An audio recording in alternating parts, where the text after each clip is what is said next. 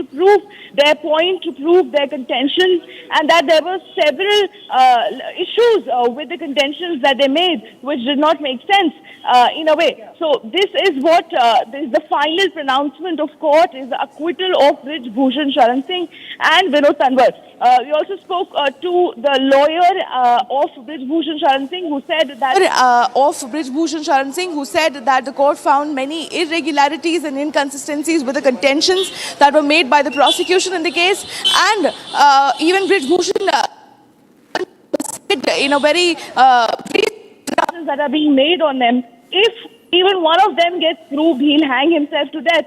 Given that the court today have acquitted him and Vinod Tanwar of all charges, he was joined by his families, he was joined by his supporters inside the courtroom, inside the court, was not in the courtroom because it was an on-camera proceeding. But yes, the final verdict of the court is acquittal. Acquittal of Brij Bhushan Sharan Singh and Vinod Tanwar. Back to you. Yeah, has there been any response also, Shambhavi, in this entire development? Because it's not just him, but also the former WFI Assistant Secretary and the co-accused Vinod Tomar. Are we getting any reactions, or is it too early because the judgment has been pronounced just a short while ago? And how will it impact the case in the future? Any statement by the female wrestlers or something like that? Well, Shivam, yes, it has just been a few minutes since the court has pronounced its final verdict, although it was supposed to pronounce its order at around 10 a.m., but it got late. And just a few moments ago, the judge called the parties and the counsels for an on-camera proceeding inside the courtroom. We were waiting outside for the verdict, and within a few minutes, they had the verdict of acquittal of Brij Bhushan Sharan Singh and Vinod Tomar. Both, as you were saying, was also the former secretary of the WFI. Now, we have gotten a response from the lawyer saying that, again, there has been some consistencies and irregularities with the prosecution's contentions that they made. That is what the court has noted while pronouncing the final order. And apart from that, Brij Bhushan Sharan Singh also commented briefly, saying that I've been saying that I am not guilty, and that all these allegations which have been alleged on me have been put on me since the very beginning. I said that even if one of them can be proven or gets proven, I will hang myself to death. That is what is the reaction of Brij Bhushan Sharan Singh has come forward, and you will see that shortly on your TV screens. Of course, we'll show our viewers very soon. And this is what is being said by Brij Bhushan Sharan Singh and their lawyer, that they were not guilty since the very beginning, and that they said that even if one of these allegations that have been put on them since the very beginning can be proved, he will hang himself to death. That is what he said. And of course, Vinod Tomar as well, which was the secretary, who was the former secretary of WFI, have also finally gotten acquitted in the case. Shivam. Yeah, Shambhavi, yeah, you will also get the visuals also. We are getting the latest visuals also, and there is a reaction of Brij Bhushan Sharan Singh also in this case. But also, if you can, these are the exclusive visuals that we are getting after the verdict has been pronounced in this case, and these are the exclusive first visuals on Republic on your television screen. But also, Shambhavi continues to be with us, and the visuals are on the screen. There has been a statement by Brij Bhushan Sharan Singh also in this regards, and also the kind of arguments that, because this was an on-camera, in-camera proceedings that happened, Shambhavi, what kind of arguments were given by both the sides?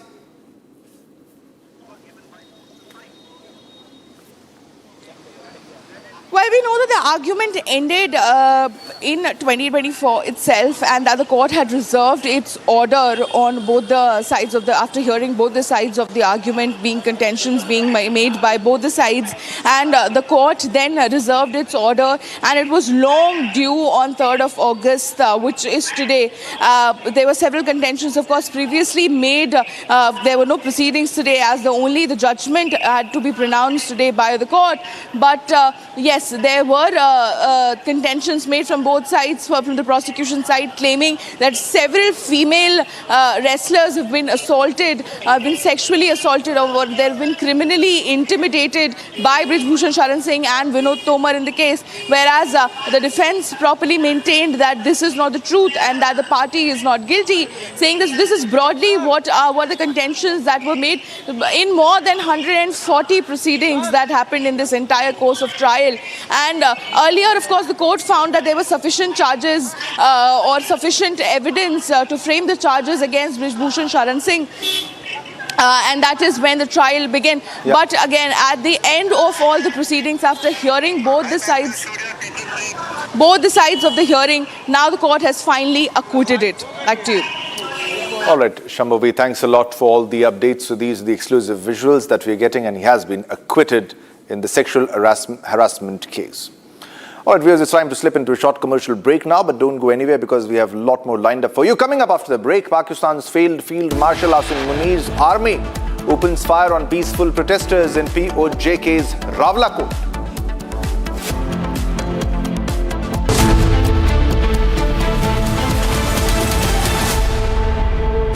Pure सूजी pasta उबालो मिलाओ और खाओ 8 minute में तैयार। क्या taste है सबका राजा आर प्योर मसाला। यानी इस घर में कुछ है जो टूटता नहीं। ये पिलर कभी नहीं टूटेगा। रुंगटा स्टील TMT से बना। रुंगटा नहीं तो घर स्ट्रॉन्ग नहीं। रुंगटा स्टील TMT बार एकदम सॉलिड।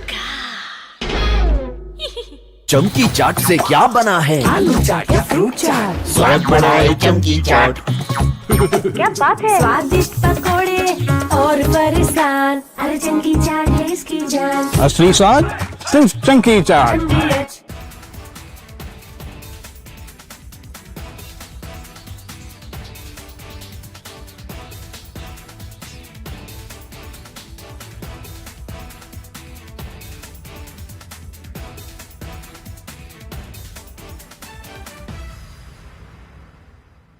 कुछ तो सस्ता लो, सब बढ़िया लो। इसमें क्या खास बात है? थोड़े में ज्यादा स्वाद, यही तो है इसकी खास बात।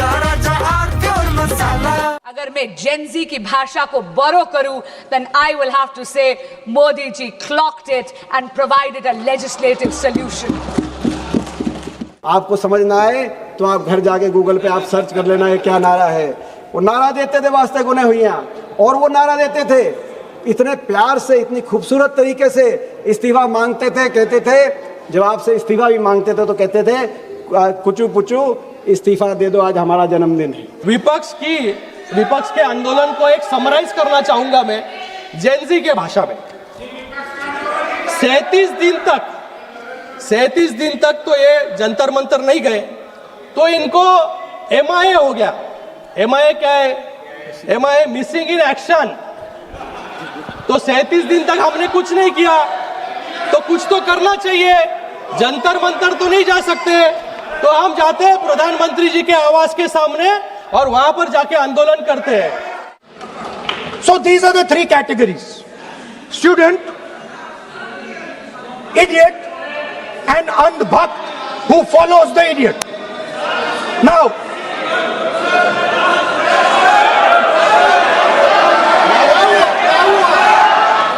प्रश्न है कि खंड 2 से 5 विधेयकांग बने, जो सदस्य के पक्ष में हाँ गए, जो सदस्य विरोध में ना गए। मेरे विचार में निर्णय हाँ वालों के पक्ष हुआ। खंड 2 से 5 विधेयकांग बना। प्रश्न ये कि खंड 1 अधिनियम सूत्र और विधेयक का पूरा नाम विधेयकांग बने, जो सदस्य के पक्ष में हाँ गए, जो सदस्य विरोध में ना गए। मेरे विचार में निर्णय हाँ वालों के पक्ष हुआ। जिन लोगों ने विद्यार्थियों के भविष्य के साथ खिलवाड़ किया, वे जेलों में सड़ रहे हैं। हमने फास्ट ट्रैक कोर्ट बना दिया। अध्यक्ष जी, जहां पर कांग्रेस शासित UPA ने पॉलिसी वैक्यूम करा, वहीं पर अगर मैं जेनजी की भाषा को बोरो करूं, then I will have to say Modi ji clocked it and provided a legislative solution. Gen Z के भाषा में मैं, अरे सुनो यार, सुनने की आदत रखो। All right, it's time to slip into a short commercial break, but don't go anywhere. Coming up next, day 11 of monsoon session to begin shortly. Lok Sabha set to discuss Supreme Court Judges Amendment Bill and likely to vote on the same.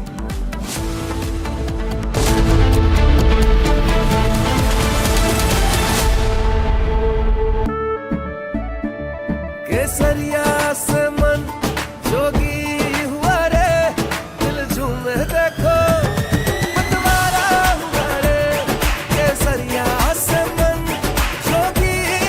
हर पल मनाओ केसरी त्योहार। विमल, बोलो जुबां Kesari.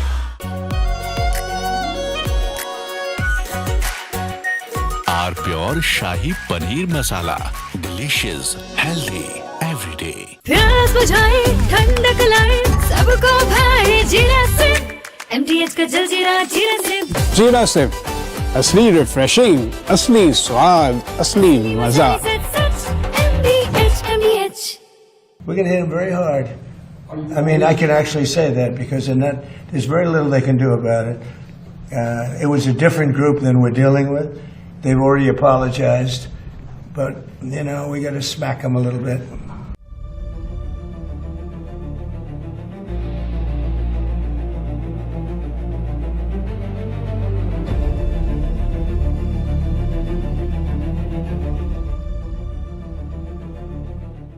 The United States has launched airstrikes on Iran hours after President Donald Trump warned Tehran of a strong military response.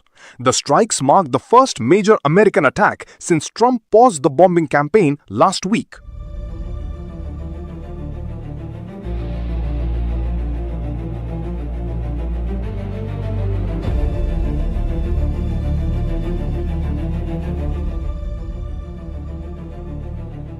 Trump had earlier vowed, from Asia's largest news headquarters, setting the agenda for Bharat.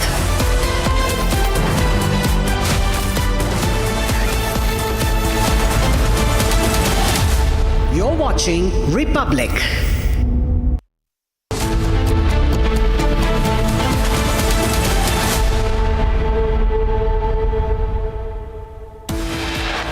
Headlines brought to you by Canara Bank. Together we can. Parliamentary panel to hold meetings to discuss social media regulation. Google, Meta and X to appear before the panel.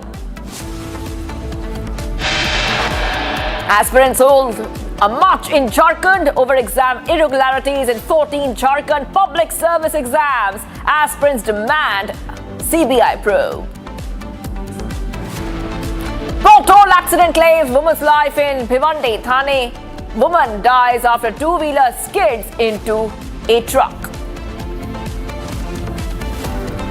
Pakistan's failed Field Marshal Asim Munir's army opens fire on peaceful protesters in POJ case Rawala Court. And communal violence breaks out in Nepal after clashes between two communities. Curfew imposed in many districts.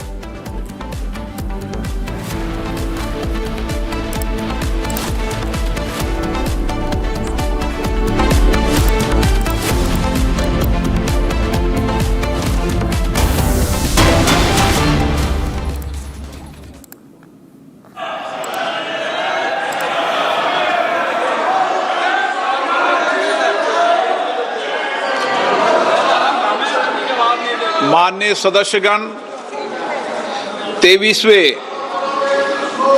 राष्ट्रमंडल खेलों में सुश्री अस्मिता day, Shri Harsh Singh, सुश्री प्रीति पवार, सुश्री jasmine लेम्बोरिया, सुश्री साक्षी चौधरी, सुश्री प्रिया घांगस, सुश्री अरुणोदति चौधरी मेरे कोटा शहर की बेटी है। श्री सचिन सिवाच, श्री अंकुश पंगाल व para athletic Shri Soman Rana ने स्वर्ण पदक जीता है। Shri Neeraj Chopra, Shri Praveen Chitravel, Sushri Yamini Maurya, Sushri Jadumani Singh, Sushri Lovlina Borgohain, Shri Narendra Berwal, para athletic Shri Shubham Juyal ने रजत पदक जीता है। श्री तेजस्वी शंकर, श्री यशवीर सिंह, श्री सेल्वा प्रभु, सुश्री उन्नति शर्मा एवं श्री गुलवीर सिंह ने कांस्य पदक जीता है। इन खेलों में भारत के खिलाड़ियों ने उत्कृष्ट प्रदर्शन करते हुए 13 स्वर्ण, 17 रजत व 9 कांस्य पदक सहित 39 पदक जीते हैं और पदक तालिका में चौथा स्थान प्राप्त किया है।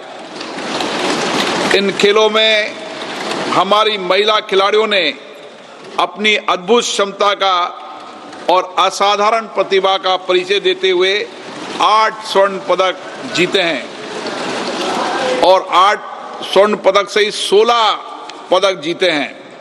राष्ट्रमंडल खेलों का अगला संस्करण भारत में अहमदाबाद में वर्ष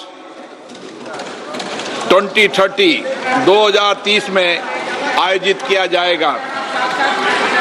कल संपन्न हुए समापन समारोह के उपरांत राष्ट्रमंडल खेलों का बैटन भारत को सौंप दिया गया है। 23वें राष्ट्रमंडल खेलों में उत्कृष्ट प्रदर्शन से देश के करोड़ों युवाओं और खिलाड़ियों को प्रेरणा मिलेगी। मैं सदन की ओर से देश का मान बढ़ाने वाले खिलाड़ियों, उनके कोच और टीम इंडिया को हार्दिक बधाई और शुभकामनाएं देता हूं। प्रश्नकाल प्रश्न संख्या 201।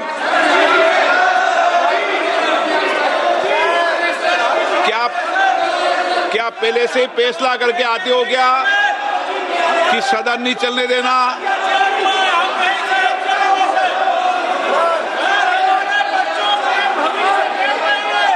मुझे लगता है आप नियोजित तरीके से सदन नहीं चलाना चाहते।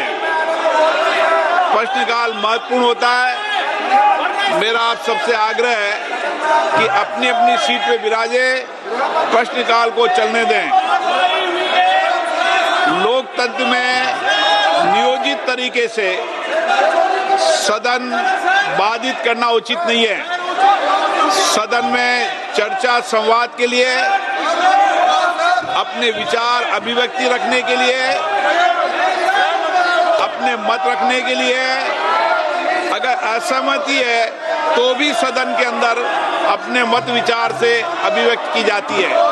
इसलिए मेरा आपसे आग्रह है, सदन को चलाने में सहयोग प्रदान करें। नियोजित तरीके से सदन बाधित करना लोकतंत्र के लिए उचित नहीं है। सदन की कार्रवाई आज 12 बजे तक के लिए स्थगित की जाती है। Respected Chairman sir, I rise to make a statement on the status of implementation of recommendation contained in the 10th report of the Standing Committee on Water Resources and Demands for Grants 2026-27 of the Ministry of Jal Shakti, Department of Drinking Water and Sanitation. A statement showing implementation status of the status of all the recommendation contained in the report is enclosed. Since the statement is voluminous, I request that the same may be taken as read. श्रीमान सतीश चंद्र दुबे जी। महोदय, आपकी अनुमति से मैं आज की कर्जावली में मेरे नाम के सामने क्रम संख्या 2 पर उल्लेखित खान मंत्रालय से संबंधित जिला खनिज फाउंडेशन निधि प्रधानमंत्री खनिज क्षेत्र कल्याण योजना का कार्यान्वयन और उपयोग एक समीक्षा के संबंध में विभाग से संबंधित कोयला खान और इस्पात संबंधित संसदीय अस्थायी समिति के 17 मुझे पूरा विश्वास है। रेसलर्स ने आपके ऊपर आरोप लगाए, खासकर विनोद। देखिए, नाम लेने की आवश्यकता नहीं है, नाम लेने की आवश्यकता नहीं है। पहलवानों के साथ साथ ये आज जो बड़ी बड़ी पार्टियां आप देख रहे हैं, याद करिए जंतर मंतर पर कौन नहीं बैठा था? प्रियंका जी चली आई। आम आदमी पार्टी तो पूरा खाने पाने की व्यवस्था कर रही थी। लेफ्ट राइट जो आप देखते हैं ना, यहाँ कोई बचा था? मेरी फांसी की मांग हो रही थी, जिंदा जला देने की मांग हो रही थी। अब वो लोग अपने गिरबान में देखें। समय आने पर जवाब। सर आपका विरोध करते हुए एक महिला विधायक भी बन गई। वो चलिए बस हो गया।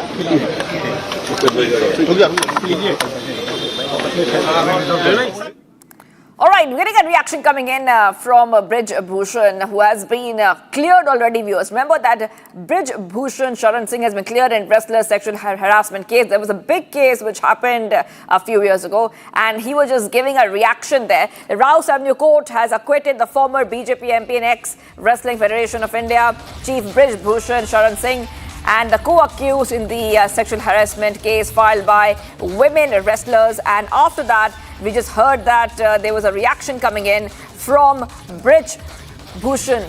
Now, he has in fact said that the day the accusation was leveled against me, I had said that if the charge was proven, I would willingly hang myself. And today the court has acquitted me and used the term honorably acquitted. That is what he has just said, and this is a big update coming in here on Republic TV. So Brij Bhushan Sharan Singh talking about his acquittal. The case is linked to an FIR registered by Delhi police following a protest by women wrestlers at Jantar Mantar, where allegations of sexual harassment during Singh's tenure as the WFI chief were raised. And earlier, the Delhi police had filed a 1,500-page charge sheet on June 5th, 2023, after completing its investigation into the allegations. So back-to-back updates coming in here, viewers, on Republic TV. And this is the big update coming in. Brij Bhushan Sharan Singh speaking just after being cleared in the wrestler's sexual harassment case. So this is what we see right now, viewers. Back-to-back updates coming in here on Republic TV. And when the sexual harassment allegation had come in around 2 years ago or so, 2-3 years ago, we had seen that there was a huge ruckus which was made. In fact, we had seen there were many protests at Jantar Mantar, and now the Delhi court has acquitted the former Wrestling Federation of India chief Brij Bhushan Sharan Singh in the sexual harassment case filed by 6 women wrestlers, and this is a big relief coming into him because these allegations and what led next was a big legal battle, one of the most high-profile legal battles when it comes to Indian sports, and that was witnessed a few years ago. The case stemmed from allegations made by wrestler Vinesh Fogart, and that she was one of the 6 women athletes who were sexually harassed during his tenure as the WFI chief.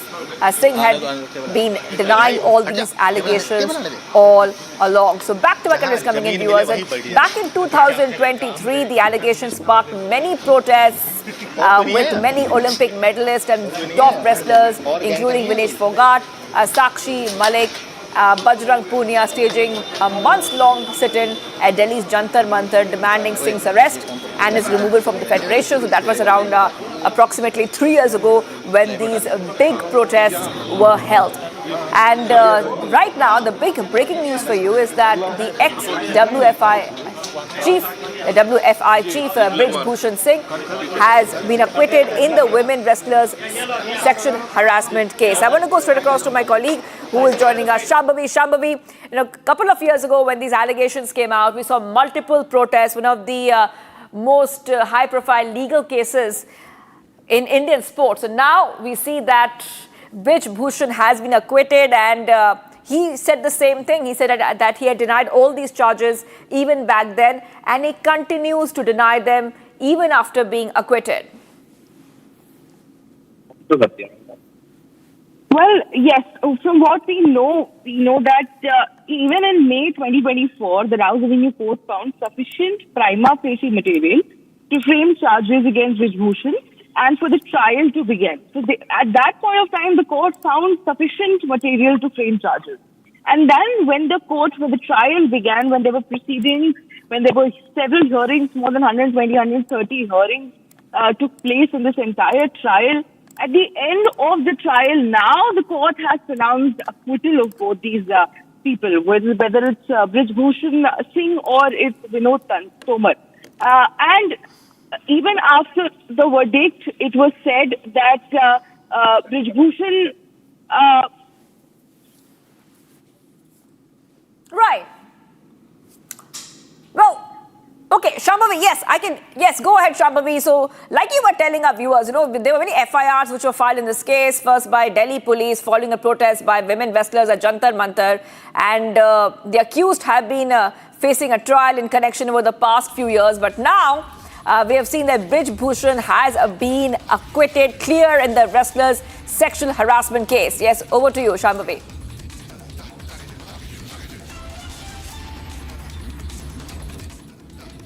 बाद में उसका किन आधार पर न्यायालय निष्कर्ष पर पहुंचा है उसमें हम आपको बता सकते हैं। अभी जो हमारी तरफ से जो तर्क रखे गए थे वो मान लिए गए जी। Inconsistencies,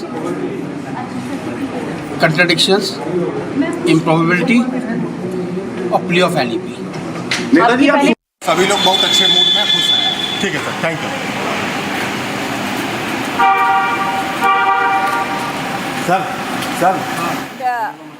Just right now, many reactions coming in, viewers, especially from the lawyers and the advocates. Now, Brij Bhushan, just speaking a short while back, giving his first reaction after being acquitted.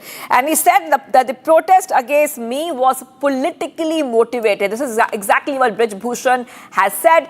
The Rouse Avenue Court has acquitted the former BJP MP and ex-Wrestling Federation of India Chief Brij Bhushan Sharan Singh and the co-accused Vinod Tomar in the sexual harassment case filed by women wrestlers.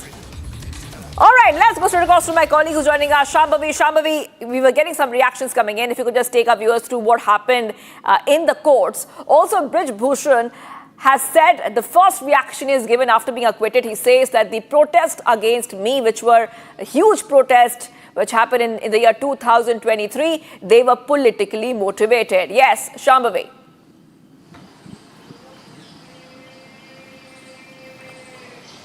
Yes, there were three main things, although Brij Bhushan Singh spoke very briefly after the final pronouncement of the verdict by the Rouse Avenue Court. Brij Bhushan Singh said three main things. One is that he emphasized that the court said that both of you are being acquitted. In Hindi, we say, baizat bari.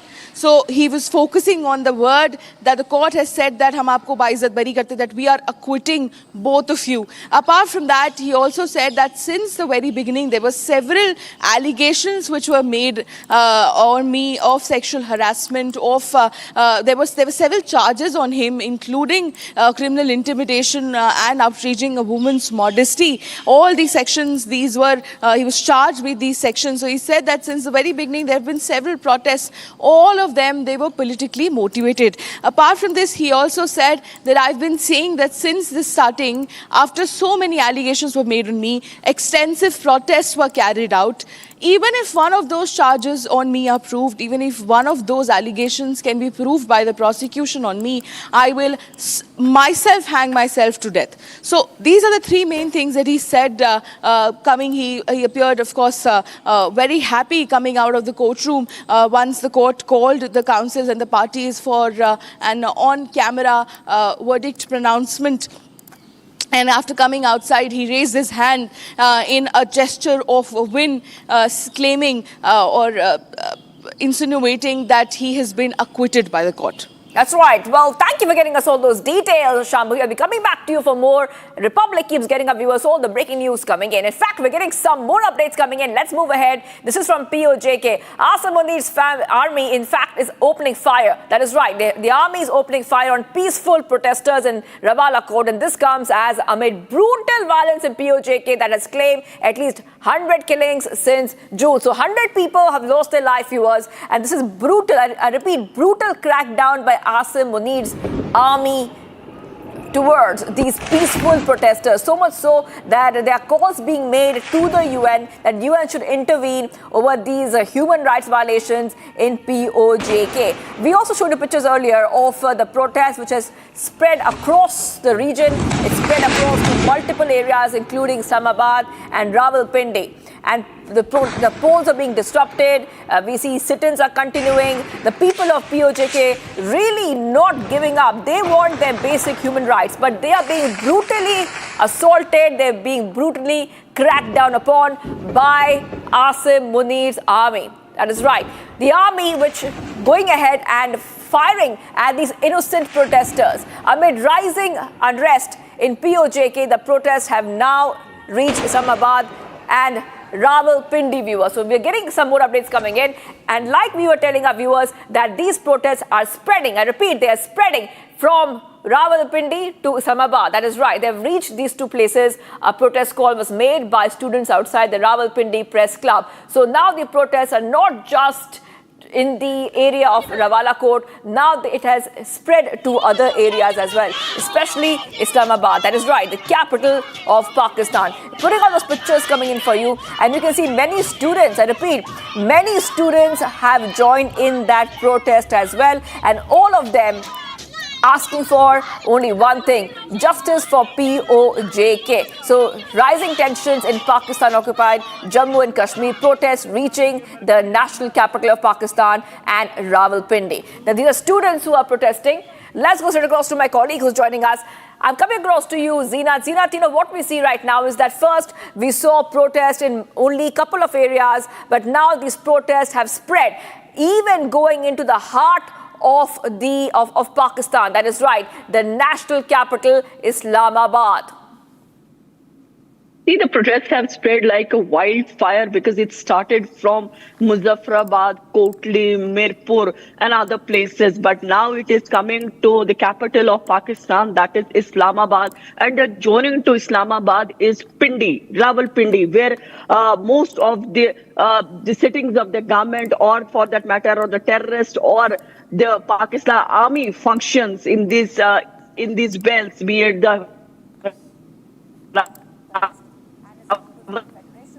Pindi or Islamabad, but demanding justice. They're demanding the rights of their own, which have been violated by the Pak army by firing upon the unarmed people. They have been demanding basic rights of living. They are demanding food. They are demanding security.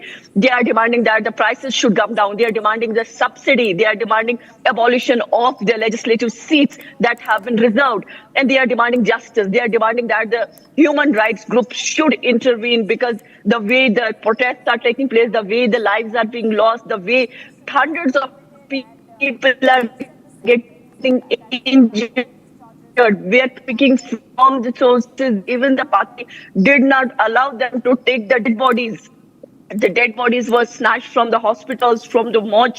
So protests have started escalating, and their only demand is to provide justice for which the people of the Pakistan-occupied Jammu and Kashmir are staging this. Although they are staging the peaceful protest, they are unarmed people, but in return they are being fired upon by the Pak army. They are opening the guns. They are opening the mouth of their guns towards the unarmed civilians. We are seeing that the human rights groups like Amnesty International and also the United Nations should intervene when it comes to the genocide that is taking place in Pakistan-occupied Jammu and Kashmir. The protesters marching towards Islamabad, which is of around 5 to 6 hour journey from Muzaffarabad, but here they are marching barefooted. Some of them on foot. They are marching towards the Islamabad so that their voices are heard. This is That's exactly right. what is Zeenat, thank you for getting us all those details. I'll be coming back to you as usual. POJK, the citizens there, the people there protesting, and the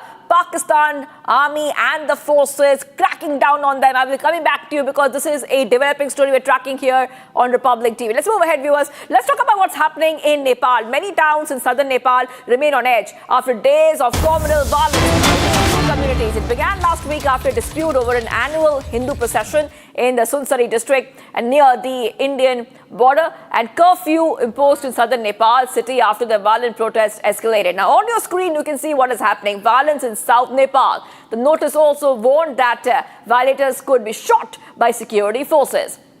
We're showing you these pictures coming in. So let's tell you exactly what's happening in southern Nepal.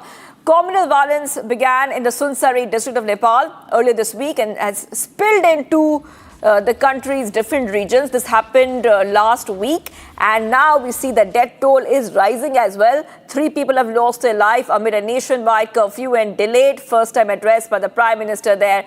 The Prime Minister has appealed for peace in this situation.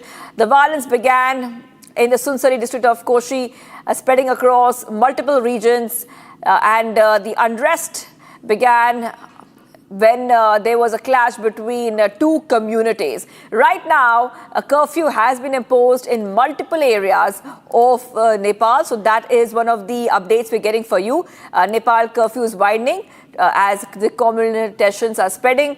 Nepal has imposed an indefinite curfew in parts of Satpari after protests over the Sunsari communal clashes. The widening curbs across the 4 districts, underlying fears of further unrest as the death toll is reaching 3. So right now, viewers, what we see is that curfew has been imposed. The Prime Minister has expressed deep concern over the situation and appealed for calm, unity and restraint.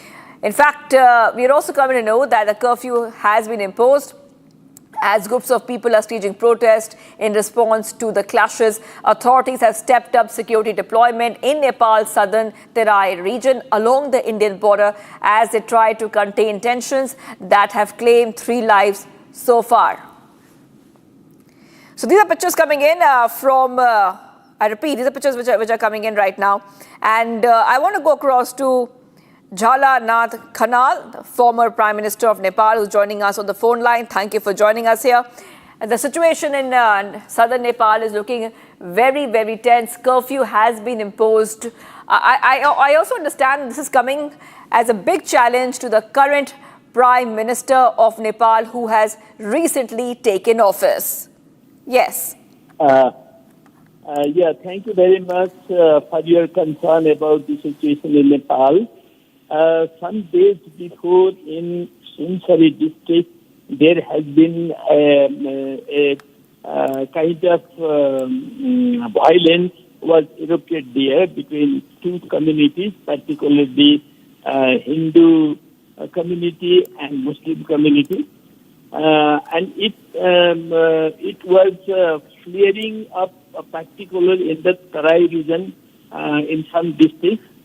But all political parties in Nepal addressed this by publishing their statement one after another. Then slowly and gradually the situation is coming down, and a new situation is coming up.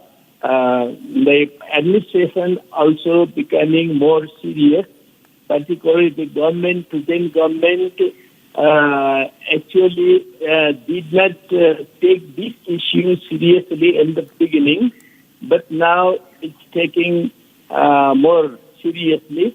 That's why the situation is calming down now. Right. Jhalanath Khanal, if you could also describe to us what is the situation looking like in Nepal particularly. We understand that curfew has been imposed in multiple areas. What is the government there trying to really do? They're imposing curfews, but the response which came in from the current Prime Minister was also quite delayed. It came in at a time when unrest had already spread to multiple areas. Yes, it has been cleared up in some districts in the Terai region. But at the same time, Nepal is a multi-religious, multi-ethnic, multicultural, multi-linguistic country. And since a long time, there was very good harmony among all the people. There was peace, but sometimes it happened. And at this time also, due to some kinds of mistakes or some kinds of prejudice, some kinds of ego within some circle of people, it erupted. Violence was erupted, and it was cleared up to some mistakes. Now it's going to be controlled now. All right. Thank you, sir, for joining us here on Republic TV. I will be, of course, tracking the story very closely. Taking a short break. Do not go anywhere. Parliamentary panel to hold meeting to discuss social media regulation. Viewers, Google, Meta and X to appear before the panel. Stay tuned.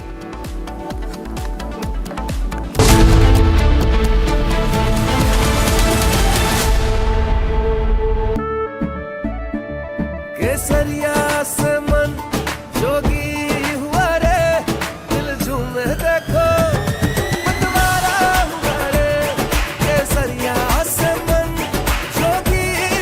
हर पल मनाओ केसरी त्योहार। विमल, बोलो जुबान केसरी। R pure सूजी pasta उबालो मिलाओ और खाओ 8 मिनट में तैयार। क्या टेस्ट है सबका राजा R pure masala.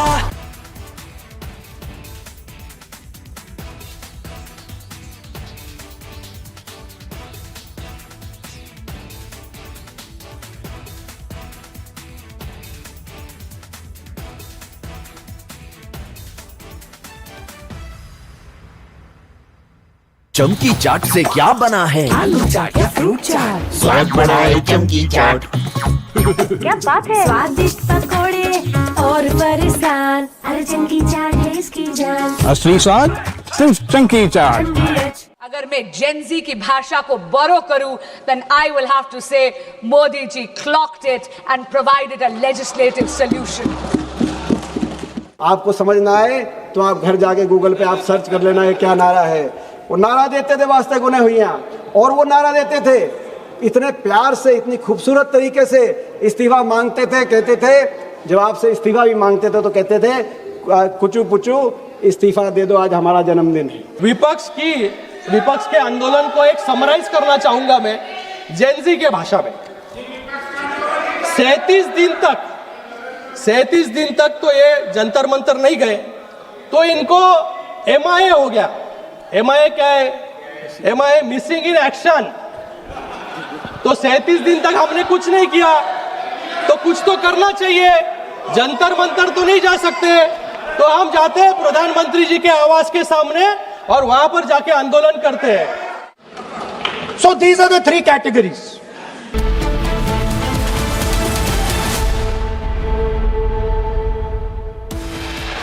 Headlines brought to you by Canara Bank. Together we can. Parliamentary panel to hold meeting to discuss social media regulation. Google, Meta and X to appear before the panel. Aspirants hold Mashal March in Jharkhand over exam irregularities in 14th Jharkhand public service exams. Aspirants demand CBI probe. Pothole accident claims woman's life in Bhiwandi. Thane woman dies after two-wheeler skids into truck. Pakistan's failed Field Marshal Asim Munir's army opens fire on peaceful protesters in POJK's Rawalakot. Communal violence breaks out in Nepal after clashes between two communities. Curfew imposed in several districts.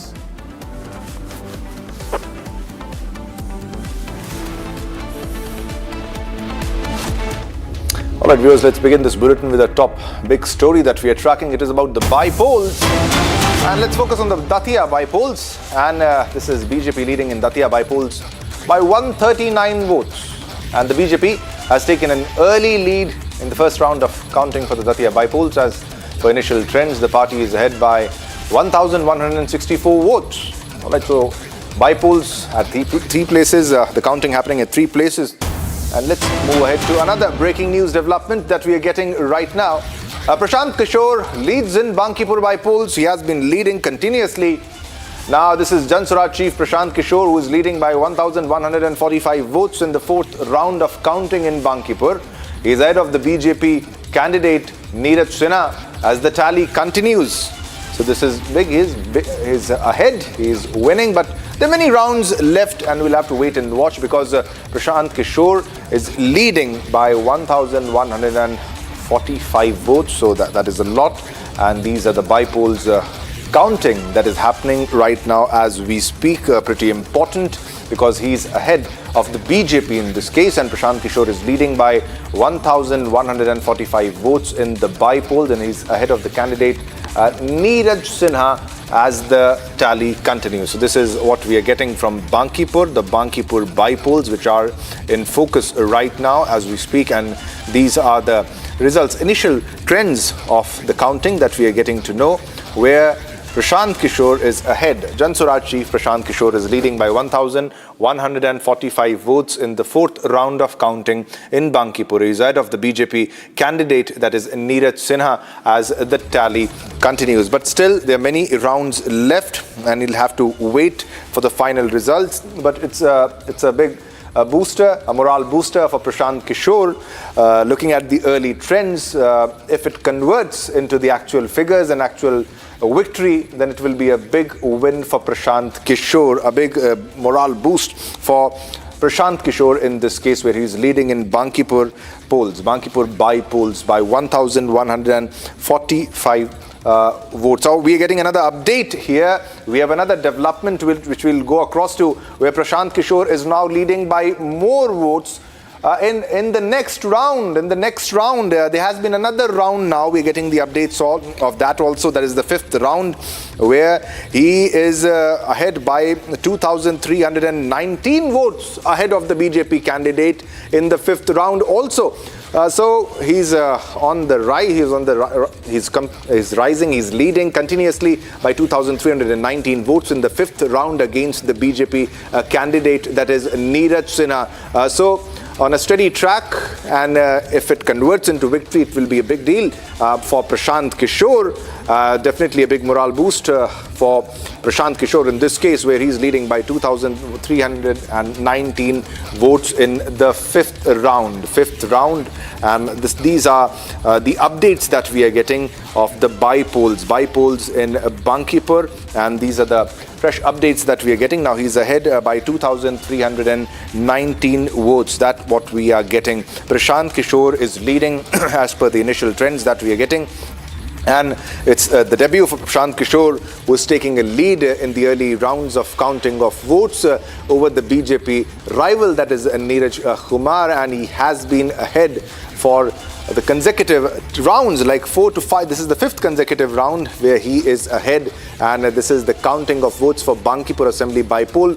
It began at 8 a.m. in Patna on Monday, and all eyes are on whether the debutant which is Prashant Kishore of Jansuraj party, whether he will win or whether he will lose. And the by-election was actually necessitated following the resignation of BJP National President, that is Nitin Nabeen, who gave up the seat in April upon election to the Rajya Sabha. The counting of votes for the Bankipur by-election began amid tight security arrangements as per the officials posted there, and there was a record, which was the by-poll was held on 30 July, and it recorded a voter turnout of 34.30%, down by more than 7%. All right, let's go across to Prakash, who's tracking all the developments. Prakash, we are getting to know that even in the fifth round, Prashant Kishore is ahead of the BJP candidate. So he's on a steady track, and the way, if it continues, it can lead to victory, but still we'll have to wait for the final figures, Prakash. Well, yes, 31 rounds of counting to be done, but early trend shows that Prashant Kishore is leading by 2,319 votes, 2,319 votes. That's a big margin as far as the fifth round is concerned. And these are the urban voters, and this is a huge setback for the BJP if at all Prashant Kishore wins. A template would be set in politics in Bihar as far as the upper caste voters are concerned, because Prashant Kishore has made a dent into both the upper caste as well as which are primarily the BJP voters, and second, the Muslim Yadav voters of the RJD also have voted in large numbers. So if at all he wins, a new political realignment may take shape in Bihar in the coming years. And as far as this election is concerned, please fix the echo, please. All right. आवाज आता रहता है. Yeah. So as far as, yeah, please continue. Yeah, Prakash. As far as the issues are concerned, it's a by-election, and generally in the by-election we often see, we have seen it in the past in 2009 as well, when Nitish Kumar was the chief minister. Lalu Yadav had won 12 by-election seats out of 21, and that was a huge setback for Nitish Kumar. But in 2010 assembly elections, Nitish Kumar got a resounding victory of 210 seats out of 243. So by-election is not a reflection, but as far as with the exit of Nitish Kumar from the political arena of Bihar, there is a political vacuum, and with Tejasvi Yadav being non-serious starter as far as politics is concerned, he is the son of a very big leader, Lalu Yadav, but he hasn't been able to take off that well. So with Prashant Kishore emerging, will he be able to galvanize the upper caste voter and other segment? That is a question. He had set the template against the incumbent chief minister of the BJP, Samrat Chaudhary, of being a seventh fail as well as involved in many criminal cases. Third, he speaks well on the social media. His presence is widespread for the past 4 years. And the most important aspect, the urban voters in Patna thought that this victory or loss doesn't count as far as the formation of government or the downfall of the government is concerned. The BJP government will stay because the votes over here are polarized on Lalu and anti-Lalu votes.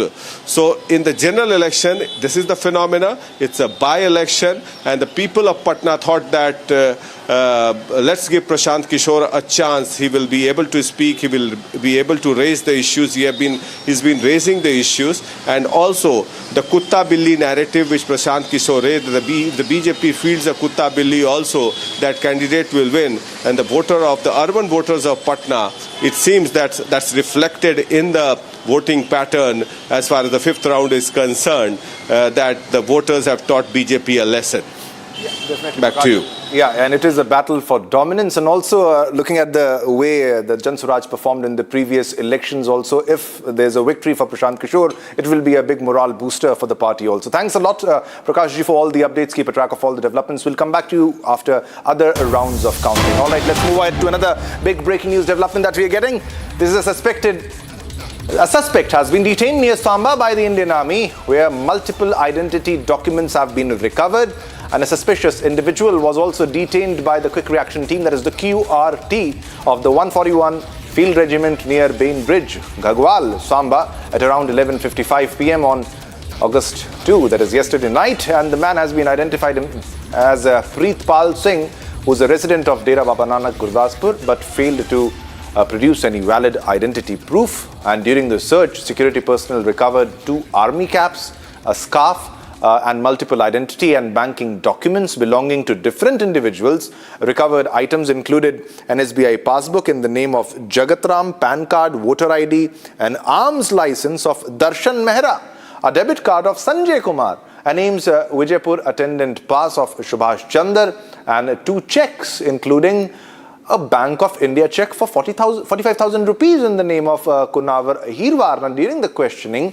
the man claimed that he found the documents in an unattended bag but failed to provide a satisfactory explanation for possessing them. He also gave inconsistent replies regarding his movements and destination. The individual was later handed over to police station Ghagwal for further legal action and investigation. So seems to be a complicated case, but we have Zeenat for all the latest updates on this story. Zeenat, it seems to be a bit of a complicated case where multiple documents of different individuals was found by the police in possession of one single man who cannot give right answers, who does not have proper answers on how he got those documents. He said that I found those documents, but what actually happened, if you can put that into perspective for our viewers, Zeenat?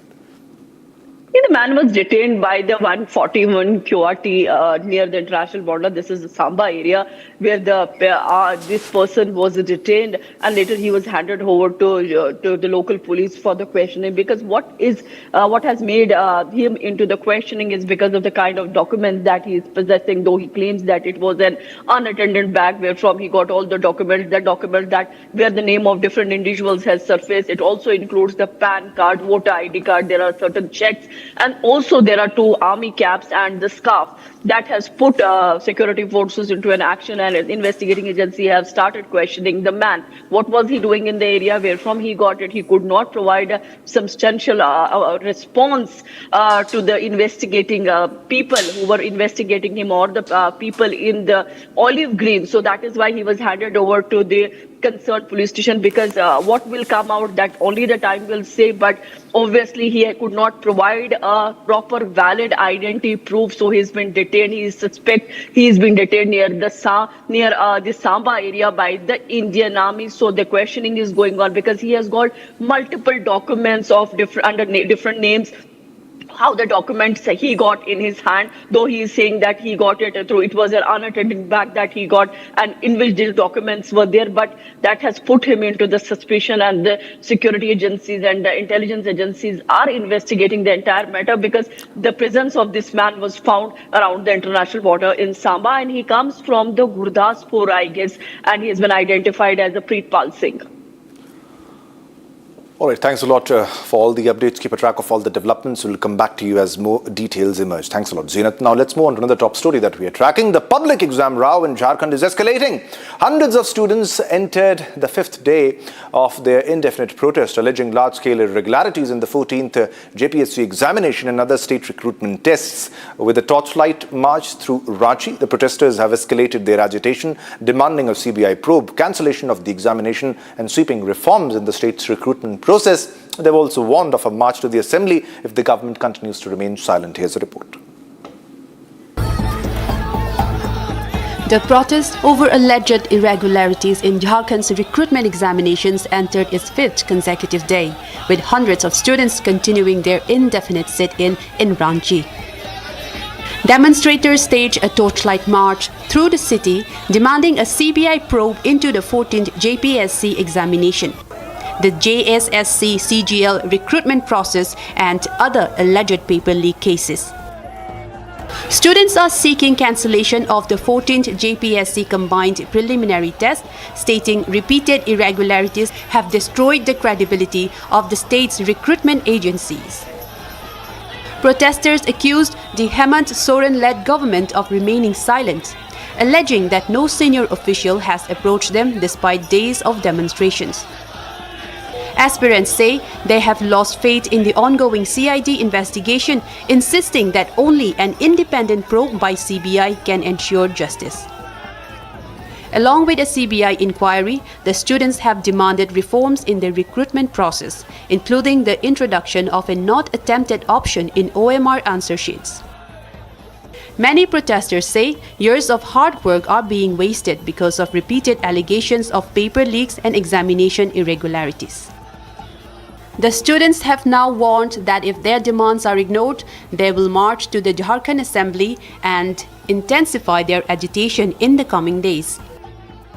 For now, the recruitment controversy continues to cast a shadow over Jharkhand's examination system, with protesters making it clear they are prepared for a prolonged fight.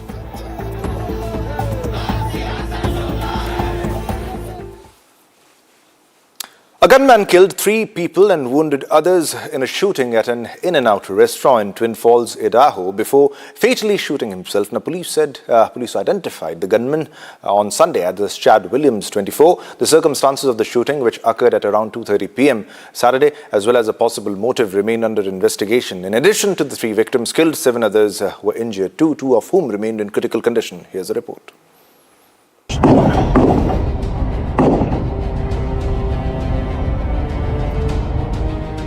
Right now, people are running and everything. Look at this fucking white motherfucker. He got fucking serious fucking gun. Oh, no, he got a motherfucking. Oh, yeah, another guy. Oh,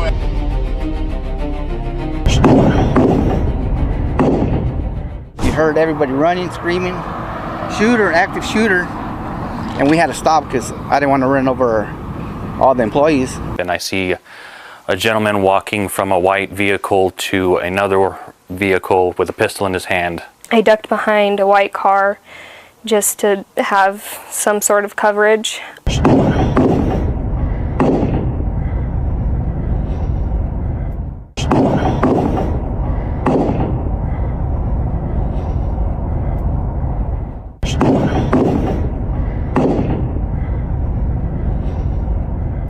Once in the roundabout, you heard everybody running, screaming, shooter, active shooter, and we had to stop because I didn't want to run over all the employees. And then we heard some shots, boom, boom, boom.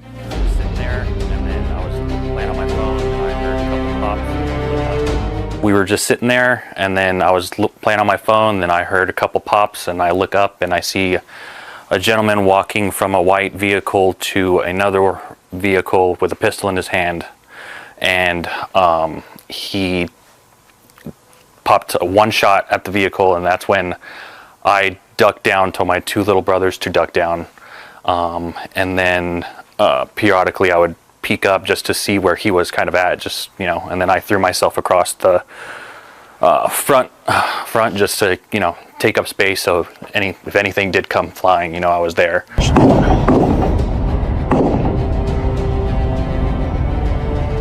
As I was running, I faced the shooter head on, and he pointed the gun at me, and I ducked behind a white car just to have some sort of coverage. I saw a pistol on a gun case. I'm guessing that was his, and I didn't have anything to defend myself, so I grabbed the gun and I pulled it back. It was jammed, so I just felt helpless, and I saw the truck in front of me, so I ran as fast as I could, and I just threw it, got in the car, and we left. Yesterday at 2:29 p.m., multiple 911 calls were received by the Twin Falls City Communications Center. Dispatchers could hear screaming and reports of gunshots in the background. Officers from our department, along with officers from local, state, and federal law enforcement agencies, all converged to the incident. Fire and medical personnel from the Twin Falls Fire Department and Magic Valley paramedics also responded. First responders faced what was described as one of the most chaotic instances a law enforcement officer can face in their career. Law enforcement began to search for the suspect, as well as assisting medical personnel to the scene safely and providing first aid and transporting those in need to our local hospital. Our department has been in constant contact with the in-and-out management, and they are actively assisting us in the investigation. At this time, we can confirm that there are multiple victims. Based on the information currently available, there are 3 victims that are deceased. 7 others are injured. 2 of those patients have been treated and released. 3 are in stable condition, and 2 are in critical condition. We want to ensure a thorough investigation. We know that videos and images relating to the incident are circulating widely on social media. We can confirm that there was an off-duty state trooper and a citizen who actively engaged the suspect by returning gunfire towards him. We want to take a moment and commend the actions of the off-duty officer and this citizen and their heroic action to stop this incident. We believe their actions helped drive the suspect away from the scene, preventing further casualties. We can confirm that in the minutes after law enforcement arriving and beginning their search for the suspect, we had a second officer-involved shooting. No one was injured in that incident, and the Twin Falls police officer involved in that shooting, his actions are now being reviewed by the Jerome Police Department. More information about that incident will be forthcoming in the days to follow. At this time, we can confirm that the suspect, 24-year-old Chad Williams, is deceased from a self-inflicted gunshot wound. The Williams family has been notified, and they are fully cooperating with law enforcement. Their hearts are also broken during this time. Information, direct victims, families, and witnesses and community members to the proper resources. We understand that there are many questions. We do want to highlight that we did have another shooting incident in Twin Falls last night. No injuries were reported in that incident. We can also confirm that this incident is not related in any way to the In-N-Out incident. All right, it's time to slip into a short commercial break, but don't go anywhere because we have a lot more lined up for you after a short break. Coming up next, communal violence breaks out in Nepal after clashes between 2 communities and curfew imposed in several districts. The unrest continues.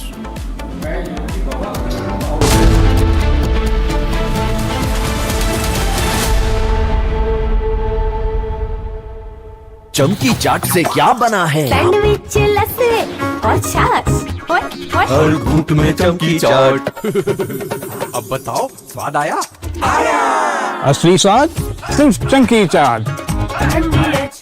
I wake up wearing someone else again. Don't let it slip. I'm losing. I don't wanna be safe anymore. Finding myself. That's my moment of Sarah. तो सस्ता लो, सब बढ़िया लो। इसमें क्या खास बात है? थोड़े में ज्यादा स्वाद, यही तो है इसकी खास बात। We're going to hit them very hard. I mean, I can actually say that because in that, there's very little they can do about it. It was a different group than we're dealing with. They've already apologized, but you know, we got to smack them a little bit.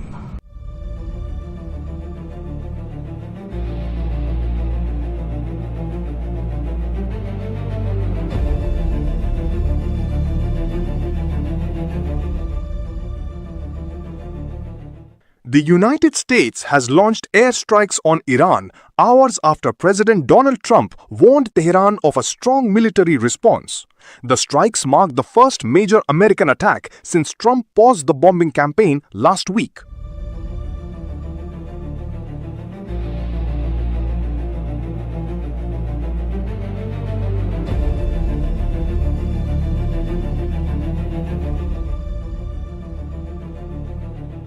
Trump had earlier vowed to hit Iran very hard after an Iranian missile attack on an American base in Jordan.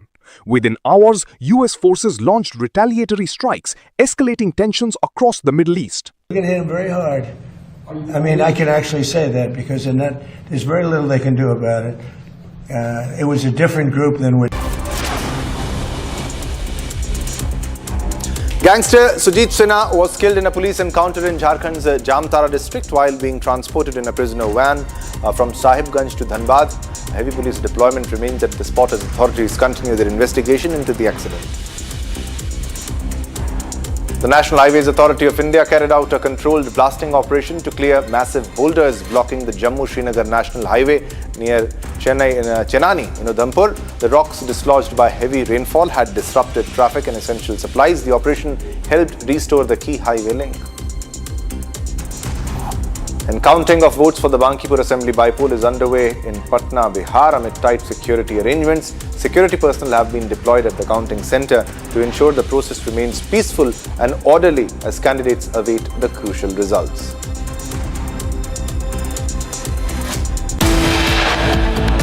Pakistan's failed Field Marshal Asim Munir's army opens fire on peaceful protesters in POJK's Rawalakot.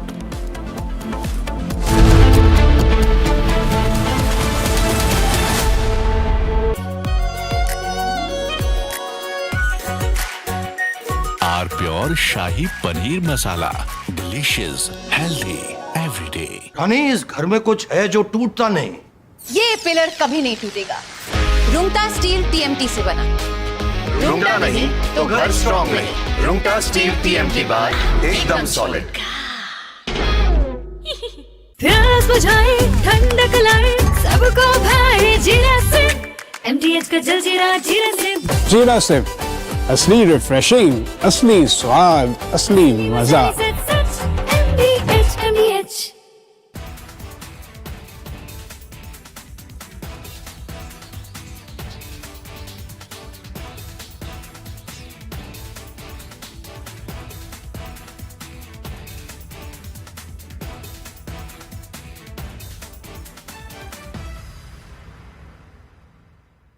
Pure सूजी pasta उबालो, मिलाओ और खाओ। 8 minute में तैयार। क्या taste है सबका राजा hardcore मसाला।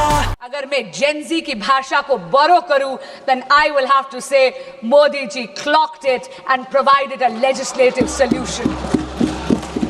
आपको समझ ना आए तो आप घर जाके गूगल पे आप सर्च कर लेना ये क्या नारा है। वो नारा देते थे वास्ते गुने हुइयां, और वो नारा देते थे इतने प्यार से, इतनी खूबसूरत तरीके से इस्तीफा मांगते थे। कहते थे जब आपसे इस्तीफा भी मांगते थे तो कहते थे कुचू पुचू इस्तीफा दे दो, आज हमारा जन्मदिन है। विपक्ष के आंदोलन को एक समराइज करना चाहूंगा मैं जेनजी के भाषा में। 37 दिन तक तो ये जंतर मंतर नहीं गए, तो इनको MIA हो गया। MIA क्या है? MIA missing in action. तो 37 दिन तक हमने कुछ नहीं किया। Day 11 of monsoon session to begin shortly. It begins and Lok Sabha set to discuss Supreme Court Judges Amendment Bill and likely to vote on the same.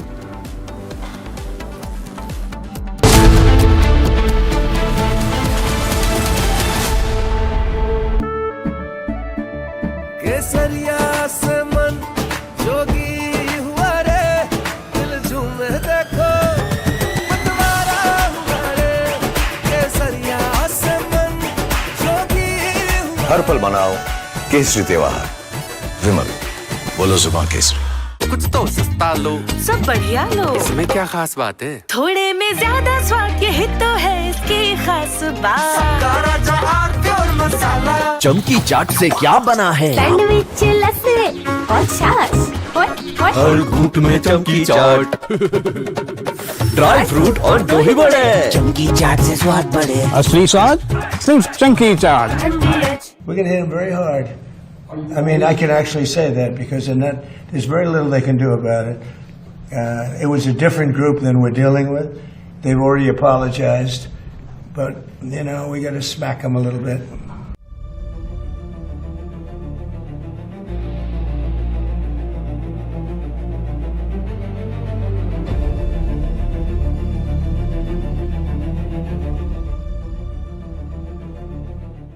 The United States has launched airstrikes on Iran hours after President Donald Trump warned Tehran of a strong military response. The strikes mark the first major American attack since Trump paused the bombing campaign last week.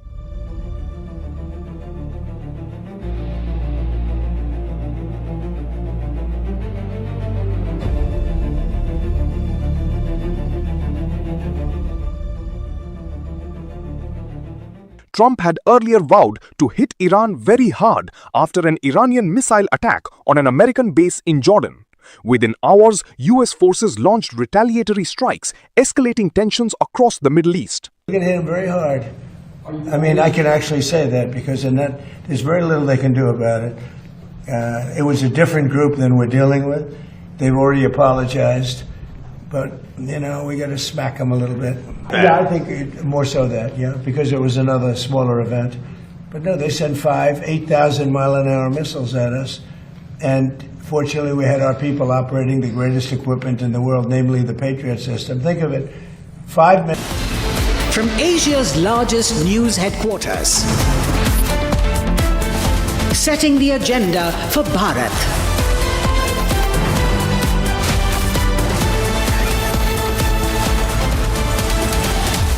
You're watching Republic.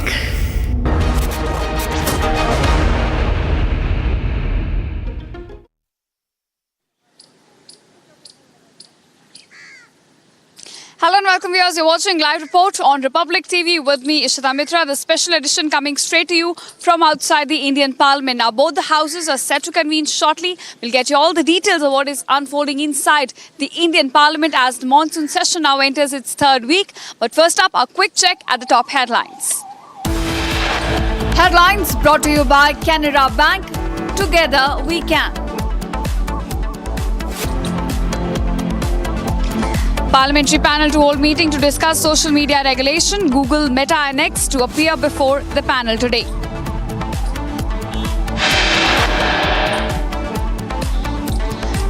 Aspirants hold martial march in Jharkhand over examination irregularities in 14th Jharkhand public examination. Aspirants now demand CBI investigation.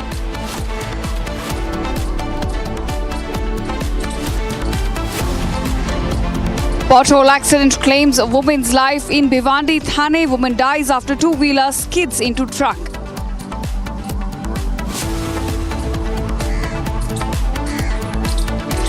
Pakistan's failed Field Marshal Asim Munir's army opens fire on peaceful protesters in POJK's Rawala Court.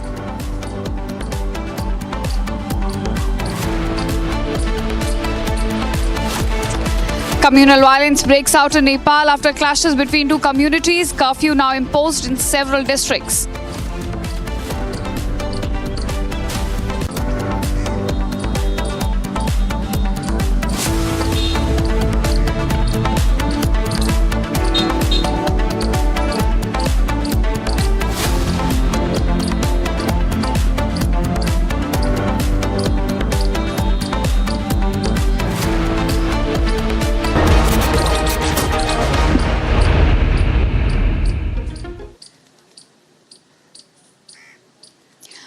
viewers, our top focus at this hour, what is unfolding right now in Pakistan-occupied Jammu and Kashmir, where the brute crackdown by Pakistani forces continue on unarmed civilian protesters. Now, since the past month, Republic has been exposing the reality of what is now unfolding in Pakistan-occupied Jammu and Kashmir. But as over 100 lives have been lost, according to our sources, we understand that despite the crackdown, the escalations are now coming in as far as demonstrations are concerned, with the revolt now reaching even Islamabad and Rawalpindi. Islamabad, the administrative capital of Pakistan, and Rawalpindi, which is the seat of Pakistan's military. This is where the revolt has now reached. Now, viewers, we have been exposing that how Asim Munir has been using its brute force against these unarmed civilians. The protest, which started over basic rights, basic economic demands of inflation, of electricity bill, and of rising cost of flour, has now turned into a full-fledged revolt, with the protesters now knocking doors in Islamabad and Rawalpindi as well. So it's a direct challenge to Shehbaz Sharif and to Asim Munir's forces, which continue to use the brute force against these civilians, these unarmed protesters from Pakistan-occupied Jammu and Kashmir. In fact, my colleague Zeenat also joins with more details on this. Zeenat, we have been covering what is unfolding in Pakistan-occupied Jammu and Kashmir for over a month now. We have shown the brutalities, the human rights violation taking place on the ground. But despite the crackdown, the protesters continue their demonstrations, with the revolt also now reaching Rawalpindi and Islamabad. Reached to Rawalpindi and Islamabad, because it all started from Muzaffarabad to Kotli to Mirpur, and now it has finally reached to Islamabad as well as Rawalpindi.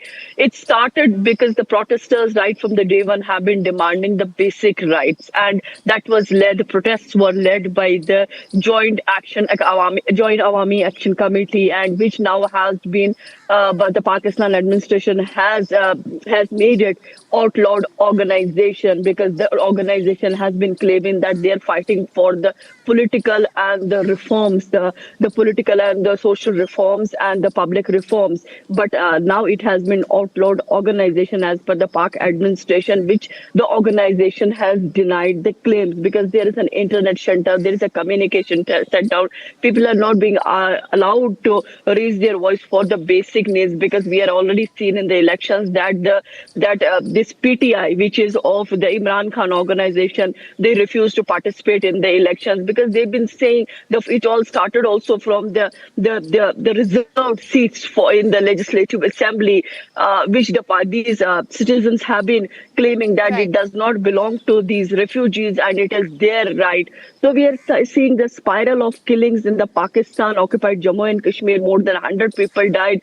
Hundreds of them are still injured, and people don't know even where the dead bodies at present are lying, because what we are picking that the Pakistan army has snatched the dead bodies from the hospitals, from the morgue, and the people have been asked to return back. But we are seeing the continuous march, the continuous demonstrations against the Pakistan army being headed by Asim Munir.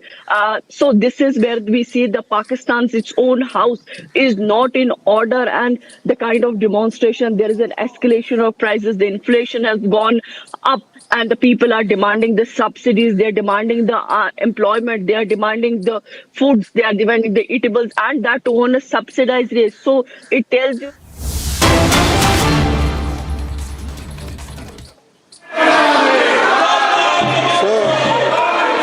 Kind permission, I rise to move for leave to introduce the Indian Statistical Institute Bill 26 to provide for a comprehensive statutory framework to the Indian Statistical Institute to excel as a globally recognized center in statistical sciences and allied fields, and to provide for matters connected therewith or incidental thereto.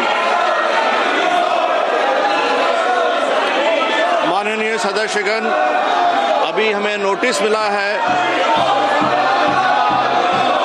Notice to oppose मिला है माननीय श्री जी के पडवी से, माननीय Shri DM खातिर से, माननीय श्रीमती प्रतिम मंडल से, माननीय श्री सागत राय जी से, माननीय श्री विशाल पाटिल जी से, माननीय श्री मनीष तिवारी जी से, माननीय श्रीमती टी सुमति के से,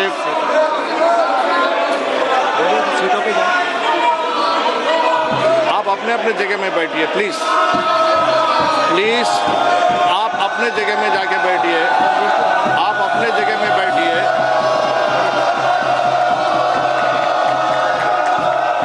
प्रश्न यह है कि विधायक को पुनः स्थापित करने की अनुमति प्रदान करे। जो सदस्य इसके पक्ष में है वो हाँ कहें, जो सदस्य विरोध में है वो ना कहें। मेरे विचार में निर्णय हाँ वालों के पक्ष में हुआ, हाँ वालों के पक्ष में हुआ, अनुमति प्रदान की जाती है। माननीय मंत्री जी अब विधेयक पुनः स्थापित करें।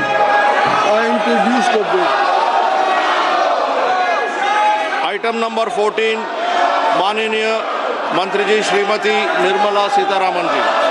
So I rise with your permission to move for the leave to introduce a bill to provide for law relating to evidence with respect to bankers' books and to align it with contemporary digital banking practices and for matters connected therewith or incidental thereto. Notice to oppose introduction मिला है माननीय Shri DM खातिर आनंद जी से और माननीय श्री मनीष तिवारी जी से। प्रश्न यह है कि विधेयक के पुनः स्थापित करने की अनुमति प्रदान की जाए।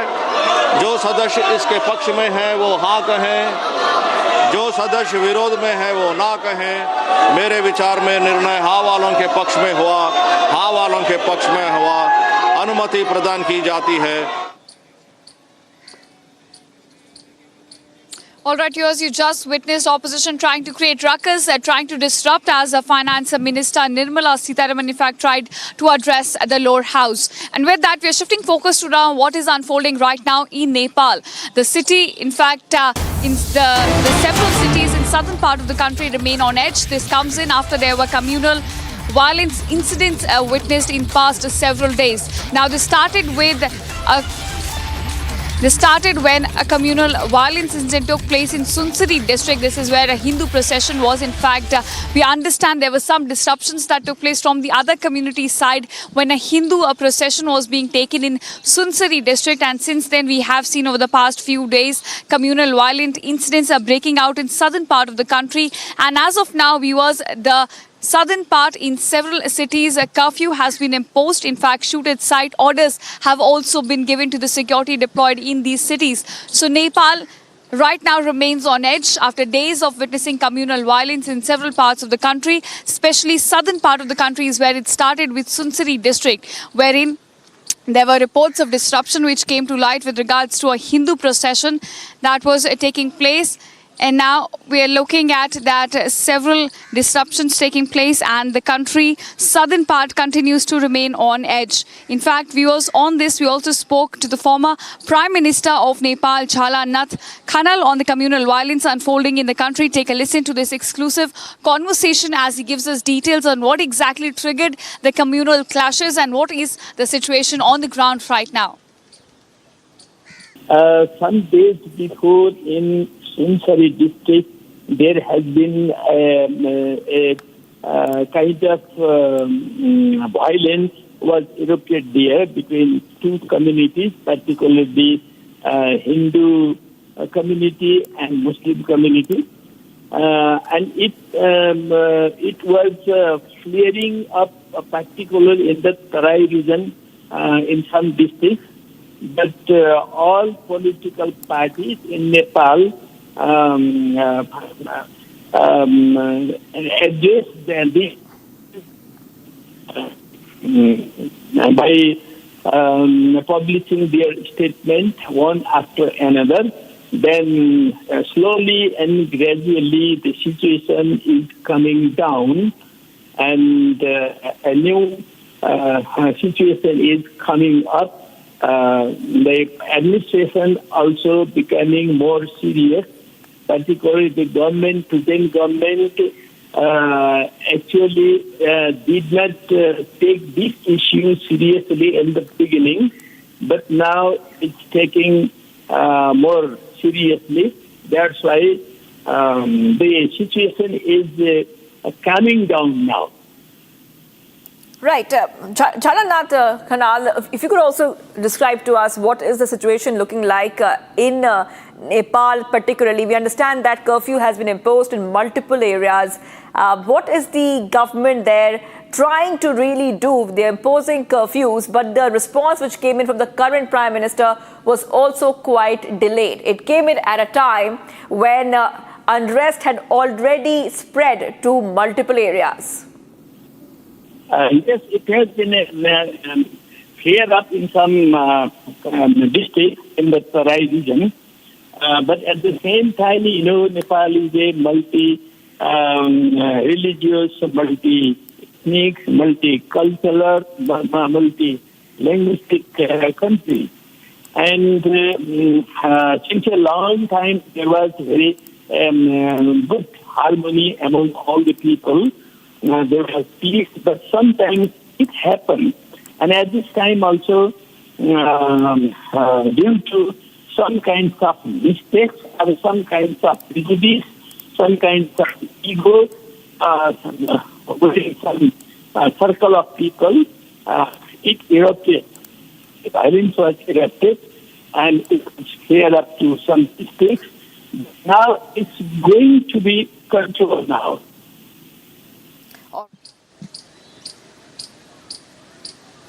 All right, so that's the update we're getting on Nepal violence. And now shifting focus to what is unfolding in Jharkhand right now, where students have been protesting for the past 5 days, alleging that there are irregularities taking place in Jharkhand public examination. Now we have seen that students have hit the streets. They're demanding a CBI investigation takes place into the kind of irregularities which have been flagged in the service examination. Not just that, they're also demanding cancellation of the examination and sweeping reforms to be brought in the state's recruitment tests. This comes in as hundreds of students for the past 5 days have been on the streets and continuing their indefinite protest, alleging that large-scale irregularities have taken place in the 14th JPSC examination as well as other state recruitment tests. With the torchlight march now also taking place through Ranchi, the protesters have now escalated their agitation as well. In fact, this comes in as the protests continue to escalate in Ranchi as well. In fact, Veer Bhadra also joining us now to give us more details on what exactly is unfolding right now. Now, Veer, we are looking at these protests now going on for the past 5 days. They're continuing their agitation. They've flagged all the irregularities that have come out to light in the public service examination. तो क्या आप हमें बता सकते हैं छात्रों की क्या मांग है इस समय, वो क्या अपनी मांग दे रहे हैं सरकार से?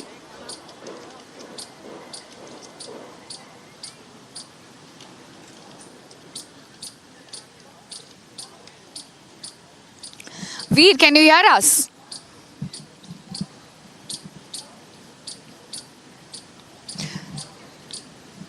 Right. In fact, we'll try and connect with my colleague Veer Bhadra there. But right now, viewers, this is the focus story on Republic TV that for the past 5 days, students in thousands of numbers, they've hit the streets protesting the irregularities in the service examinations in Jharkhand. In fact, Veer is back with us. So, Veer, हमें बताएं ये जो छात्र हैं पिछले 5 दिनों से protest कर रहे हैं, इनकी क्या मांग है सरकार से इस समय? रांची के जयपाल सिंह स्टेडियम में आज लगातार 10वें दिन जो है छात्र अनशन पर बैठे हुए हैं। इनकी मांग है कि जो जेपीएससी और जेएसएससी के एग्जामिनेशन में जो है पेपर लीक का मामला, इन लोगों के द्वारा आरोप लगाया जा रहा है कि इसमें जो है धांधली किया जाता है और पैसों के बलबूते पर जो अयोग्य छात्र हैं वो इसमें जो है पास हो जाते हैं। इसको लेकर इनकी मांग है कि जो इस एग्जामिनेशन को लेकर इनकी मांगे हैं कि जब तक सरकार की तरफ से कोई सख्त कदम नहीं उठाया जाता है तब तक जो है इनकी ये अनशन अनवरत चलती रहेगी। जी बिल्कुल, और जैसा कि आपने बताया पिछले 5 से 10 दिनों से ये जो बच्चे हैं ये संघर्ष कर रहे हैं, ये अपनी डिमांड्स रख रहे हैं सरकार के सामने। सरकार की तरफ से इस पर कोई जवाबदेही जो बनती है उसकी तरफ से कोई भी रिस्पॉन्स अभी आया है? नहीं, अभी तक सरकार के तरफ से इस पर कोई रिस्पांस नहीं आया है और इसी को लेकर इन लोगों में आक्रोश है कि लगातार आज 10वें दिन ये छात्र जो है अपने खर्चे के बलबूते पर यहाँ पर जो है, जबकि सभी बेरोजगार हैं, उसके बावजूद ये लोग लगातार धरना पर बैठे हुए हैं और किसी भी तरीके से जो है इस अनशन को जारी रख रहे हैं। क्योंकि यहाँ पे जिस तरीके से सैकड़ों की संख्या में छात्र अलग अलग जिलों से यहाँ पर आ रहे हैं और उसमें जो है उन लोगों पर कोई ना कोई खर्च आ रहा है और इसको लेकर इन लोगों में एक आक्रोश है कि क्यों नहीं अभी तक सरकार जो है हमारी मांगों को सुनी है और सरकार यहाँ पर जो है एक भी बार इन लोगों के हालचाल पूछने के लिए या इस मामले पर किसी भी तरह के संज्ञान लेने के लिए यहाँ नहीं आई है।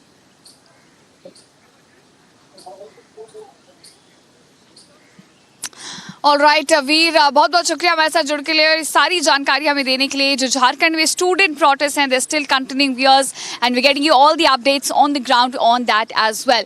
And now shifting focus, a shooting incident has now taken place in the United States at Idaho. This is where about 3 people have been killed and several others were injured. And in this entire incident, the shooter also shot himself after shooting about 3 others. Now, what was the motive behind this shooting and the circumstances which led to the shooting incident? That continues to remain a point of investigation. Here's more on this. Take a look.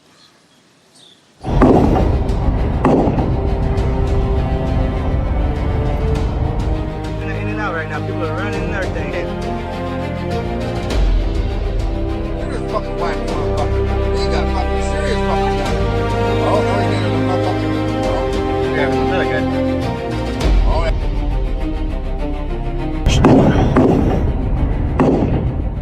Heard everybody running, screaming, shooter, active shooter, and we had to stop because I didn't want to run over all the employees. And I see a gentleman walking from a white vehicle to another vehicle with a pistol in his hand. I ducked behind a white car just to have some sort of coverage.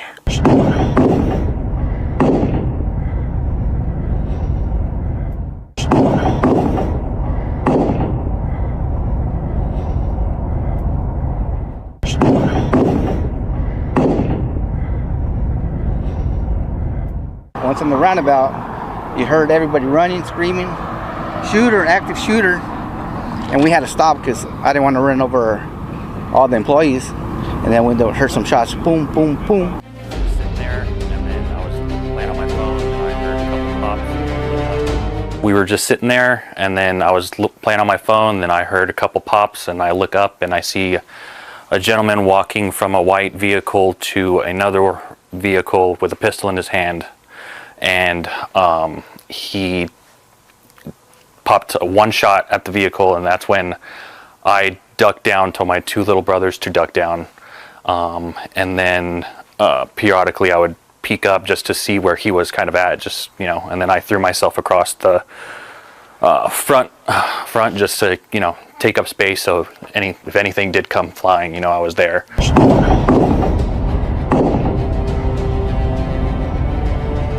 As I was running, I faced the shooter head on and he pointed the gun at me, and I ducked behind a white car just to have some sort of coverage. I saw a pistol on a gun case. I'm guessing that was his, and I didn't have anything to defend myself, so I grabbed the gun and I pulled it back. It was jammed, so I just felt helpless, and I saw the truck in front of me, so I ran as fast as I could and I just threw it, got in the car, and we left. Yesterday at 2:29 p.m., multiple 911 calls were received by the Twin Falls City Communications Center. Dispatchers could hear screaming and reports of gunshots in the background.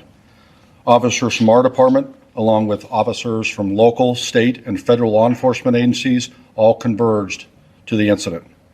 Fire and medical personnel from the Twin Falls Fire Department and Madge Valley paramedics also responded. First responders faced what was described as one of the most chaotic instances a law enforcement officer can face in their career. Law enforcement began to search for the suspect, as well as assisting medical personnel to the scene safely and providing first aid and transporting those in need to our local hospital. Our department has been in constant contact with the in-and-out management, and they are actively assisting us in the investigation. At this time, we can confirm that there are multiple victims. Based on the information currently available, there are 3 victims that are deceased. 7 others are injured. 2 of those patients have been treated and released. 3 are in stable condition, and 2 are in critical condition. I want to ensure a thorough investigation. We know that videos and images relating to the incident are circulating widely on social media. We can confirm that there was an off-duty state trooper and a citizen who actively engaged the suspect by returning gunfire towards him.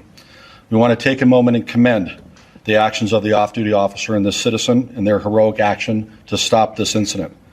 We believe their actions helped drive the suspect away from the scene, preventing further casualties. We can confirm that in the minutes after law enforcement arriving and beginning their search for the suspect, we had a second officer-involved shooting.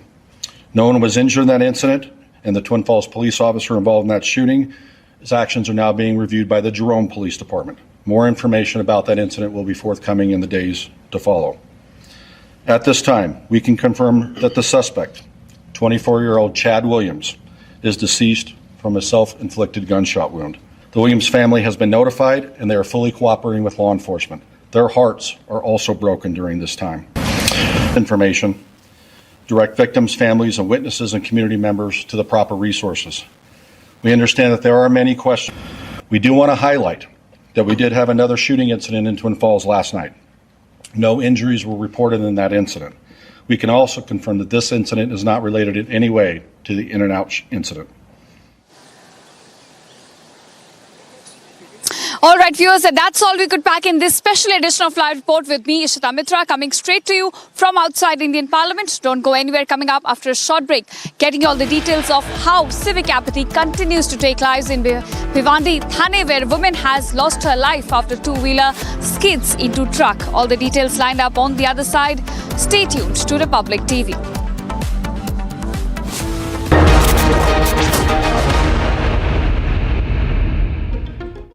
Pure सूजी pasta उबालो मिलाओ और खाओ 8 minute में तैयार क्या taste है सबका राजा hardware masala In the India Today Best Universities Survey, India's #1 ranked universities in various streams are JNU Delhi, Amity University, AIMS Delhi, IIT Delhi and National Law School Bengaluru. चमकी चाट से क्या बना है सैंडविच लस्सी और छाछ हर घूंट में चमकी चाट अब बताओ स्वाद आया असली स्वाद सिर्फ चमकी चाट I wake up wearing someone else again.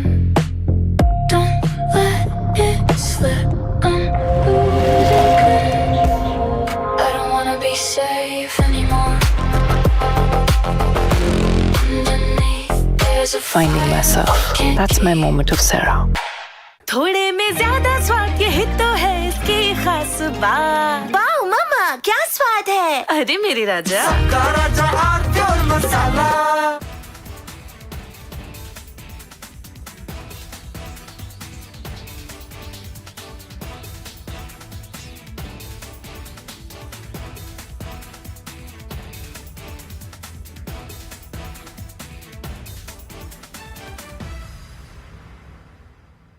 प्यास बुझाए ठंडक लाए सबको भाए जीरा से MTH का जलजीरा जीरा से जीरा से असली रिफ्रेशिंग असली स्वाद असली मजा MTH अगर मैं जेनजी की भाषा को बोरो करूं then I will have to say Modi ji clocked it and provided a legislative solution. आपको समझ ना आए तो आप घर जाके गूगल पे आप सर्च कर लेना ये क्या नारा है। वो नारा देते थे वास्ते गुने हुइयां और वो नारा देते थे इतने प्यार से इतनी खूबसूरत तरीके से इस्तीफा मांगते थे कहते थे जब आपसे इस्तीफा भी मांगते थे तो कहते थे कुचू पुचू इस्तीफा दे दो आज हमारा जन्मदिन है। विपक्ष के आंदोलन को एक समराइज करना चाहूंगा मैं जेनजी के भाषा में। 37 दिन तक तो ये जंतर मंतर नहीं गए तो इनको MIA हो गया। MIA क्या है? MIA missing in action. तो 37 दिन तक हमने कुछ नहीं किया तो कुछ तो करना चाहिए। जंतर मंतर तो नहीं जा सकते तो हम जाते हैं प्रधानमंत्री जी के आवास के सामने और वहां पर जाके आंदोलन करते हैं। So these are the 3 categories: student, idiot and andhbhakt who follows the idiot. Now,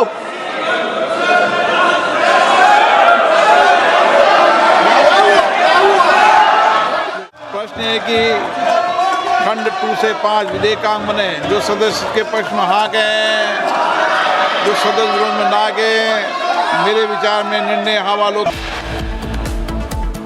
All right, viewers, coming up after the break, parliamentary panel to hold meeting to discuss social media regulation. Google, Meta and X to appear before the panel.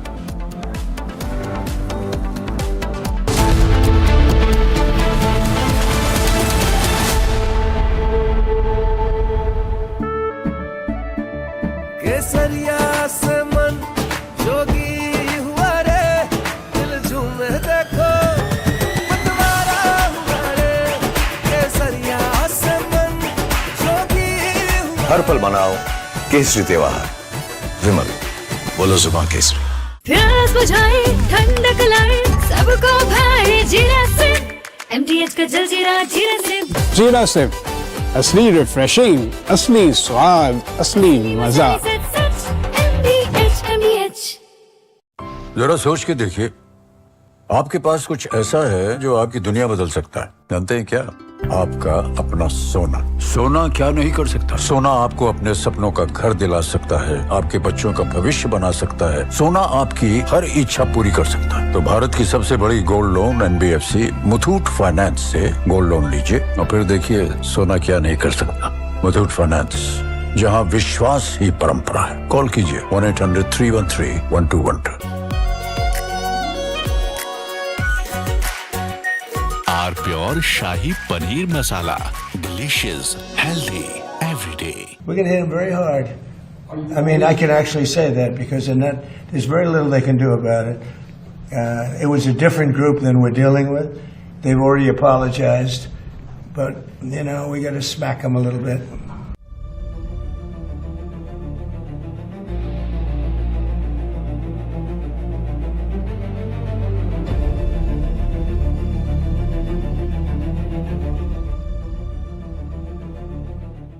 The United States has launched airstrikes on Iran hours after President Donald Trump warned Tehran of a strong military response. The strikes mark the first major American attack since Trump paused the bombing campaign last week.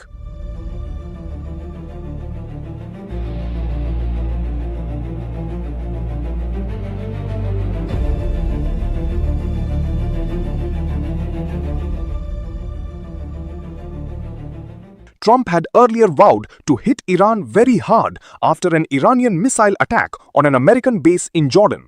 Within hours, US forces launched retaliatory strikes, escalating tensions across the Middle East. We're going to hit them very hard. I mean, I can actually say that because in that, there's very little they can do about it. It was a different group than we're dealing with. They've already apologized, but you know, we got to smack them a little bit. Yeah, I think more so that, yeah, because it was another smaller event. But no, they sent 8,000 mile-an-hour missiles at us, and fortunately we had our people operating the greatest equipment in the world, namely the Patriot system. Think of it, 5 missiles going 8,600 miles an hour, big ones, coming right at us, and all 5 were shot down. How about that, right? Pretty good. Nobody else could do that but us, yeah.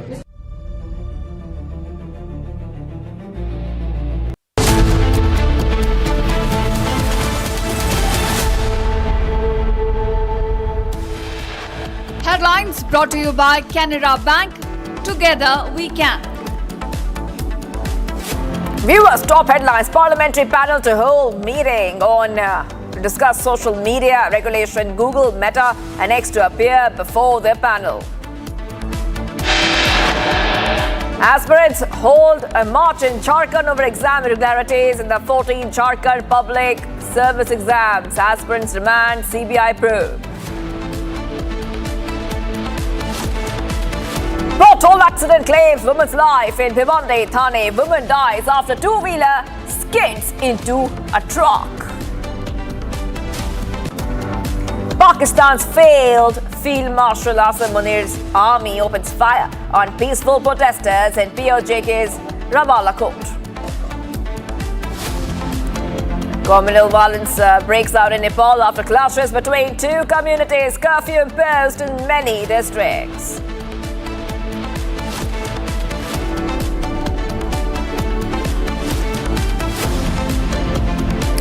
A very good afternoon. We're live and breaking up. Shivangi Shukla getting you the latest coming in. Okay, let's see what is breaking right now. Supreme Court has directed MEA, Indian embassies in Ukraine and Romania to immediately ascertain whereabouts of Indian seafarers after drone attack on cargo vessel. Taking up a plea concerning 4 Indian seafarers aboard a cargo ship hit in a drone attack near Ukraine, the court directed the Ministry of External Affairs and the Indian missions in Ukraine and Romania to take immediate steps to gather information on their whereabouts. So huge updates coming in here, viewers, on Republic TV. So the Supreme Court directing MEA, Indian embassies in Ukraine and Romania to ascertain the whereabouts of Indian seafarers after drone attack on cargo vessel. The incident comes amid an increase in attacks on commercial vessels operating in the Black Sea. So now the Apex Court is asking the MEA that they should step up the search for the missing Indian seafarers. This is a huge update coming in here on Republic TV, viewers, because 2 Indian seafarers are still missing after the vessel was hit by drones in the Black Sea. Now, the MEA has been in touch with the families, but right now the Supreme Court directing MEA to search for the Indian seafarers. I want to straight go across to my colleague. Chandrakala is joining us, and so is Sarthak. Both my colleagues are joining us right now. Let's go to you, Chandrakala, first, because the MEA has been in touch with families, and now the Apex Court has asked the MEA to really push that search for the missing seafarers. They have said it's high time that they contact other embassies and they really coordinate on this matter. Yes, in fact, after several such attacks that has taken place in the Black Sea, and of course now that 2 Indian seafarers are still missing. Now, of course, the Supreme Court has taken up and it has directed the Ministry of External Affairs and the Indian embassies in Ukraine and Romania to immediately find 2 missing Indian seafarers from the cargo vessel MV Aegean Ragnar following a Black Sea drone attack. In fact, we are aware that the MV Aegean Ragnar was struck near the port of Odessa in Ukraine on July 25. Well, we know that Indian authorities are in touch with the families and the concerned authorities back in Ukraine. And of course, there are several such summons being, the Ukraine ambassador was also summoned by the Ministry of External Affairs. Now the Supreme Court has directed the MEA to ascertain the whereabouts of the 2 Indian seafarers who has gone missing. Now 4 Indian nationals were on board and 2 were confirmed safe by the Indian embassy in Kyiv. Well, 2 remain still, the 2 are still missing. Now the families of the missing crew moved to the Supreme Court under Article 32, prompting the bench led by Chief Justice Surya Kant to order urgent coordination for the search and rescue operation. As far as the diplomatic efforts are concerned, of course, search efforts by Ukrainian and Romanian maritime agencies still continues. But yes, the attack followed a series of escalating incidents in the Black Sea. In fact, including strikes on MV Omorfai and MV Golden Leo. Of course, as we are aware that on July 16 there were like 5 Indian nationals who went missing. Who are on board MV Golden Leo, leading the MEA to issue strict travel and employment advisories for all the commercial shipping lanes. And I also want to go to Sarthak, because Sarthak will help us understand what happened in the Apex Court. Sarthak, CGI Surya Kant says, and I quote here, we also direct the Ministry of External Affairs to use their diplomatic channels and search in the same process. And they made it very, very clear whether the Indian embassy in Romania or the Indian embassy in Ukraine or anywhere else, they must be aware of the facts. This is what happened in the Supreme Court. Just tell us a little bit more about that. Well, absolutely, Shivangi. Since 2022, ever since this war began, the Black Sea has been a hotspot for this war. Several of Indian seafarers work on these ships who travel through Black Sea, and this time around, a plea has been filed in the Supreme Court where they're asking for information about the family members are asking for the information of these Indian seafarers who are allegedly missing. Supreme Court has mentioned that there are several reports that are coming in. There are misleading reports that are coming in that there were 4 Indian seafarers. There were total 9 crew members, out of which there were 4 Indian seafarers. Some reports suggest that there were 2 who survived, 2 who were rescued. Some suggest that all 4 are missing, they drowned, and some suggest that all of them have survived. So there is this ambiguity and confusion around this entire incident, and there is no clarity on it. So what Supreme Court has directed the Ministry of External Affairs is to get more information on it, has directed the Indian embassies in Ukraine and Romania to find more clarity on this. Solicitor General Tushar Mehta has also mentioned that before we make any clarity, we need more information on this entire issue, and he has also sought some time for that. The Ministry of External Affairs might be filing a report and give a certain more clarity on this entire issue. And further, MEA has also been directed by the Supreme Court to use diplomatic channels to find out more information on this. Actually, how many Indian seafarers were there on the ship before the drone attack, and how many have actually survived? Has anyone actually survived so far or not? Or what is the entire incident about, and what has exactly happened? This has to be given by MEA.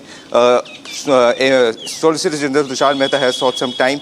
So more information, we will be getting more information as further hearings happen in this case. That's right. Well, thank you, Sardar, for getting us all those details, and thank you, Chandrakala, because this is a big update we're getting for our viewers, and we have to move ahead, viewers, because we're getting some more breaking news coming in. We shift our focus to Hyderabad. Now, one person died and other was critically injured after a car allegedly driven by a 17-year-old minor went out of control and rammed into them near Karmika Nagar under Madhura Nagar police station limits. According to the police officials, the incidents occurred on a Sunday morning, and the minor who was driving the rented car was a student from Borabanda. The car was rented by a 19-year-old youth, and he drove the car to Karmika Nagar, where the 17-year-old attempted to drive the car despite not being proficient at all at it. So there has been a situation which has played out, and I want to go straight across to my colleague who's joining us. I'm being joined by Ashwarya. There seems to be an incident which has happened on the roads. If you could just help our viewers understand these pictures that we are seeing. We have got some pictures. They're disturbing visuals for our viewers, so viewer discretion is advised. Yes, Ashwarya. Well, the 17-year-old was trying to drive the car where he actually rammed into seven scooties parked nearby, as well as one scooter in which 2 of them were elderly persons, both of them aging around 65, and the other person around in his late 30s, were on the scooty on the way to the church, is what we are learning, or during which the car went out of control, because what we're learning is that this particular minor did not even have a learning license, or didn't even know how to drive a car, and despite that he took out the car outside. When his friend, the 19-year-old person who had rented this car out, and he dropped the car he drove the car to his friend's house, that is the 17-year-old boy, and he parked the car there, and he left the keys inside the car itself, and he went out, and during that period, the 17-year-old boy wanted to try his hand at driving, and he also had another friend of his who is also a minor, is what we are learning, made him sat beside him, and both of them took out the car, and unfortunately he rammed into a two-wheeler where one person died while undergoing treatment. Another person is still hospitalized and critically injured. What we are learning is that all the 3 of them have been taken into custody by the police, where the 2 of them who are minors have been shifted to juvenile home. The other person is still in the police custody, who is a 19-year-old boy who rented out the car.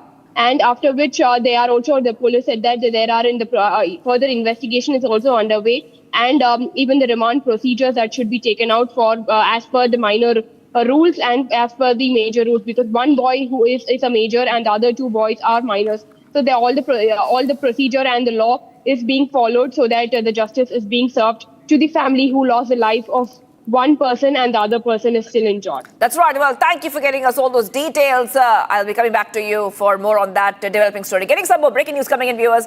Okay, let's talk about the infighting happening within the Congress party. Now, we see infighting which is happening, which has already played out in Patiala. Yes, we're talking about what's happening in Punjab. And this is months before the elections. Punjab will go to polls. And already we see infighting within the Congress party escalating. And there's no sign of abating as it enters its fourth day. And today, ahead of his visit to Muktsar Sahib, Bhupesh Baghel go back posters have been put up. So those are the pictures we're getting for you on your screen. This is a political embarrassment for the Congress yet again, because what we are seeing is that even though the Congress High Command is trying to make sure the differences within the Punjab unit are patched, well, that exactly it is not happening. In fact, there's been so much of a buzz about an internal rebellion which is gathering momentum. So these are some pictures coming in. Posters again, Bhupesh Baghel says, "Go back, Baghel." I want to go straight across to my colleagues joining us. Let's go to Lalit. Lalit, now we understand that there has been a lot of dissent within the Punjab unit of the Congress. Even though the High Command is trying their best to make sure that the differences are ironed over, that's exactly what's not happening. Take our viewers through these pictures that we are seeing on our screens. Well, it seemed that everything is not going well inside the Punjab Congress unit. Now, the Punjab Congress in charge, Bhupesh Baghel, is on a 10-day visit to strengthen the party in the booth level. But it seems that everything is not going well. Today now, in the Muktsar Sahib, there has been posters of Bhupesh Baghel pasted on the walls, in which it has been written as "Go back Baghel." Now it has been the fourth day of the dissent within the Punjab Congress. First it all started from Patiala, then Sangrur, and now it is Muktsar Sahib. And if we talk about the infighting is that they don't want the Punjab Congress Chief Raja Vading as the President of Congress, while the former Chief Minister Charanjit Singh Channi is the main person behind this whole rift. Now Punjab Congress have made former Chief Minister Charanjit Singh Channi as the in charge of the campaign committee for the Congress. So it seems that everything is not going well inside the Punjab Congress. Back to the studio. Right. Well, thank you for getting us all those details. I'll be coming back to you for more, Lalit, on the internal division within the Congress party. Taking a shot, in fact, getting some more updates coming in. A meeting of the Business Advisory Committee, BSA, will be held at the Parliament House today at 1 p.m. In fact, this is a new breaking we're getting for you. The government will attempt to break the ongoing deadlock in the Parliament. So Business Advisory Committee meeting is happening today, and the time is set for that meeting. The meeting will happen later on. Around 1 p.m. is when that meeting would be happening. So back-to-back updates coming in here on Republic TV. So Business Advisory Panel meet at Parliament Complex. That would be happening. In fact, the Business Advisory Committee meeting has happened before the Parliament session, the monsoon session of the Parliament, and there'll be one more Business Advisory Committee meeting which would be happening today at 1 p.m. Take a short break, viewers. Do not go anywhere. We'll be right back. Much more coming right up. Pothole accident claims woman's life in Bhamandi Thane. Woman dies after the two-wheeler skids into a truck. Stay tuned.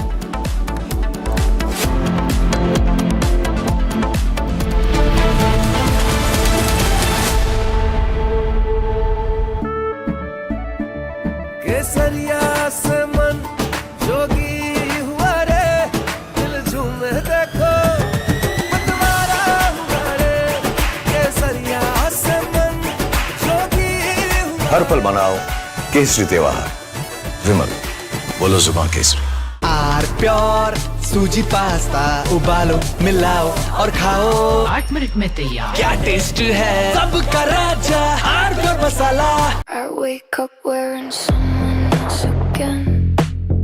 Don't let it slip. I'm losing control. wave anymore. Underneath, there's a Finding myself. That's my moment of Sarah. चमकी चाट से क्या बना है? Sandwich लस्सी और छाछ हर घूंट में चमकी चाट, ड्राई फ्रूट और दही बड़े। चमकी चाट से स्वाद बढ़े। असली स्वाद सिर्फ चंकी चाट।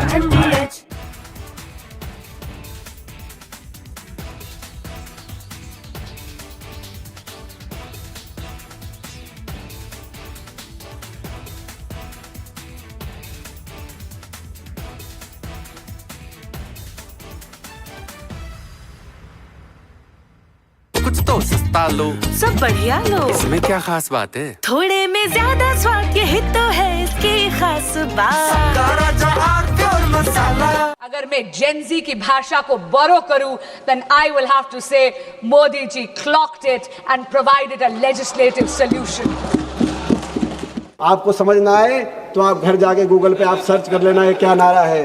वो नारा देते थे वास्ते गुने हुइयां, और वो नारा देते थे इतने प्यार से, इतनी खूबसूरत तरीके से इस्तीफा मांगते थे। कहते थे जब आपसे इस्तीफा भी मांगते थे तो कहते थे कुचू पुचू इस्तीफा दे दो, आज हमारा जन्मदिन है। विपक्ष के आंदोलन को एक समराइज करना चाहूंगा मैं जेनजी के भाषा में। 37 दिन तक तो ये जंतर मंतर नहीं गए, तो इनको MIA हो गया। MIA क्या है? MIA missing in action. तो 37 दिन तक हमने कुछ नहीं किया, तो कुछ तो करना चाहिए। जंतर मंतर तो नहीं जा सकते, तो हम जाते हैं प्रधानमंत्री जी के आवास के सामने और वहां पर जाके आंदोलन करते हैं। So these are the three categories: student, idiot, and andhbhakt who follows the idiot. Now,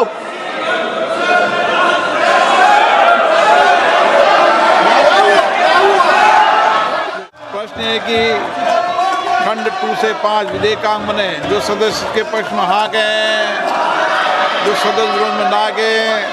मेरे विचार में निर्णय हाँ वालों के पक्ष हुआ।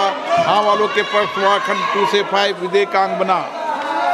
प्रश्न ये कि खंड 1 अधिनियम सूत्र और विधेयक का पूरा नाम विधेयकांग बने, जो सदस्य के पक्ष में हाँ गए, जो सदस्य विरोध में ना गए।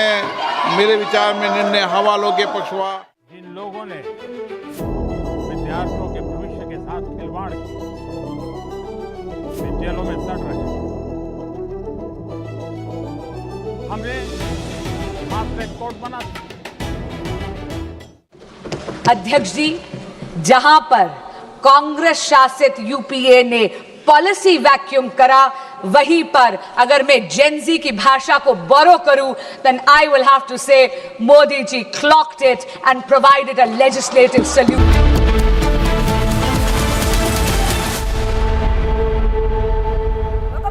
Tamil Nadu farmers have staged a dramatic protest over the Kaveri by burying themselves in the sand along the river. Led by the prominent Farmers Association leader Ayya Kannu, the farmers' agitation demands the immediate release of Karnataka Kaveri water for Tamil Nadu irrigation. Take a look.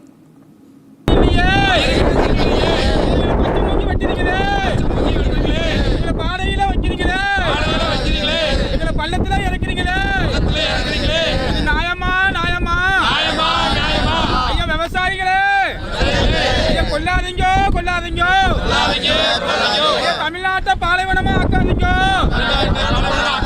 உங்க நாடு செழிப்பமா இருக்கணுமா? ஐயா தமிழ் ஐயோ ஐயோ மோடி ஐயா மோடி ஐயா மாலைக்கு தண்ணி இல்லையே.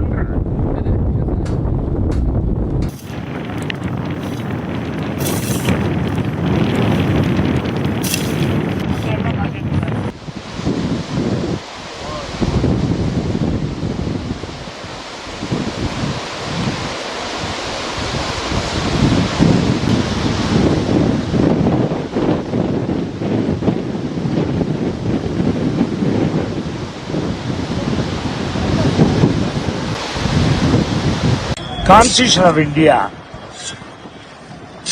even if the executive and the legislative commit any offence, that can be decided by the Supreme Court of India. If an executive or legislative act against the Constitution of India, the Supreme Court take necessary steps. Like that, the Supreme Court of India gave a direction to the Karnataka government to release water to the Tamil Nadu every month as per the judgment. So far, in Karnataka, more than 80 DMC water is there. The Karnataka CM Sivakumar ji refused to release per day 3,500 cubic water to Tamil Nadu. But at the same time, day before yesterday, there was a heavy rain in Kerala to save their people, their state. What is the use of the Constitution of India? Constitution in India? What is the use of the judgment of Supreme Court? So, our Honorable CM Joseph Vijay must file a suit in the Supreme Court demanding 1 lakh crore from the Karnataka, and they must give to the farmers, those who have not cultivated the Guruvai, Samba and Kodai paddy. So that's the reason even central government as well as the Supreme Court has not taken any steps against the Karnataka government. So they have not released water us, so we have not cultivated the land, so we buried in the mud and we want to die here.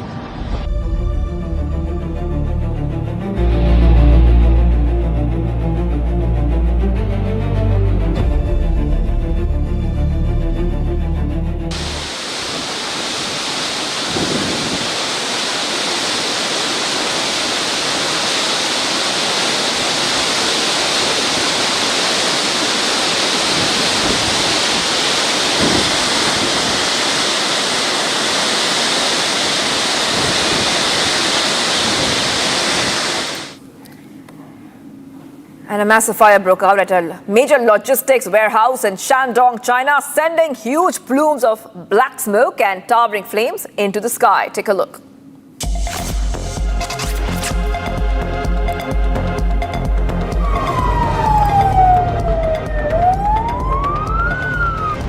Massive flames engulf a major logistic warehouse in Shandong, China. Thick black smoke billowed into the sky as the intense blaze spread across the industrial facility. The warehouse, described as a key supply chain site, caught fire on August 2nd, with emergency teams rushing to the spot. Firefighters battled the raging flames for hours as efforts continued to bring the situation under control. Authorities have so far reported no casualties or injuries from the incident. Visuals from the scene showed a massive smoke cloud covering the surrounding industrial area. Emergency response teams remain deployed as investigations into the cause of the fire are underway.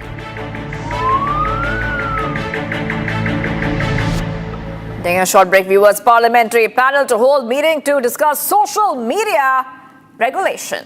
Google, Meta and X to appear before the panel. Stay tuned. We are live and breaking.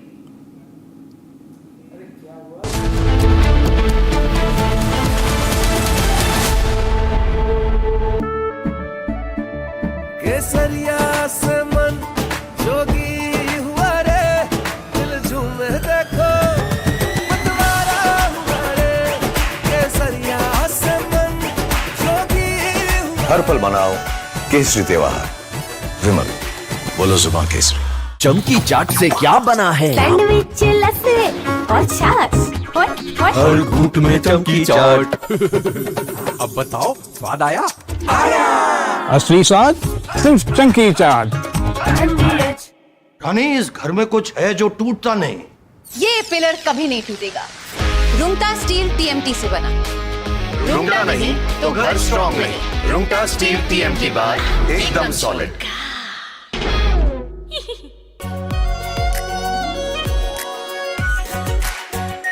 Are pure shahi paneer masala, delicious, healthy every day. We're going to hit them very hard. I mean, I can actually say that because there's very little they can do about it. It was a different group than we're dealing with. They've already apologized, but we got to smack them a little bit.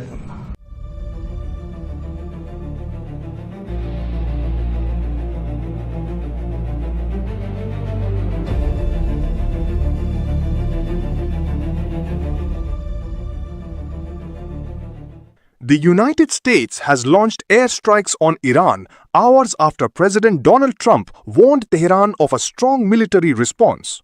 The strikes mark the first major American attack since Trump paused the bombing campaign last week.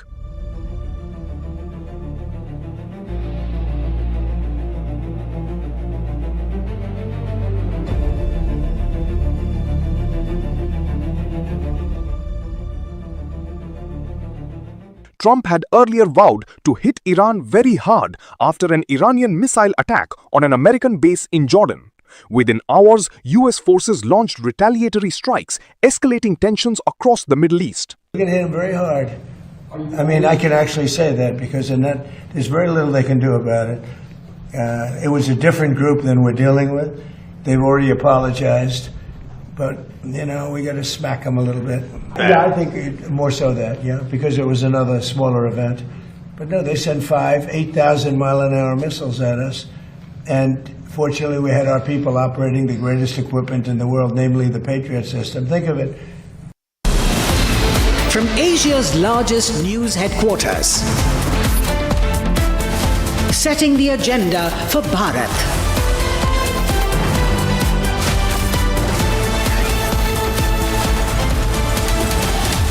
You're watching Republic.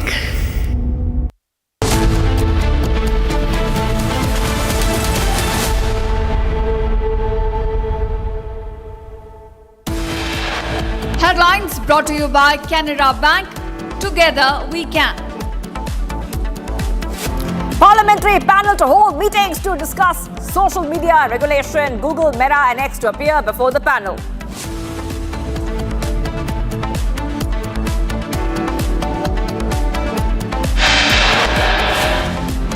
Aspirants hold a march in Jharkhand over exam irregularities in 14th Jharkhand Public Service Exam. Aspirants demand CBI probe.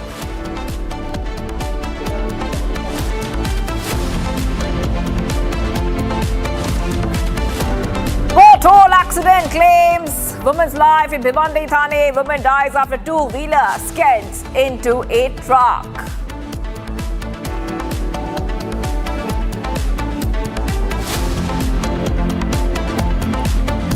Pakistan's failed field marshal Asim Munir's army opens fire on peaceful protesters in POJK's Rawala Court.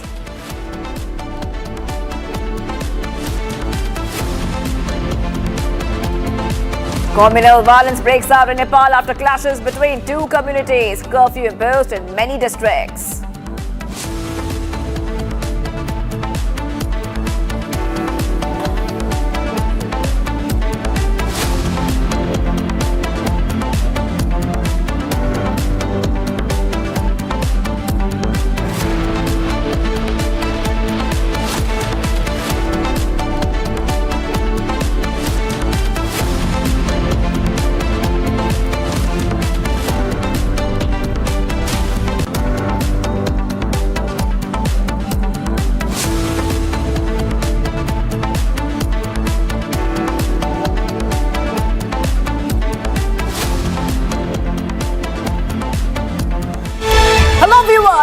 We are live and breaking. I'm Shivangi Shukla getting you the latest coming in. We have a big Republic business breaking for you right here. Let's go straight across to my colleague Rishita.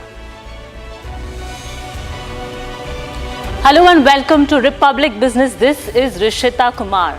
Now, India's national security concerns have flagged something against BitChild.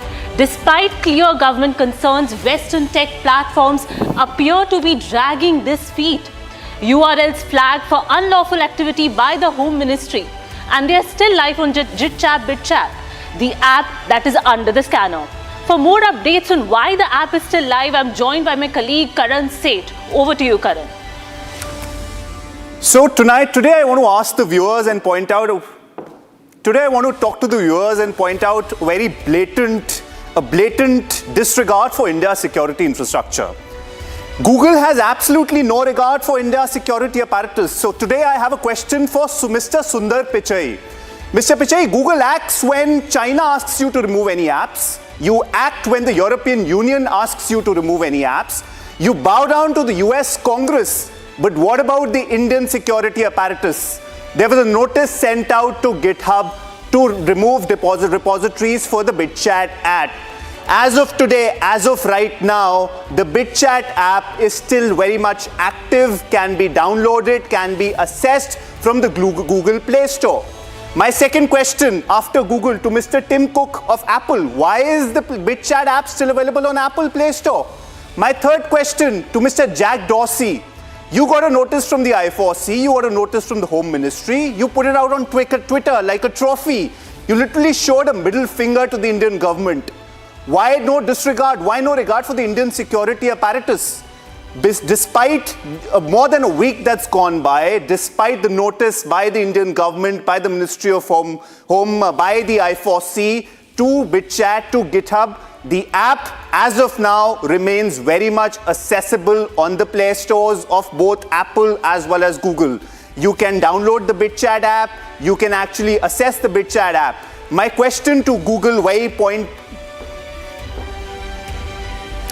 now look at the bias that Google and Apple, the bias that these companies have against India.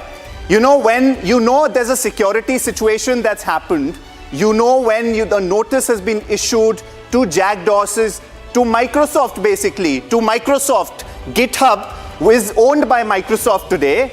Now when a notice was issued to GitHub, to Mr. Jack Dorsey, that BitChat repositories need to be taken off, why till date is the BitChat app still active, still accessible? Microsoft Satya Nadella needs to answer. Google Pichai, Google needs to answer. What about your security policies? Now, you need to understand, viewers, when Google operates Play Store, they are not just a distributor. They have policies around what apps to keep on their Play Store. Do they fit within the security policies? Are these apps safe for consumption? As of now, 800 million smartphones across India access these apps. Yet, all of these tech giants, Microsoft, Google, Apple, Mark Zuckerberg, where is he? He's in his metaverse still. Where's his statement on all this? He controls a lot of information that goes on 800 million smartphones across India. All of these tech giants, this is, viewers, like a Silicon Valley cartel that operates together. They make money from India. They make money from the 800 million smartphones in India that, use all of their apps, that they proliferate. Yet when it comes to accountability, when it comes to taking action, when it comes to being proactive, when it comes to India's security, none of these apps act. They literally show a middle finger to the Indian government and to the Indian audience. I want to ask you, where is the security policy of Google? There is a notice that's gone out by Ministry of Home Affairs. There's a order that's gone out by I4C. Why have you not taken action? It's been more than a week.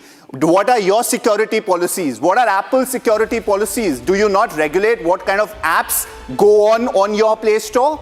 Do you have no responsibility in ensuring that the apps on your Play Store are not causing any terrorist activities, are not causing any national security concerns, are not actually harming the Indian population? When it comes to, bowing down to all these, the US Congress, the Chinese, the Europeans, all of these are proactive. But today, all of these, this entire tech cartel, I call it, it's like a cartel, viewers. It's not one single company. When it comes to anything regarding Indian security, all of them, they get together and they are silent. Mark Zuckerberg has everything to say. He has 100, things to post on Insta. But when it comes to, India's security, all of them are mute. They show a middle finger. Back to Harshita on this. Thank you so much, Karan, for this Thank you so much, Karan, for debunking this down so wonderfully. Right now, we are joined by a very senior advocate to further deliberate on this issue. Mr. N.S. Anipapinai, Senior Advocate of Supreme Court, has joined us. Hello, sir. Yes. Thank you so much for joining us on Republic TV. Yeah, hi. Hello, ma'am. Thank you so much. We really appreciate you coming here. Now, I want you to help me understand the legal consequences of this. BitChat, despite its claims, despite the accusation, is still active.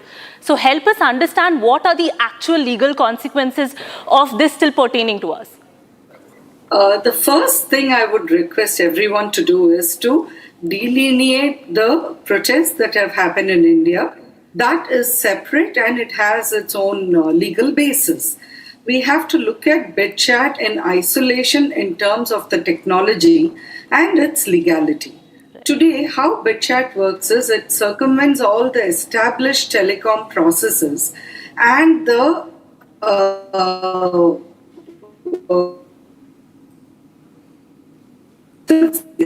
that it will not have transparency, it is not traceable, and therefore accountable.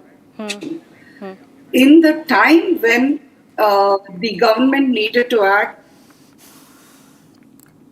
MHA's notice through its department, I4C, to say that any BitChat downloading of apps through GitHub should be taken down, as also from other platforms. Now, when you talk about the legal aspects, the first thing that comes to mind is intermediary liability. Now, intermediaries are given an exemption or a safe harbor based on content that's hosted by them, which they have no control over.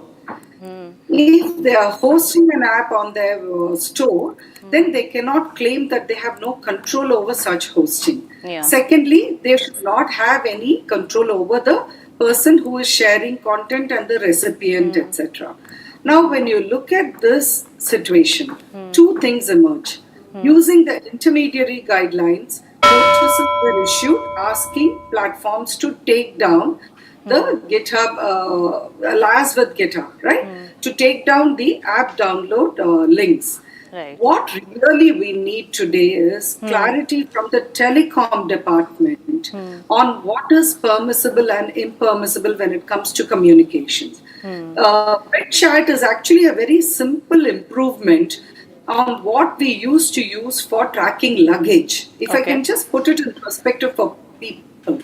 When you use those air dopes or whatever it was called, for tracking your luggage, it's a small button-like device. It simply used Bluetooth technology to connect between persons within its vicinity to the person closest to you, and then information comes to you of where your luggage is. BitChat really uses an enhancement of this technology, whereby communication is also facilitated. Now, this communication, for instance, if you were to do it through a chat app, and if there is a violation, and when the government wants information about such communications which may be violated, then the platform, that is a chat app, which could be WhatsApp or Signal or Telegram, will have to share information subject to due process with the government. Right? Here, BitChat will merely say that I have no information with me because everything happens at the end.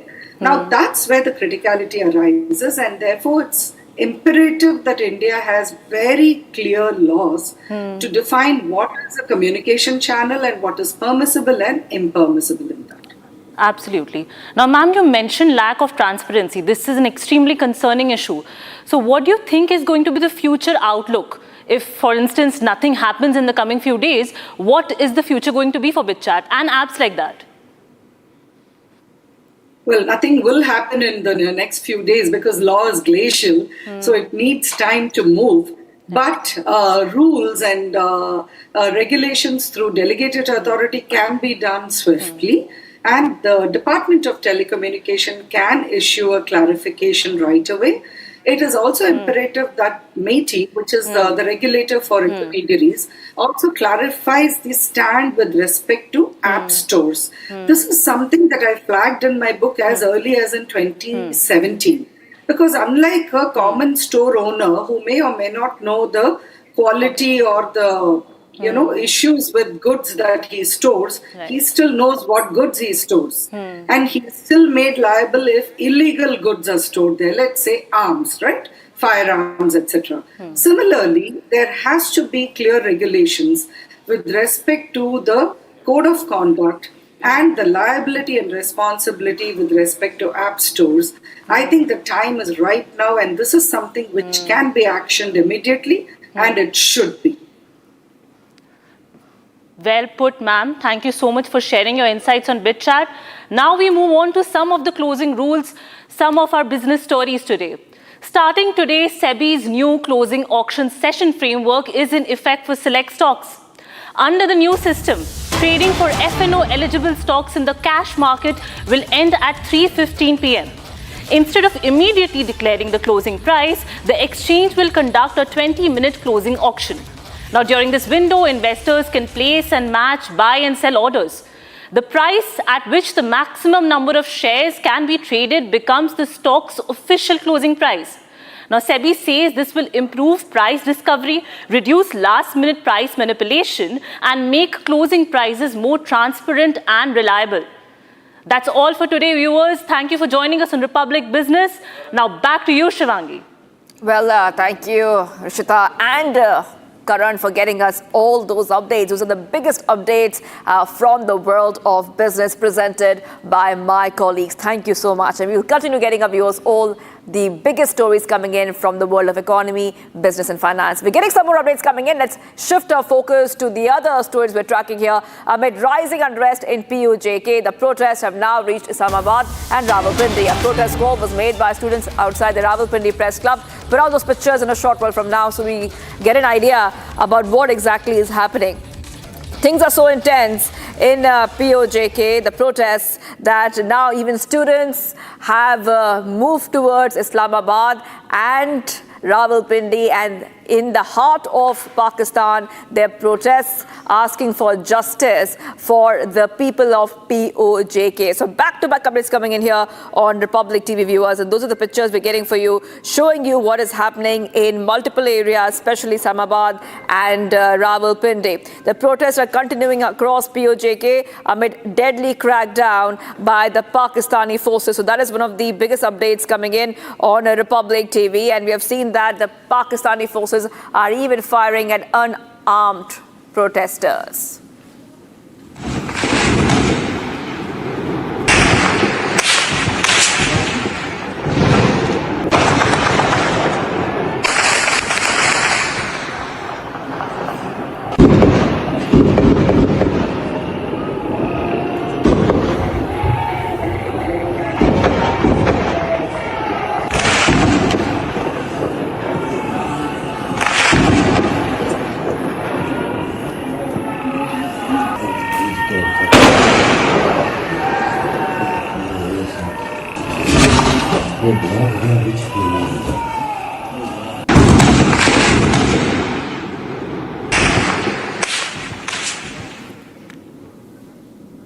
All right, let's go straight across to my colleague Zeenat, who will get us an update about what's happening in Pakistan, and especially the PUJK region. What we see, Zeenat, is absolutely atrocious visuals coming in, where we see that Pakistani forces are firing upon unarmed protesters. And we had also told our viewers a few days ago that they were firing on women protesters as well, Zeenat. They are definitely the heart-wrenching visuals that we see coming in from Pakistan-occupied Jammu and Kashmir, because the demands are not met by the Pakistan administration, the demands that have been raised by these unarmed protesters for a long time now. It's been more than a month when the Pakistan-occupied Jammu and Kashmir is witnessing unrest. And since the demands have not been fulfilled, we see the people on the road, from younger groups to old age people, the women on ground demanding the accountability from the government, as They are looking for the reforms in terms of political and the social reform. They want that their living is upgraded. They are being provided food on subsidized rates. The electricity prices have gone up, which needs to be controlled. Then there is also a demand for the employment, because the unemployment graph in Pakistan occupied Jammu and Kashmir has gone many folds. So there are the protests that are asking the government to pay an attention to what the protesters are demanding. Although the Pakistan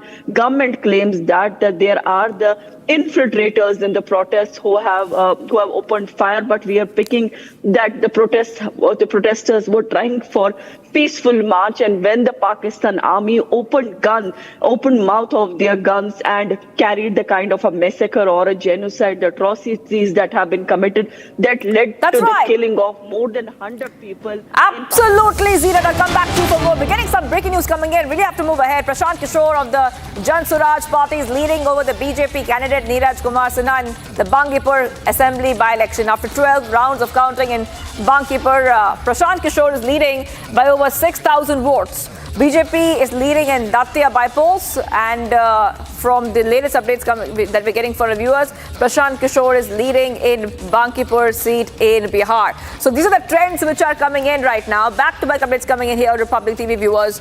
And remember, there are elections, by-elections which are happening in 3 states, in Madhya Pradesh, as well, Gujarat and Bihar. So we're getting these updates coming in, viewers, on Republic TV. And like we were telling you, that the BJP has taken an early lead in the first round, even in Datia. That is also coming in. For more, let's go straight across to my colleague who's joining us. Prakash is joining us. Prakash, we know that the by-elections which are happening in Bankipur has been a BJP stronghold for a very long time. However, right now, Prashant Kishore is leading according to early trends. Well, yes, after 11th after 15 rounds, Prashant Kishore is leading by more than 10,000 votes. That's what we get to know from the sources here. And if this is the trend, then Prashant Kishore will definitely win by a handsome margin. And it's a setback for the BJP because it is said to be the stronghold of the BJP. Stronghold of the BJP in the sense that it was held by Nitin Nabin.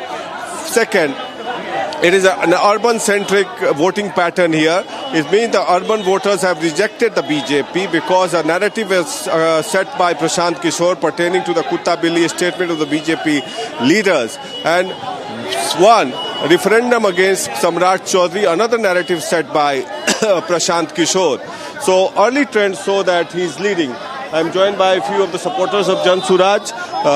He's one of the contested who had contested here. तब नीरज जी ये बताइए कि अभी जो result आ रहा है, trend है, तो क्या लगता है, क्या मार्जिन हो? मार्जिन लगभग हम लोग 20 से 25 हजार वोटों से चुनाव जीतने जा रहे हैं और यह बांकीपुर की जनता चुनाव जीतने जा रही है। जो 2025 में इन लोगों ने चोर दरवाजे से जो सरकार पर और गद्दी हासिल किया, बिहार के जनता को, बिहार के खजाना को इन लोगों ने लुटा के 10-10 हजार का लालच देके और गांव के गरीब महिलाओं को 10-10 हजार का लालच देके इन लोगों ने सत्ता हासिल किया। उसका जवाब बांकीपुर की जनता ने इन लोगों को दे दिया कि नहीं चलेगी तानाशाही, जनता का होना चाहिए। इन लोग बीजेपी बोल रही थी कि मेरा 40 साल से किला है। किला किसी दल का नहीं होता है, किला जनता का होता है।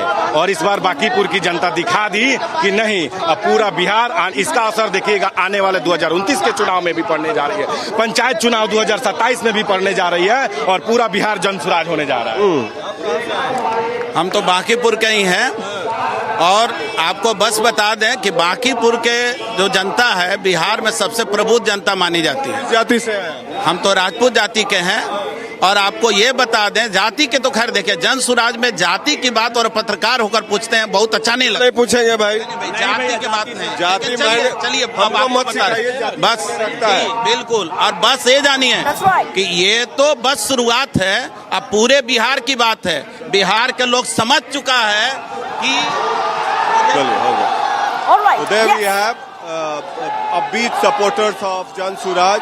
Early trends show that the Jan Suraj founder Prashant Kishore is leading by a handsome margin.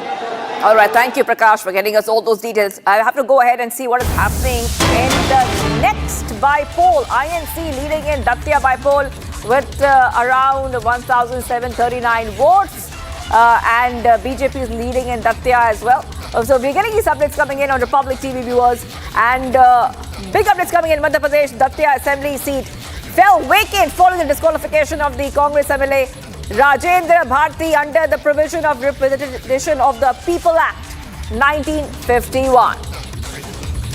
Okay, several towns in southern Nepal remain on edge after days of communal violence between two communities. It began last week after a dispute over an annual Hindu procession in the Sunsari district near the Indian border. The curfew imposed in southern Nepal city after the violent protests escalated. The notice also warned that violators could be shot by security forces. So this is a visual that we're getting for you on your screen. This is what's happening. Exclusive pictures coming in from southern Nepal where the tensions have been escalating. Now the Prime Minister of Nepal has been trying to make sure that the situation is under control. However, the response of the PM of Nepal came a little bit late. However, he is asking for everyone to maintain peace. Curfew has been imposed in multiple areas.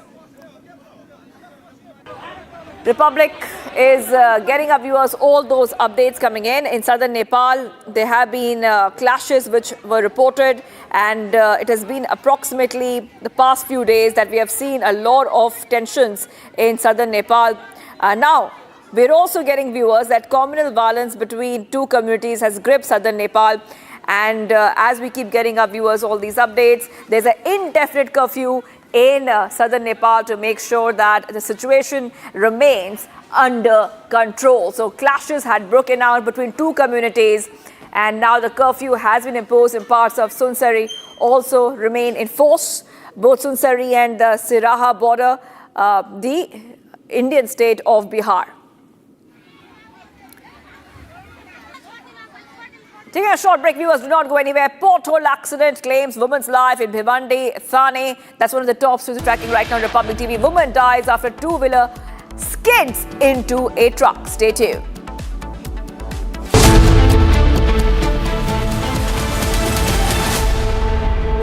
Pure सूजी pasta उबालो मिलाओ और खाओ 8 minute में तैयार क्या taste है सबका राजा R pure masala In the India Today Best Universities Survey, India's #1 ranked universities in various streams are JNU Delhi, Amity University, AIMS Delhi, IIT Delhi, and National Law School Bengaluru. चमकी चाट से क्या बना है सैंडविच लस्सी और छाछ हर घूंट में चमकी चाट अब बताओ स्वाद आया असली स्वाद सिर्फ चमकी चाट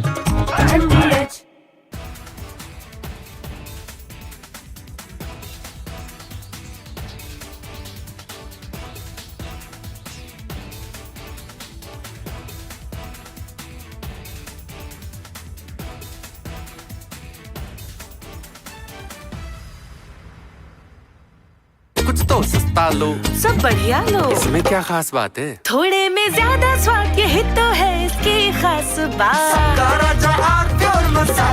अगर मैं जेनजी की भाषा को बोरो करूं then I will have to say Modi ji clocked it and provided a legislative solution.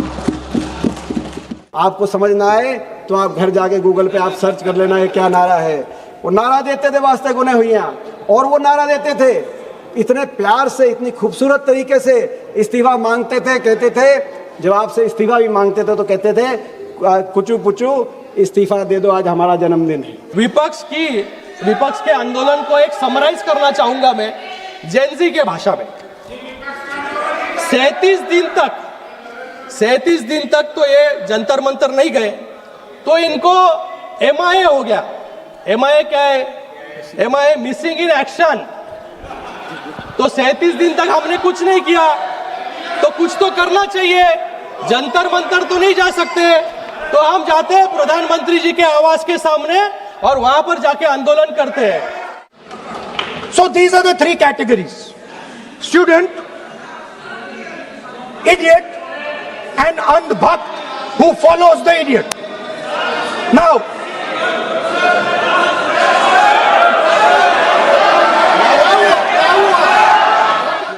प्रश्न है कि खंड 2 से 5 विधेयकांग बने, जो सदस्य के पक्ष में हाँ गए, जो सदस्य विरोध में ना गए। मेरे विचार में निर्णय हाँ वालों के पक्ष हुआ। खंड 2 से 5 विधेयकांग बना। प्रश्न ये कि खंड 1 अधिनियम सूत्र और विधेयक का पूरा नाम विधेयकांग बने, जो सदस्य के पक्ष में हाँ गए, जो सदस्य विरोध में ना गए। मेरे विचार में निर्णय हाँ वालों के पक्ष हुआ। जिन लोगों ने विद्यार्थियों के भविष्य के साथ खिलवाड़ किया। Coming up, viewers, pothole accident claims woman's life in Bhiwandi Thane. Woman dies after two-wheeler skids into a truck.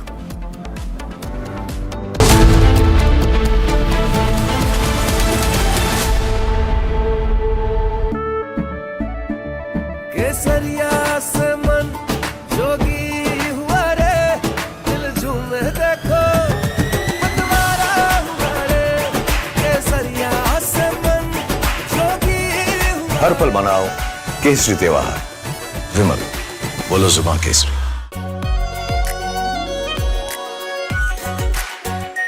Are pure shahi paneer masala, delicious, healthy everyday. चमकी चाट से क्या बना है? आलू चाट या फ्रूट चाट, स्वाद बनाए चमकी चाट।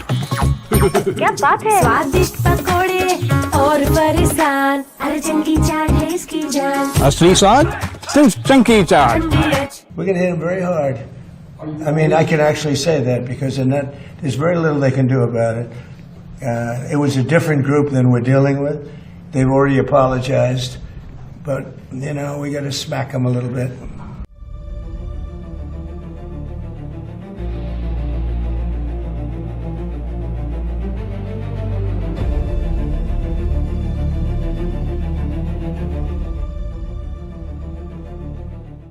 The United States has launched airstrikes on Iran hours after President Donald Trump warned Tehran of a strong military response. The strikes mark the first major American attack since Trump paused the bombing campaign last week.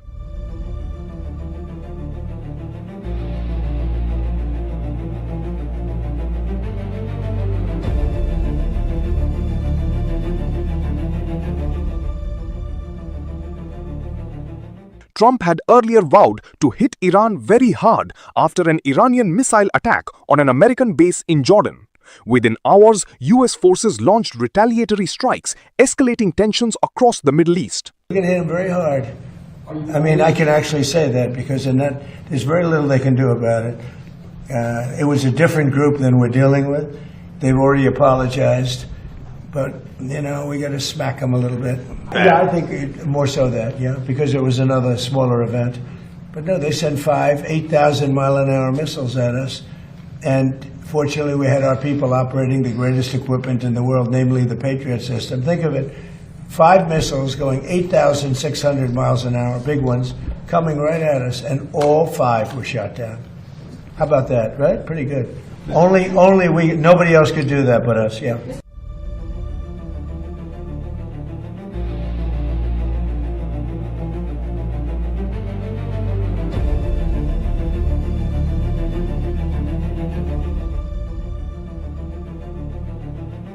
US forces began launching strikes against Iran at 8 p.m. ET today.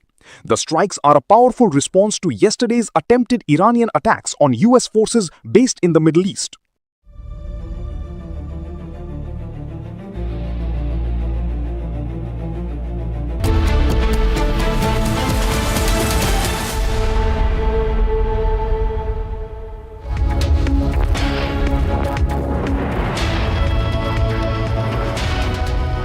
A very warm welcome, viewers. You're watching Republic TV. This is Shivam Dutt, and the top focus stories include the violence in POJK by the brutal terrorist Pakistani government regime, which is shooting on innocent protesters who are demanding basic rights. We'll get you all the updated information, the visuals from POJK, and a lot more. But first up, let's have a look at the top headlines of the hour. Headlines brought to you by Canara Bank. Together we can. Parliamentary panel to hold meeting to discuss social media regulation. Google, Meta and X to appear before the panel. Aspirants to hold Mashal March in Jharkhand over exam irregularities in 14th Jharkhand Public Service exams. Aspirants demand CBI probe. Pothole accident claims woman's life in Bhiwandi. Thane, woman dies after two-wheeler skids into truck. And Pakistan's failed Field Marshal Asim Munir's army opens fire on peaceful protesters in POJK's Rawalakot. Communal violence breaks out in Nepal after clashes between two communities. Curfew imposed in several districts.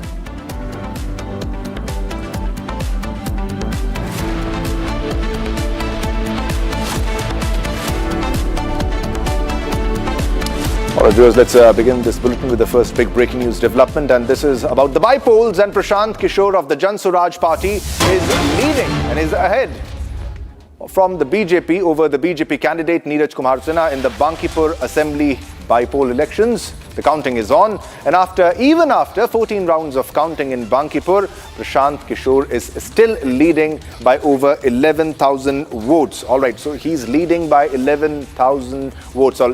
Okay, let's go to Prashant, who is joining us from Ground Zero. Prakash, coming to you for all the latest updates, because Prashant Kishore is leading by 11,000 votes, and this means that he is on a steady trajectory towards victory. But still, we'll have to wait because there are many more rounds left. But over to you for all the latest.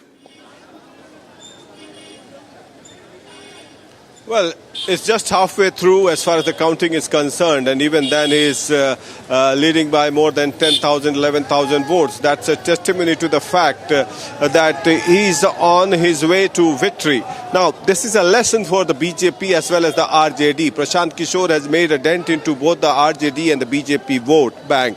Now, how did it happen? The narrative was set by Prashant Kishore.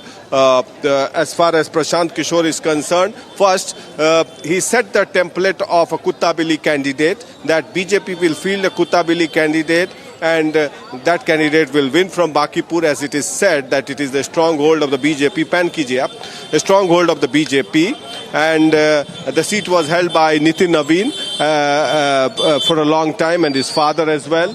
And second, the template was that it was a referendum against Bihar Chief Minister Samrat Chaudhary after the exit of Nitish Kumar, who was a popular leader among all castes and all social strata. Now, this Bankipur is in the heart of Patna. It's an urban area. The mindset is different, and it transcends beyond caste. And most significantly, the upper caste, which is the core voter of the BJP, has in majority, except the Kayas, the Rajput Bhumihar Brahmins, have sided with Prashant Kishore, which is not a good sign for the BJP. Second, the Muslim Yadavs also voted in large numbers, specifically the Muslims, because they vote in pattern, a certain pattern. Those who defeats the BJP, they will side with them. They saw that the RJD is nowhere in the fray, and with the non-serious approach of Tejasvi Yadav, he was in Europe. And now we can see that the votes translating for Prashant Kishore, and this is what a cumulative effect. And he has made a dent into both the vote bank, the RJD as well as the BJP.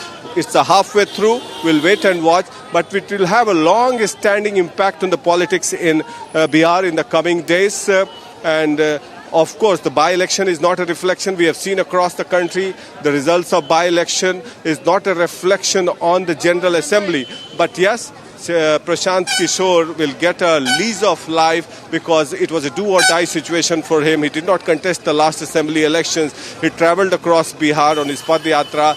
He was relegated to 2.5% votes, despite the fact he contested 243 assembly constituencies.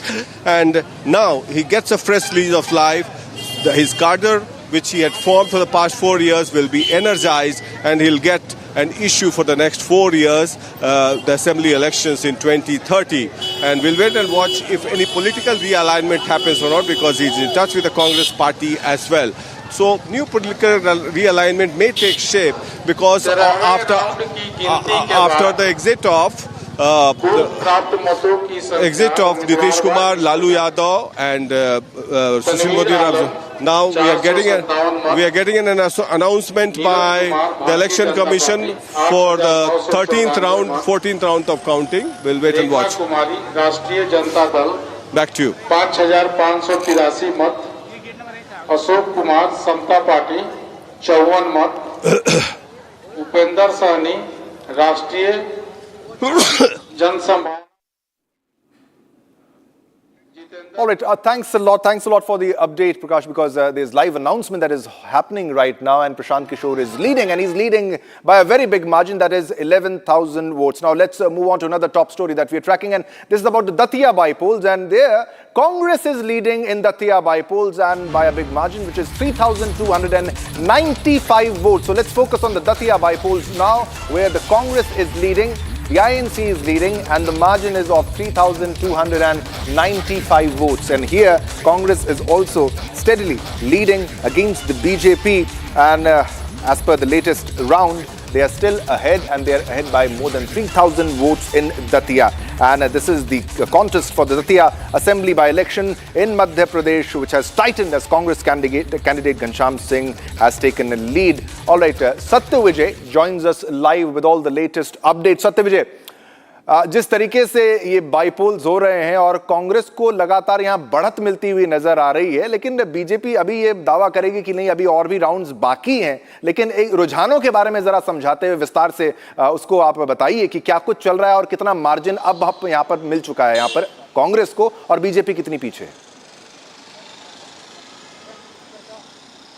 जी हाँ, बिल्कुल। देखिए, 7 round की counting हो चुकी है, और शुरुआत में अगर दिन की शुरुआत की बात करें तो 8 बजे से लेकर 10 बजे तक का समय भाजपा के लिए अच्छा था, क्योंकि शुरुआत के 3 राउंड में भाजपा के जो कैंडिडेट हैं आशुतोष तिवारी वो आगे चल रहे थे। लेकिन चौथे राउंड से लेकर अब 7वें राउंड तक, बल्कि कहूँगा कि 8वें राउंड की भी लगभग रुझान आ चुके हैं, जिसमें 3000 से ज़्यादा मार्जिन से कांग्रेस आगे है।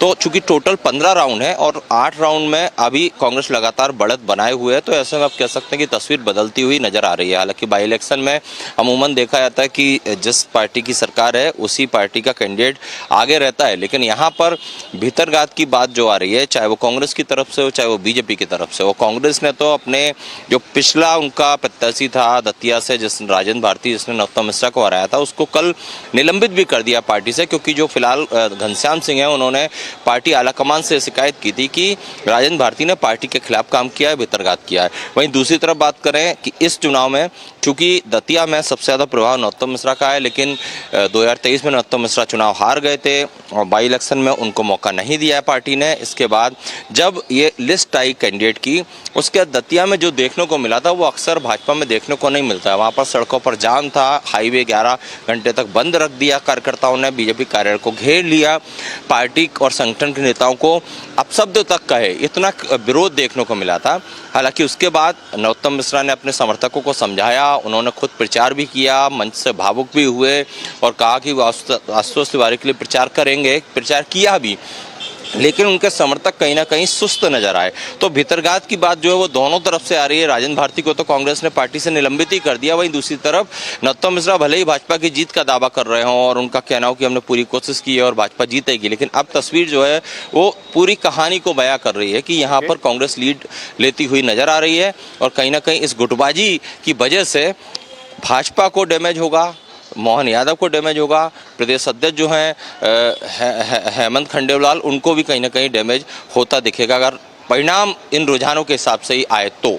बिल्कुल ठीक है, आप नजर बना के रखिए, जैसे कुछ अपडेट आता है आपके पास वापस आएंगे पुनः और जानकारी आपसे एकत्रित करने के लिए। बहुत बहुत शुक्रिया सत्य विजय, पूरी जानकारी हमारे साथ साझा करने के लिए। Alright viewers, now let's move on to another top story that we are tracking, which is the violence in Nepal. Now several towns in southern Nepal remain on edge after days of communal violence between two communities. Now it began last week after a dispute over an annual Hindu procession in Sunsari district near the Indian border. Now curfew was imposed in southern Nepal city after the violent protests escalated. Now the notice has warned that violators could be shot by security forces. Now these are the horrifying visuals of homes being set on fire, homes being set ablaze, and you can see the plumes of smoke and the violence which is ensuing between two communities, and the Hindus being targeted yet again. And this time the visuals are coming, exclusive visuals are coming on your television screens, and these visuals are from Nepal, south of Nepal, where the violence has escalated and the situation remains tense even now, ladies and gentlemen. And these are the visuals of the violence that ensued, that happened in southern Nepal, and several towns in southern Nepal are affected. And the dispute happened because of an annual Hindu procession in Sunsari district in Nepal. And as usual, some people objected to it, but this time there was a response and there is violence. All right, now Republic also spoke to the former Prime Minister of Nepal, Jhalanath Khanal, on the communal violence which unfolded in Nepal. Take a listen to this exclusive conversation. Some days before in Sunsari district, there has been a kind of violence was erupted there between two communities, particularly the Hindu community and Muslim community, and it was flaring up, particularly in the Tarai region in some districts. But all political parties in Nepal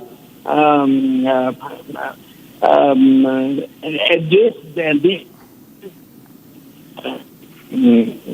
by publishing their statement one after another. Then slowly and gradually the situation is coming down, and a new situation is coming up. The administration also becoming more serious, particularly the government, present government actually did not take this issue seriously in the beginning, but now it's taking more seriously. That's why the situation is calming down now.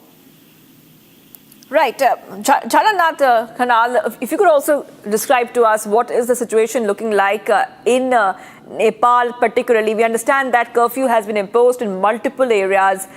What is the government there trying to really do? They're imposing curfews, but the response which came in from the current Prime Minister was also quite delayed. It came in at a time when unrest had already spread to multiple areas. Yes, it has been cleared up in some districts in the Tarai region. But at the same time, you know, Nepal is a multi-religious, multi-ethnic, multicultural, multi-linguistic country. And since a long time, there was very good harmony among all the people. There was peace, but sometimes it happened. And at this time also, due to some kinds of mistakes or some kinds of prejudice, some kinds of ego, within some circle of people, it erupted. The violence was erupted, and it was cleared up to some mistakes. Now it's going to be controlled now. All right. Thank you, sir, for joining us here. All right, so that was an exclusive conversation with the former Nepal Prime Minister. Now let's move on to another big story that we are tracking. We have another video which has emerged of the suicide bombing which occurred on 2nd August 2026 outside a police station in Kabul, Swat district, Khyber Pakhtunkhwa in Pakistan. Now the attacker targeted a crowd at an anti-militancy protest, which is a peace rally, an Aman Pasoon as they call it. At least 14 people were killed, and reports vary slightly on the exact split between the police and civilians, and more than 20 were wounded. But we have this exclusive new video, and TTP-linked accounts have claimed responsibility and circulated material about the attacker. Now claims that the bomber was a resident of Dobando, Upper Dir, originate from those accounts. An independent confirmation of the individual's identity or place of origin has not yet appeared in mainstream reporting. Now, This is the broader pattern which fits of the increased TTP activity in parts of Khyber Pakhtunkhwa in 2025-2026. Swat itself had been largely cleared of the group after the 2009 military operation, so the attack has raised concerns about a renewed attempt to re-establish a presence in the valley. So these are the visuals, exclusive visuals, ladies and gentlemen, of the blast. This is another angle of the blast. All right, let's go across to Ishan for all the latest updates on this video. Ishan, we're getting another video which has emerged of the suicide bombing which took place in Khyber Pakhtunkhwa in Pakistan. Now, TTP-linked accounts have claimed responsibility, but over to you for all the latest in this. The TTP accounts have released this video wherein you can clearly see that the blast takes place in front of the Sabah police station in Siwa district in Khyber Pakhtunkhwa. Now, the attack occurred while a large public demonstration was underway, and it took place when the final speaker was addressing the crowd. The attacker approached the police station entrance, and when the police stopped him for search, he detonated the explosives at the gate before he could enter the compound. Now, this facility is a very important facility because it houses the police station, a CTD facility, and police lines and public felicitation center. The explosion struck both security personnel and civilians participating in the nearby protest. Figures of the attack, injured and killed in the attack, are still coming in, but initially we can say that about 14 people have succumbed to their injuries and about 18 to 22 are injured and are receiving treatment nearby. Now, these updates also break down in several reports that approximately 6 to 8 police officers among the dead. Now, the injured were taken primarily to the central hospital, and after that, the remains of the bombers were recovered. The TTP-linked accounts have claimed responsibility and circulated a banner and poster about the attacker.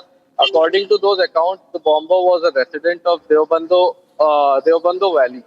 Now, Pakistani security forces and social media, Pakistani social media have identified him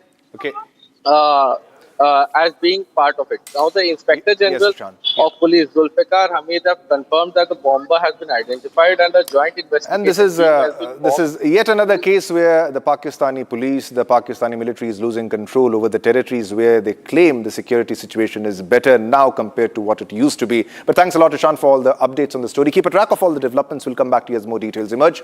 All right, viewers, now let's move on to another top story that we are tracking. Now, the farmers in Tamil Nadu have staged a dramatic protest over the Kaveri by burying themselves in the sand along the river. Now, led by prominent Farmers Association leader Ayya Kannu, the farmers' agitation demands the immediate release of Karnataka Kaveri water for Tamil Nadu irrigation to save the critical Kuruvai crop. Now, protesters accused Karnataka, specifically CM DKS, of violating the Kaveri water sharing rules and ignoring explicit Supreme Court orders. Now, meanwhile, Karnataka reports highlight the state's stance that protecting local drinking water and its own agriculture remains top priority.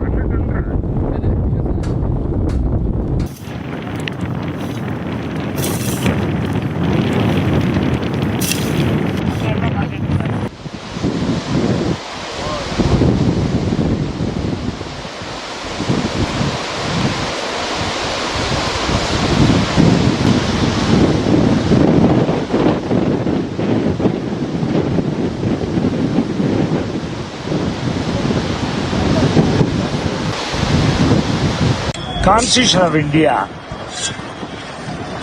even if the executive and the legislative commit any offence, that can be decided by the Supreme Court of India.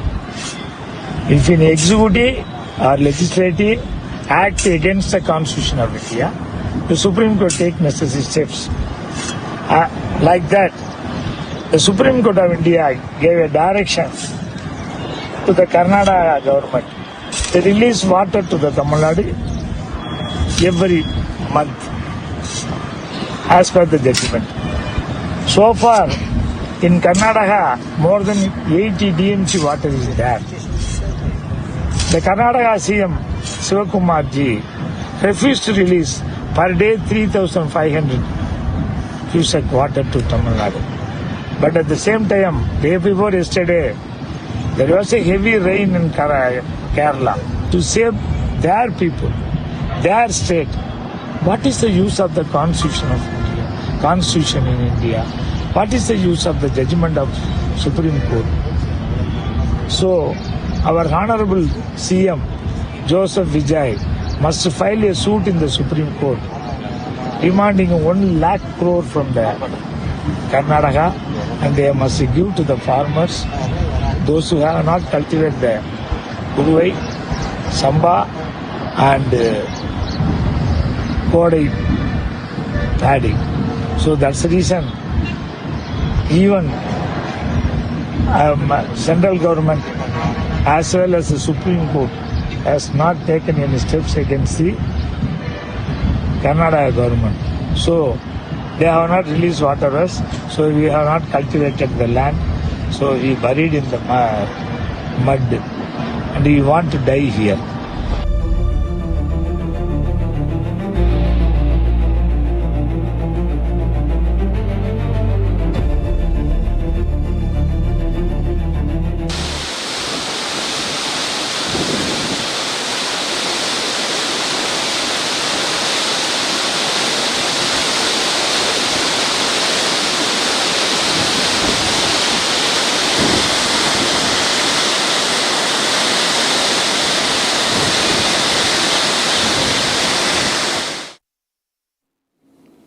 All right, viewers, it's time to slip into a short commercial break, but don't go anywhere because we have a lot more lined up for you. Coming up after the break, pothole accident claims woman's life in Bhavendi, Thane. Woman dies after two-wheeler skids into the truck.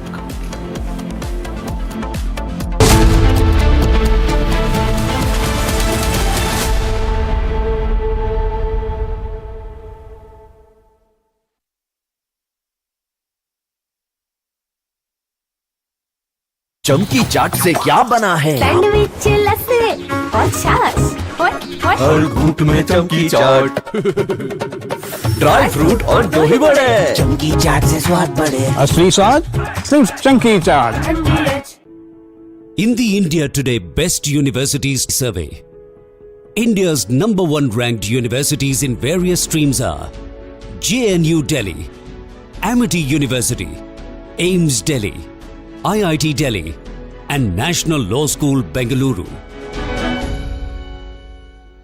Pure सूजी pasta उबालो मिलाओ और खाओ 8 minute में तैयार। क्या taste है सबका राजा hardcore masala.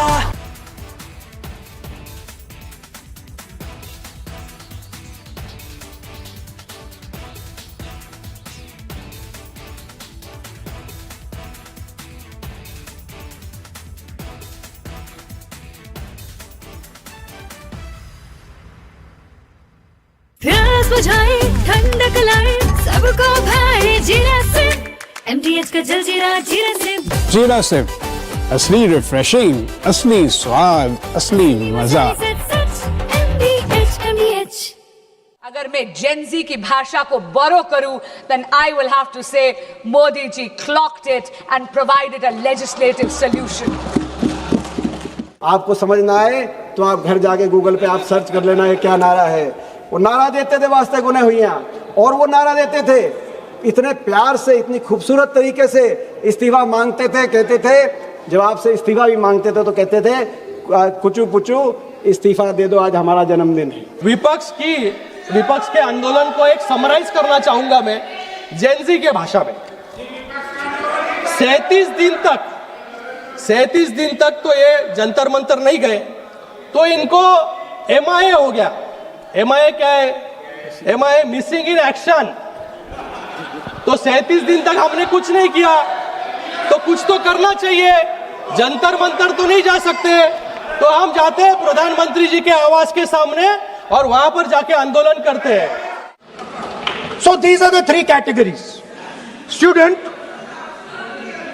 idiot, and andbhakt who follows the idiot. Now,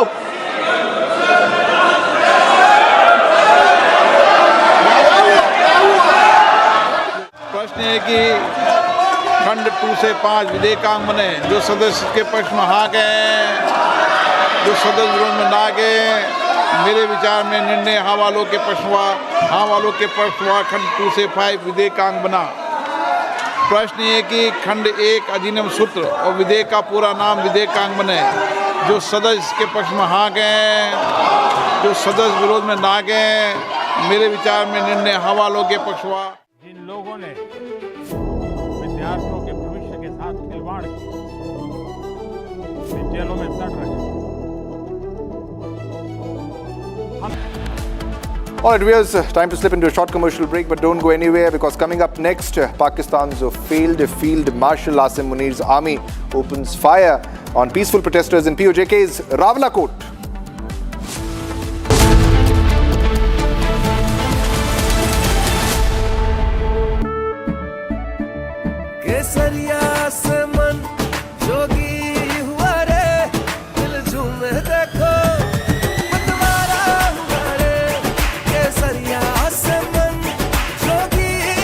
हर पल मनाओ केसरी त्योहार।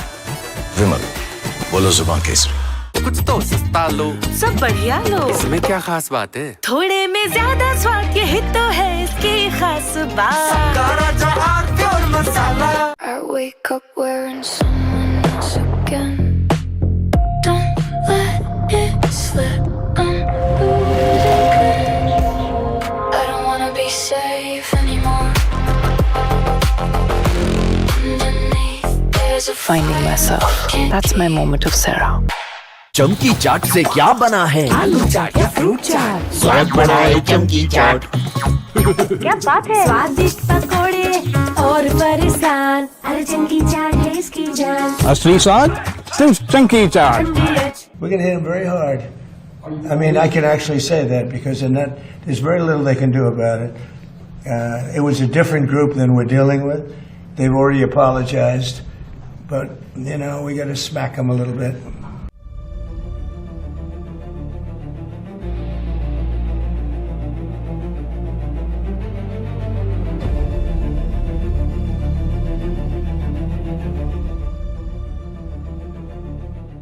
The United States has launched airstrikes on Iran hours after President Donald Trump warned Tehran of a strong military response.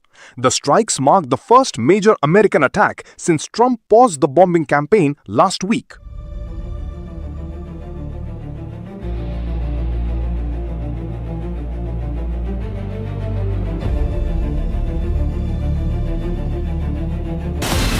From Asia's largest news headquarters,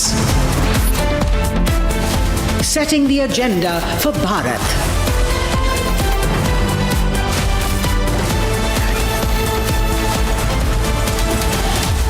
You're watching Republic.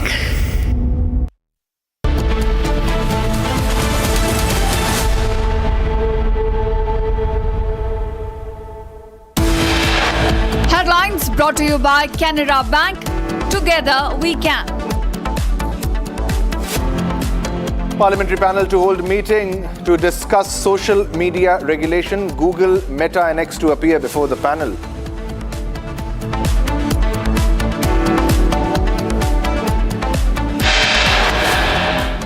Aspirants hold Mashal March in Jharkhand over exam irregularities in 14th Jharkhand Public Service exams. Aspirants demand CBI probe.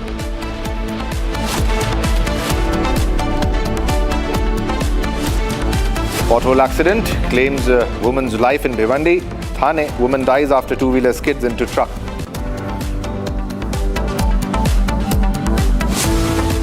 Pakistan's failed Field Marshal Asim Munir opens fire on peaceful protesters in POJK's Ravla court.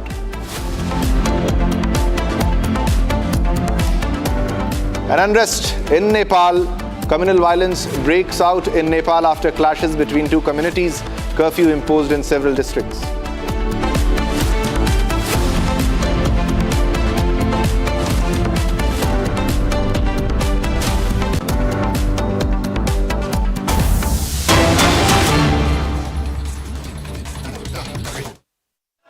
एक साथ के लिए जा रहे हैं। माननीय श्री सौगत राय जी सांविधिक संकल्प प्रस्तुत करें। Madam, that this House disapproves of the Supreme Court number of judges amendment ordinance 2026 promulgated by the President on 16/5/2026. माननीय मंत्री प्रस्ताव करें कि विधेयक पर विचार किया जाए। Honorable Chairperson sir, with your permission, I move that the bill further to amend the Supreme Court Number of Judges Act 1956 be taken into consideration. Sir आपकी अनुमति हो तो कुछ मैं बोलना चाहता हूँ। जी बिल्कुल बोल सकते हैं। सर आज इस महान सदन में आपकी अनुमति से न्यायपालिका से संबंधित एक महत्वपूर्ण विधेयक को चर्चा हेतु प्रस्तुत किया गया है। लोकतांत्रिक मूल्यों तथा न्याय परंपरा का सजीव प्रतिबिंब हमारा जीवंत संविधान, विधायिका, कार्यपालिका एवं न्यायपालिका, इन तीनों संवैधानिक स्तंभों के मध्य सहयोग, समन्वय व संतुलन की दिशा निर्धारित करते हुए विकसित भारत निर्माण की राह प्रशस्त कर रहा है। आज माननीय प्रधानमंत्री श्री नरेंद्र मोदी जी के दूरदर्शी नेतृत्व में Bharat reform, perform and transform के मंत्र को आत्मसात करते हुए सामान्य मानवीय के जीवन से जुड़े लगभग प्रत्येक क्षेत्र में व्यापक सकारात्मक एवं संरचनात्मक परिवर्तन का साक्षी बना है। आज प्रस्तुत यह विधेयक भी न्यायिक क्षेत्र में उसी सुधार श्रृंखला की एक महत्वपूर्ण कड़ी है जिसके माध्यम से समानुकूल आवश्यकताओं को ध्यान में रखते हुए सर्वोच्च न्यायालय में न्यायाधीशों की संख्या बढ़ाने का प्रावधान किया गया है। माननीय सभापति महोदय, संविधान के आर्टिकल 124A में सर्वोच्च न्यायालय की संरचना तथा न्यायाधीशों की संख्या के निर्धारण किया गया है। माननीय Tiruchi Shivaji not present, not moving. So now I call upon the members whose names have been received for participation in the discussion.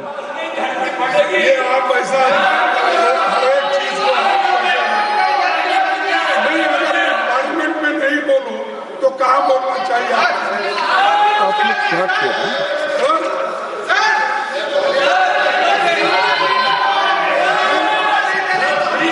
Act 1956 इस सदन में प्रस्तुत किया गया, जिसके परिणाम स्वरूप मुख्य न्यायाधीश सहित न्यायाधीशों की संख्या बढ़कर 11 कर दी गई। उसी मूल भावना को आगे बढ़ाते हुए वर्तमान परिप्रेक्ष्य में माननीय सर्वोच्च न्यायालय में लंबित मामलों की बढ़ती संख्या तथा न्यायिक कार्य प्रणाली को अधिक एफिशिएंट एवं इफेक्टिव बनाने के उद्देश्य से इस अमेंडमेंट बिल में चीफ जस्टिस ऑफ इंडिया सहित अन्य न्यायाधीशों की संख्या वर्तमान में 34 से बढ़ाकर 38 किए जाने का प्रावधान किया गया है। माननीय अध्यक्ष महोदय, सर्वोच्च न्यायालय में कॉन्स्टिट्यूशनल बेंचेज के गठन के कारण नियमित मामलों की सुनवाई में उपलब्ध न्यायाधीशों की संख्या स्वाभाविक रूप से कम हो जाती है। बड़ी बेंचेज की दीर्घकालीन सुनवाई का प्रभाव अन्य लंबित मामलों के निस्तारण पर भी पड़ता है। मैं एक मामले की जानकारी आपको देना चाहता हूं। मई 2026 में सर्वोच्च न्यायालय में 9 न्यायाधीशों की 9 न्यायाधीशों की कॉन्स्टिट्यूशन बेंच द्वारा सबरीमाला प्रकरण की सुनवाई, क्वेश्चन ऑफ लॉ से संबंधित अनेक महत्वपूर्ण मामलों के समयबद्ध निस्तारण हेतु न्यायाधीशों की संख्या बढ़ाने की तत्काल आवश्यकता महसूस की गई। इसी आवश्यकता को ध्यान में रखते हुए संविधान के आर्टिकल 123 के अंतर्गत ऑर्डिनेंस लागू करके संबंधित प्रावधान प्रभावी किए गए, जिन्हें विधिक स्वरूप प्रदान करने के लिए विधेयक सदन के समक्ष प्रस्तुत किया गया है। यह कदम जुडिशियल कैपेसिटी को और अधिक सुदृढ़ करेगा, मामलों के शीघ्र एवं प्रभावी निस्तारण में सहायक सिद्ध होगा तथा नागरिकों को समयबद्ध न्याय उपलब्ध कराने की दिशा में एक महत्वपूर्ण माइलस्टोन स्थापित करेगा। इसी लिमिटेड पर्पज के साथ ये विधेयक सदन के समक्ष विचार हेतु प्रस्तुत किया गया है। मुझे पूर्ण विश्वास है कि इस माननीय सदन के सभी सदस्य अपने बहुमूल्य विचार रखकर सर्वसम्मति से इस विधेयक को पारित करने में अपना महत्वपूर्ण दायित्व निभाएंगे। बहुत बहुत धन्यवाद। धन्यवाद जी। आप अपनी अपनी जगह में जाके बैठिए, आसीन हो जाइए। ये बहुत महत्वपूर्ण बिल है, इसके ऊपर आपको चर्चा करना चाहिए। आप चर्चा कीजिए, आप चर्चा में शामिल हो जाइए, आप चर्चा में शामिल हो जाइए। बहुत ही महत्वपूर्ण बिल है। ये सुप्रीम कोर्ट का मामला है। सुप्रीम कोर्ट का मामला सबसे महत्वपूर्ण, सबसे बड़ा हमारे कोर्ट का, न्यायालय का ये विषय है। आप इसमें, आप कृपया आप इसमें चर्चा लीजिएगा। बहुत ही इम्पोर्टेंट बिल है। अगर आप चर्चा नहीं लेना चाहते हैं तो अभी प्रश्न ये है कि स्वागत रॉय जी द्वारा प्रस्तुत संवैधानिक संकल्प को अस्वीकृत किया जाए। जो सदस्य इसके पक्ष में हैं वो हाँ कहें, जो सदस्य विरोध में हैं वो ना कहें। मेरे विचार में निर्णय ना वालों के पक्ष में हुआ, ना वालों के पक्ष में हुआ। संवैधानिक संकल्प अस्वीकृत हुआ। माननीय सदस्यों, खंड 2 में श्री N.K. प्रेमचंद्रन जी, श्री सौगत राय जी, श्री विशाल पाटिल जी और श्री राजेश रंजन ने अपने अपने संविधान दिए हैं, संशोधन दिए हैं। वे कृपया अपनी सीटों पर चले जाएं यदि उनकी संशोधन प्रस्तुत करना है तो।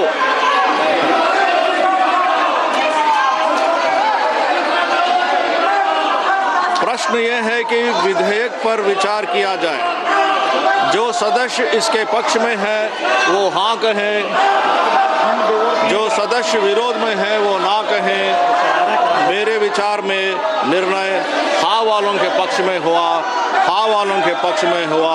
विधेयक पर विचार करने हेतु प्रस्ताव को स्वीकृत किया गया। अब सभा विधेयक पर खंडवार विचार करेगी। माननीय श्री N.K. प्रेमचंद्रन जी, संशोधन संख्या 1। प्रश्न ये है कि श्री N.K. प्रेमचंद्रन द्वारा प्रस्तुत संशोधन संख्या 1 को स्वीकृत किया जाए। जो सदस्य इसके पक्ष में है वो हाँ कहें, जो सदस्य इसके विरोध में है वो ना कहें। मेरे विचार में निर्णय ना वालों के पक्ष में हुआ, ना वालों के पक्ष में हुआ। संशोधन अस्वीकृत हुआ। प्रश्न यह है कि खंड 2 और 3 विधेयक का अंग बने। जो सदस्य इसके विरोध में है वो ना कहें, जो सदस्य इसके पक्ष में है वो हाँ कहें। मेरे विचार में निर्णय हाँ वालों के पक्ष में। ये सदन, अगर आप प्रोटेस्ट करना चाहते हैं तो आप सीधा प्रोटेस्ट करें। आप माइक लेकर के इस तरह का मजाक नहीं करना चाहिए कि आप कोई बेवकूफ है क्या, हम लोग बच्चे हैं क्या। आप रूल का बात करते हैं, रूल का फिर मजाक करते हैं। ये कोई प्लेटफॉर्म मजाक करने का है और बोलते हैं कि मैं उसी बिल में बोल रहा हूँ और आपसे परमिशन लेकर के फिर माइक लेते हैं, फिर वो गलत बात बोलते हैं। और इस राज्यसभा में नेता प्रतिपक्ष को जितना मौका मिलता है, कभी भी पहले नेता प्रतिपक्ष को मौका मिला नहीं है। और बार बार ये बोल रहे कि यहाँ नेता प्रतिपक्ष से बोलने का मौका नहीं मिलता है। ये सिर्फ सरकार का विरोध का बात नहीं है, इस सदन के गरिमा को गिराने वाला बात कर रहे हैं लोग। ये बिल्कुल ठीक नहीं है। मेरा अनुरोध है अजय माकन जी को, अभी आप 3 बार मौका दे चुके हैं, इसका अभी भाषण देने का कोई राइट नहीं है। इस तरह का नहीं कर सकते। मैं आपत्ति करता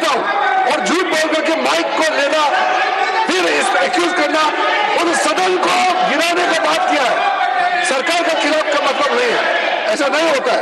माननीय सदस्यगण, मैंने 3 बार बुलाया माननीय जय माकन जी को, मौका दिया पर वो विषय पर नहीं बोलना चाहते। मैं नेक्स्ट स्पीकर श्रीमती सुमित्रा वाल्मीकि से कहता हूं अपनी बात रखें।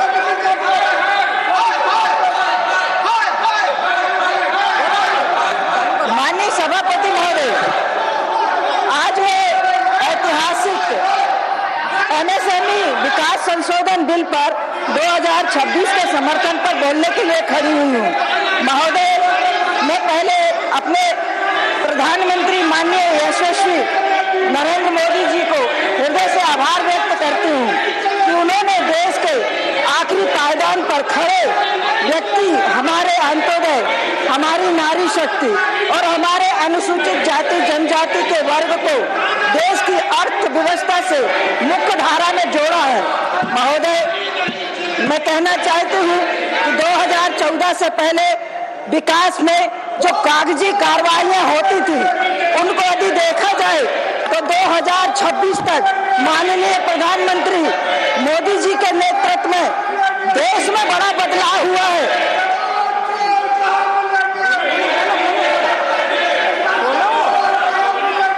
माननीय अध्यक्ष महोदय, मैं भारत की भूमि से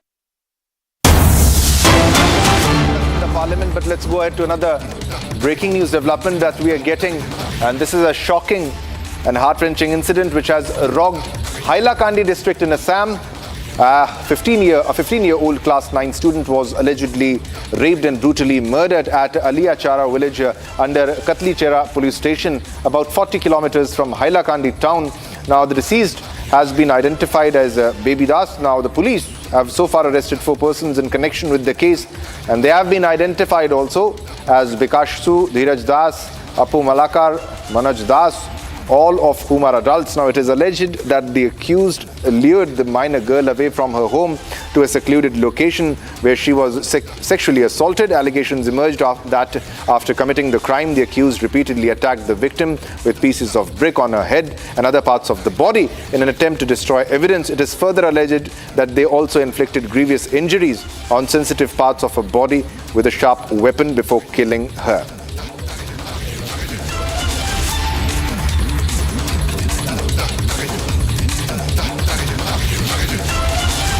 All right, viewers, Anirudh is live with us with all the latest updates. Anirudh, we're getting to know about this case. This is from Hailakandi, I guess this is from Silchar itself, where a 15-year-old was brutally raped and brutally murdered. Over to you for all the latest updates. Yes, this is a horrific crime incident that has been reported from Hailakandi, where a minor girl who was a student of class 9 was brutally raped and later murdered. She was murdered in a very gruesome manner, and all the accused has been arrested as of now. It has been learned that the accused, tried to befool the police, saying that they were minor. But when medical examinations were done, then it came out that the accused, all the 4 accused in this case, are not minor. In fact, they are all adult, and as per the law prescribed, they are now being tried for the rape and murder of a minor girl in Hailakandi.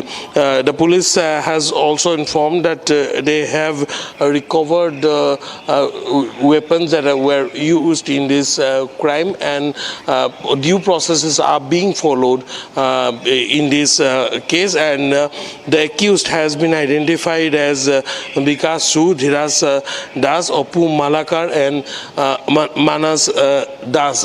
These are the 4 accused who committed this gruesome crime. Shiva. All right, Aniruddha, thanks a lot for all the developments. Keep a track of all the developments. We'll come back to you as more details emerge in the story.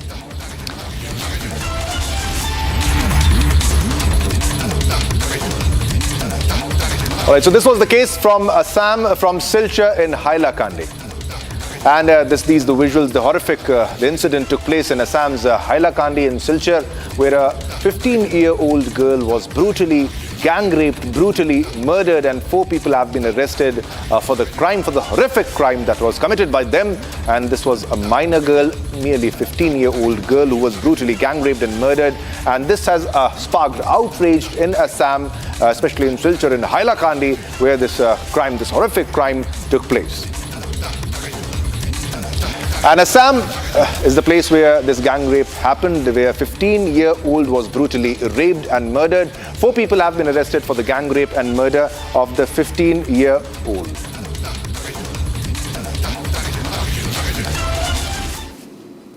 All right, viewers, at Republic, we won't just bring you all the national developments and the international breaking news developments, but our focus is also on the updates from the world of business. And I'm here with our business team, who is joining me live in the studio for all the latest updates. So now, Pranav, I hand over to you for all the latest breaking news developments from the world of business. What's new? Wonderful. Thank you very much, Shivam. In fact, we have an important story update that we've come to you.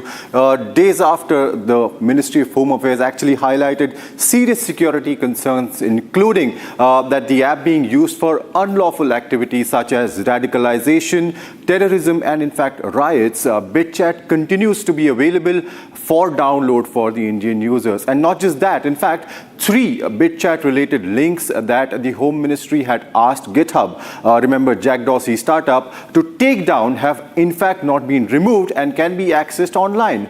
I will be tossing it on to my colleague Karan, who will be taking us through the entire process as to how the apps continue to be available for download on Google Play Store and Apple App Store, because Republic actually did an internal investigation. We actually visited these sites, we actually visited these platforms and tried to download, and guess what? They were available for a download. Karan, could you just take us through what exactly happened when we actually accessed these platforms, parallelly while having the Home Ministry order in our hands, which said that there were certain issues with the apps? Right, Pranav. Very exactly.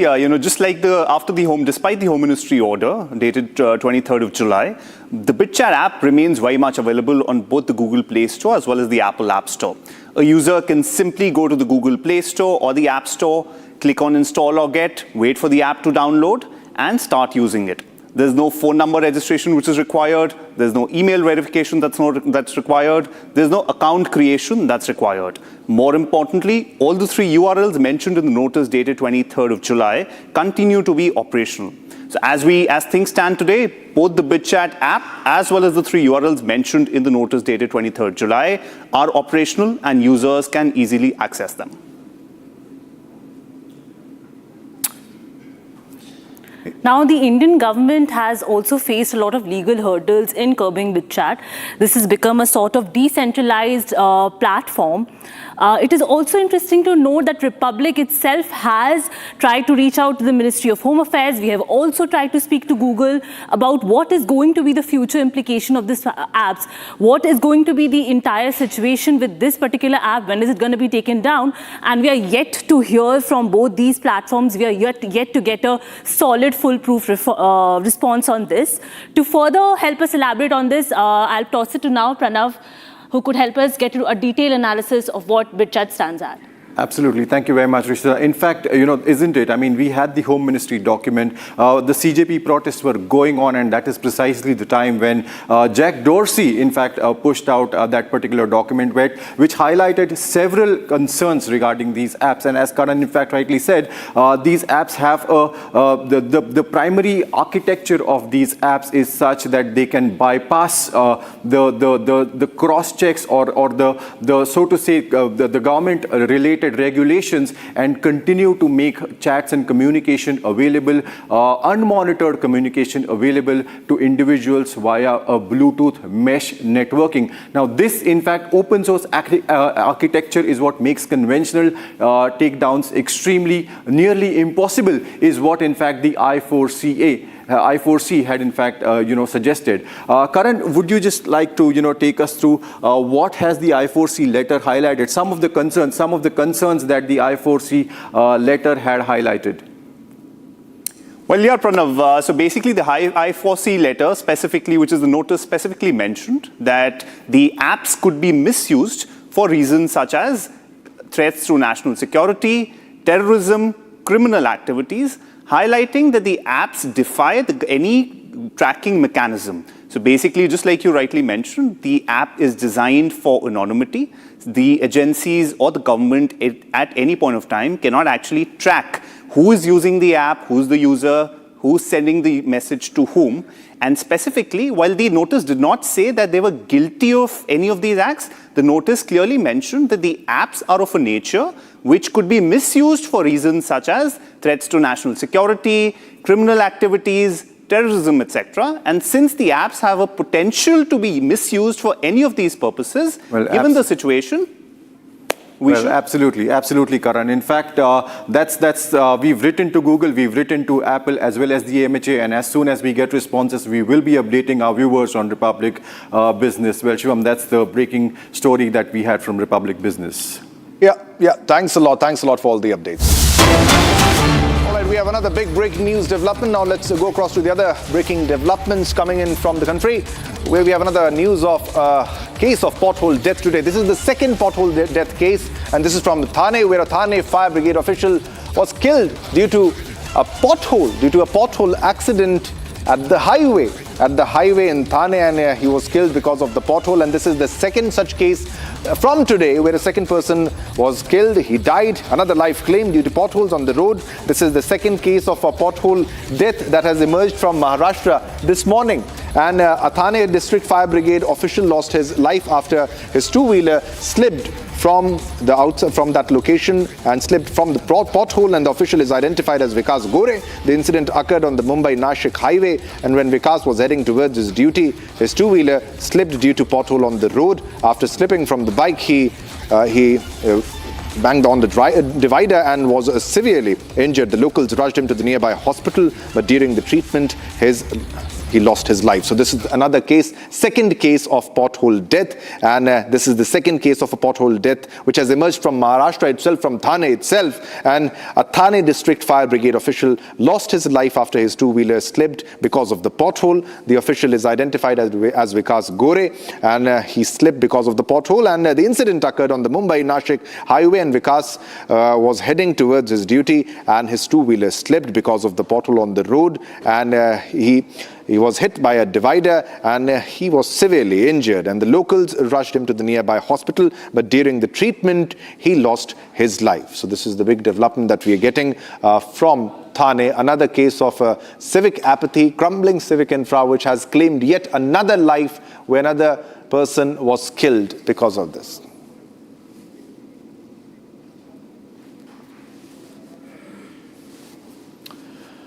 All right, viewers, it's time to slip into a short commercial break, but don't go anywhere because we have a lot more lined up coming up after the break. A pothole accident claims life of a woman in Thane, Bhiwandi. She dies after her two-wheeler skids into the truck.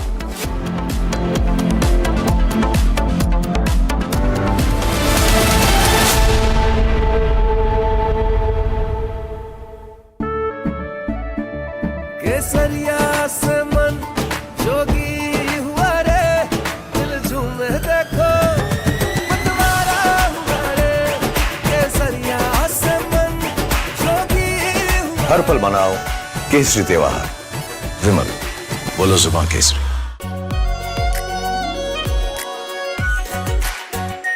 Are pure shahi paneer masala, delicious, healthy every day.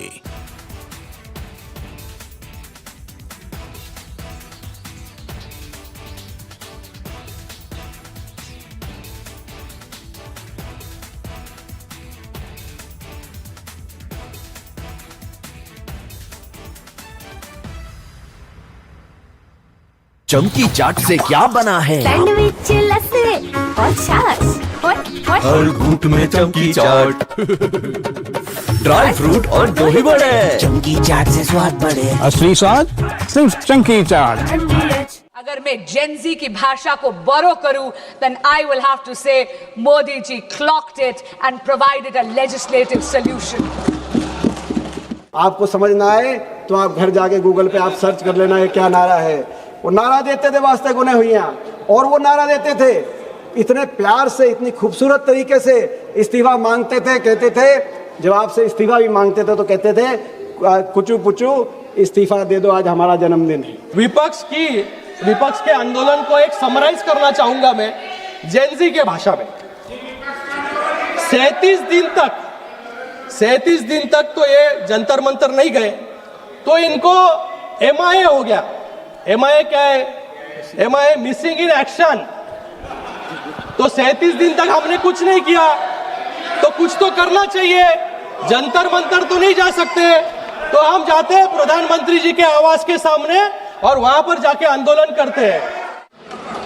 So these are the three categories: student, idiot, and andbhakt who follows the idiot. Now,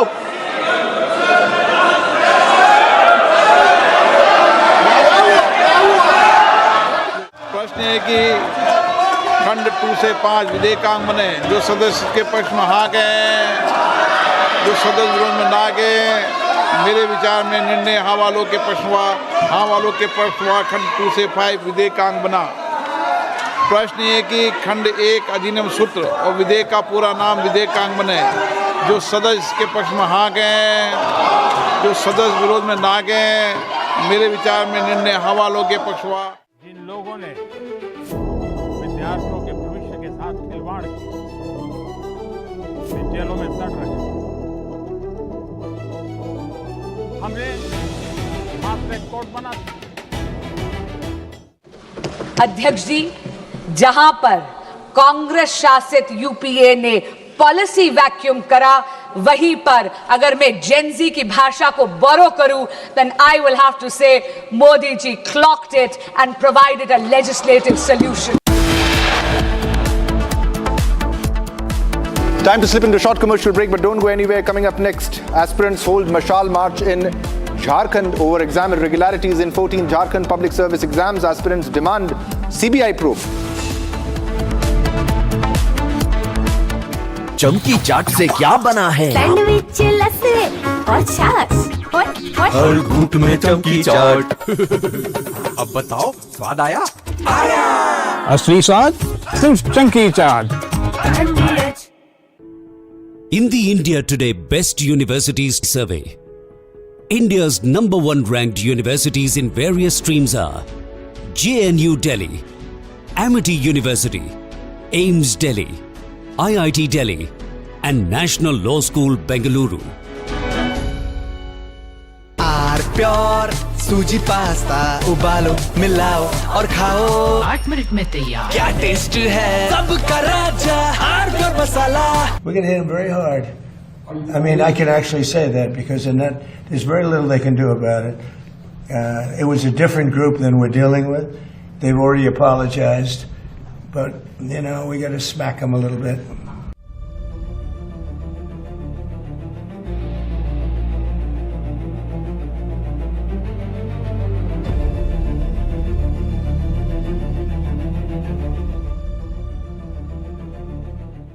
The United States has launched airstrikes on Iran hours after President Donald Trump warned Tehran of a strong military response. The strikes mark the first major American attack since Trump paused the bombing campaign last week.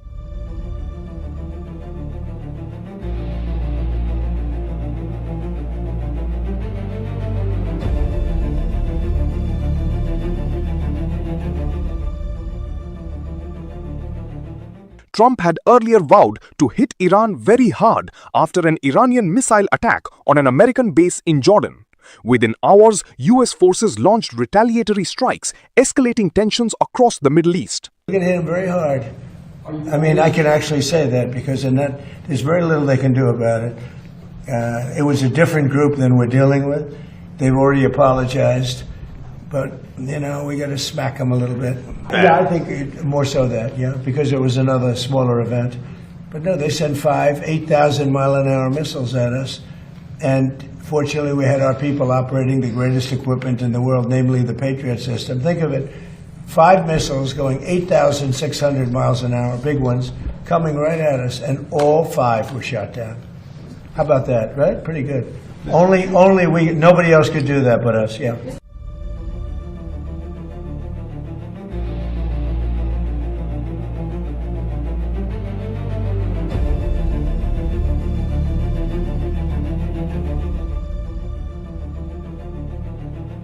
US forces began launching strikes against Iran at 8 p.m. ET today. The strikes are a powerful response to yesterday's attempted Iranian attacks on US forces based in the Middle East.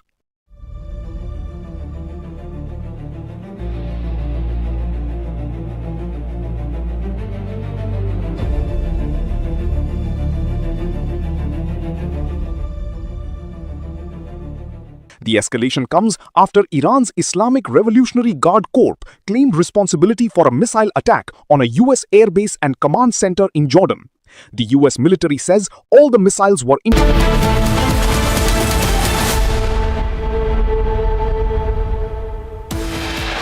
Headlines brought to you by Canara Bank. Together we can. Parliamentary panel to hold meeting to discuss social media regulation. Google, Meta and X to appear before the panel. Aspirants hold Mashal March in Jharkhand over exam irregularities in the 14th Jharkhand Public Service exams.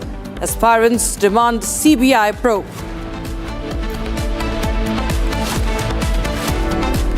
Pothole accident claims woman's life in Bhiwandi. Thane woman dies after two-wheeler skids into truck.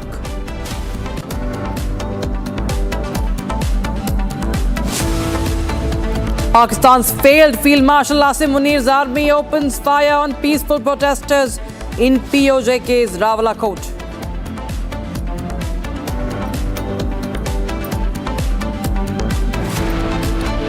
And communal violence breaks out in Nepal after clashes between two communities. Curfew imposed in several districts.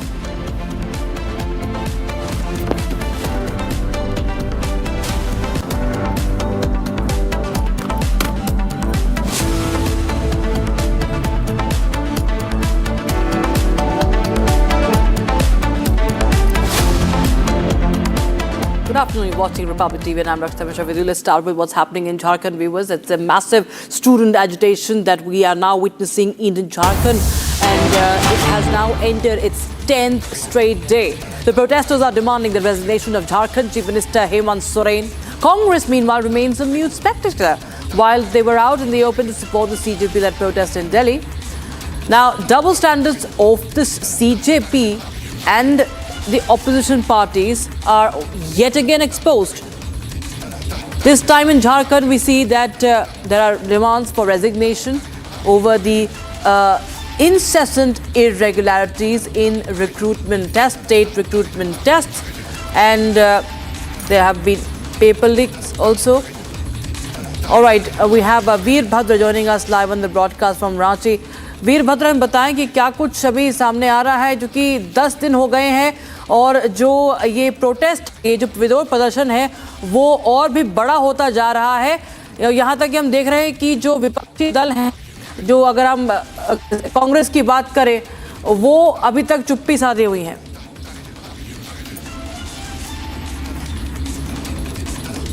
जी, आवाज आ रही है? जी जी जी बिल्कुल जी। जिस तरीके से यहाँ पर झारखंड में जो ये प्रोटेस्ट चल रहा है स्टूडेंट के द्वारा, इस पर जो है सरकार की तरफ से अभी कोई प्रतिक्रिया नहीं आई है, जबकि लगातार जो है ये 10वां दिन है जिसमें जो है छात्र प्रोटेस्ट कर रहे हैं। लगातार उनके आर्थिक स्थितियों को लेकर जो उनका जो इकोनॉमिक तौर पर जो सपोर्ट की बात है, तो उसमें भी जो है वो लोग आपस में एक दूसरे से जो है मदद करके, और कुछ स्थानीय लोग उसमें मदद कर रहे हैं, लेकिन सरकार की तरफ से जो है इस पर अभी तक कोई प्रतिक्रिया नहीं आई है। छात्रों की ये मांग है कि जिस तरीके से ये लगातार इस तरह की स्थितियां बनी हुई है, पेपर लीक का जो मामला है उसमें, और जो जांच अभी तक जो है झारखंड सरकार के द्वारा जो करवाई जा रही है, तो उसमें भी जो है कहीं ना कहीं वो जांच सही पाई जा रही है, और उसमें जो है जेन्युइन तौर पर जो है भ्रष्टाचार का मामला दिख रहा है। तो इस तरीके से छात्रों का ये कहना है कि हम लोग इसी से संतुष्ट नहीं है। जो झारखंड सरकार है उसके द्वारा जो है इस जांच से जो है, चूंकि उनका मानना है कि ये जो है एक तरह से खाना पूर्ति है, और इसमें जो है जो बड़े बड़े मछली हैं उनको बचाने का कोशिश किया जा रहा है, छोटे मछली को फंसा करके। तो इस तरीके से जो है इन लोगों का कहना है कि जब तक इस मामले की जो है सीबीआई जांच नहीं होती है और इस पर जब तक कोई पुख्ता निर्णय नहीं लिया जाता है और सरकार के द्वारा कोई ठोस कदम जब तक नहीं उठाया जाता है, तब तक ये जो धरना प्रदर्शन है और ये सत्याग्रह जो है लगातार बढ़ती जाएगी और इसमें छात्रों की संख्या भी लगातार बढ़ती जा रही है। अलग अलग जिलों से जो है छात्र यहाँ पर आ रहे हैं। बिल्कुल, और यहाँ तक कि हम देख रहे हैं जो ये तमाम स्टूडेंट्स हैं, जो तमाम छात्र हैं, वो ये भी कह रहे हैं कि ऐलान कर रहे हैं कि अगर उनकी मांगों को नहीं पूरा किया जाता है तो वो असेंबली तक भी, विधानसभा तक भी जाएंगे मार्च करते हुए। और यहाँ तक कि उन्होंने कहा है कि वो पूरा घेराव करेंगे झारखंड असेंबली का। ये बिल्कुल है, बिल्कुल जी बिल्कुल। ये जो है लगातार इन लोगों की जो ये धरना प्रदर्शन है ये कहीं ना कहीं एक बड़ा रूप ले रहा है और यहाँ पर जिस तरीके से अलग अलग झारखंड के अलग अलग जिलों से जो है छात्र यहाँ पर आ रहे हैं, वो विधानसभा घेराव की भी बात कर रहे हैं और उन लोगों ने अपना जो है एक तरह से वो कह रहे हैं कि हम सत्याग्रह के तौर पर जो है इस चीज को हम लोग चाह रहे हैं कि शांतिपूर्ण तरीके से जो है हमारी मांगों को जो है सरकार मान ले, और अगर ऐसा नहीं होता है तो ये जो प्रदर्शन है और भी उग्र होता जाएगा और छात्रों की संख्या भी लगातार जो है बढ़ती ही जाएगी। तो कांग्रेस जैसे जो दल है उनका क्या कहना है, उनकी क्या कोई प्रतिक्रिया आई, चूंकि वो काफी ज्यादा मुखर होकर सामने आए जब बात आई दिल्ली में, जब धर्मेंद्र प्रधान का इस्तीफा मांगा जा रहा था, लेकिन इस दफा जब झारखंड में हेमंत सोरेन के इस्तीफे की बात चल रही है तो इसमें कांग्रेस की तरफ से क्या प्रतिक्रिया आई है?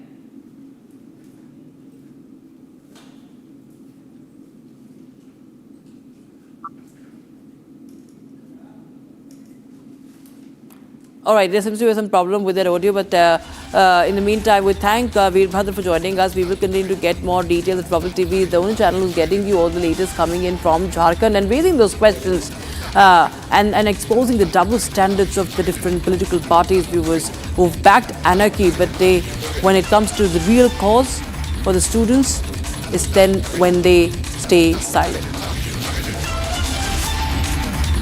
And now shifting focus, viewers, Pappu Yadav been in the news recently in the last few days, hurting Hindu sentiments with that abhorrent skit in the Parliament complex. Now, viewers, demands are growing for Pappu Yadav and Rahul Gandhi to apologize for hurting Hindu sentiments.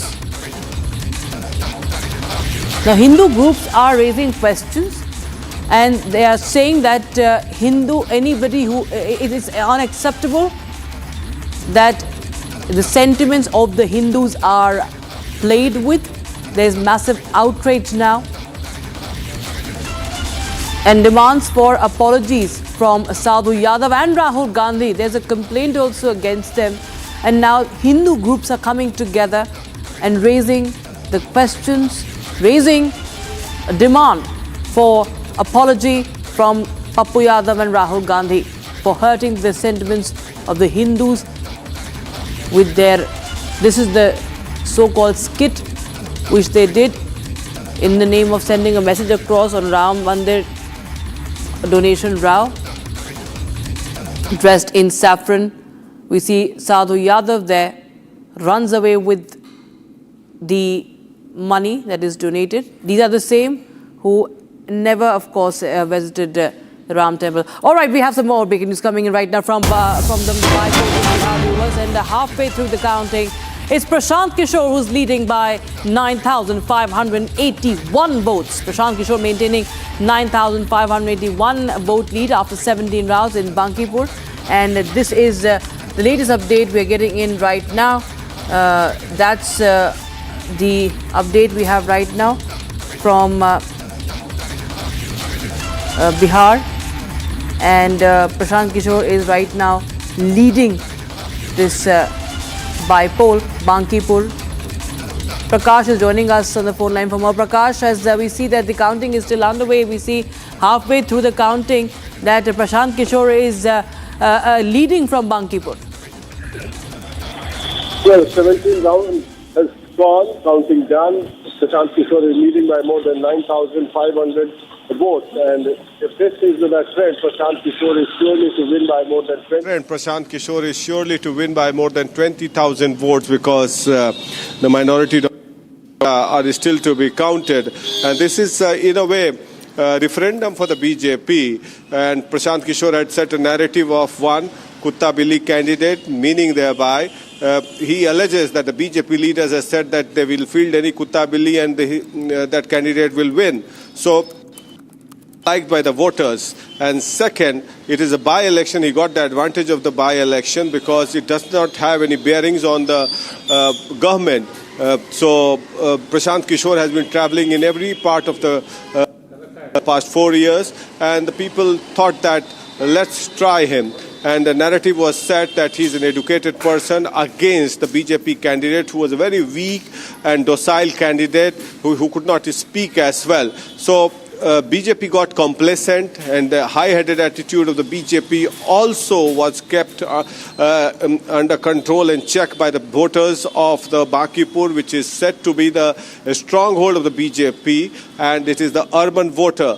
And third is that it is a huge dent for the BJP as well as the RJD, because Prashant Kishore made a dent into both the vote banks, and now he's emerged victorious, meaning thereby it may set a new political realignment in the future because of Tejasvi's non-serious approach. All said and done, but by-polls are never a reflection of the future politics. We have seen in the past that people have won the by-elections, but they have lost in the General Assembly elections, or because template and the issues are different, because at that point in time it turns out to be a presidential election, as it happens in the case of Prime Minister Narendra Modi or any other candidate at the state level.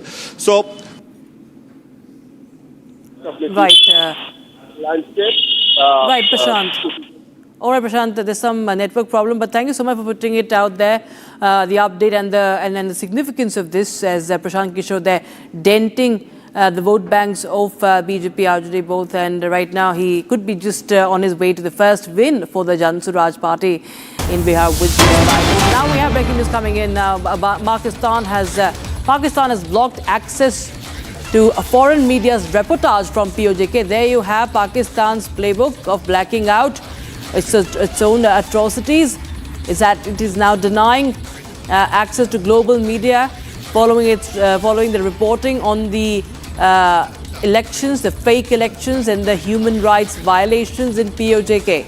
Now, a special advisory has also been issued for international media representatives, saying that foreign media personnel can only visit places other than Lahore, Karachi and Islamabad for reporting purposes if they have obtained an NOC from the government in accordance with the guidelines of the Ministry of Information and Broadcasting of Pakistan. So that's another update we have right now. Pakistan blocking foreign media's reportage from POJK. We've already seen that there have been double standards as far as the international media's coverage is concerned. And if at all, there have been the violations were such that we saw many of them could not, of course, completely black out the coverage. But now they have even blocked Al Jazeera. And that is how Pakistan is censoring what is happening in POJK. Pakistan is censoring global media, filtering media access, denying media coverage in POJK because its real face is exposed with that.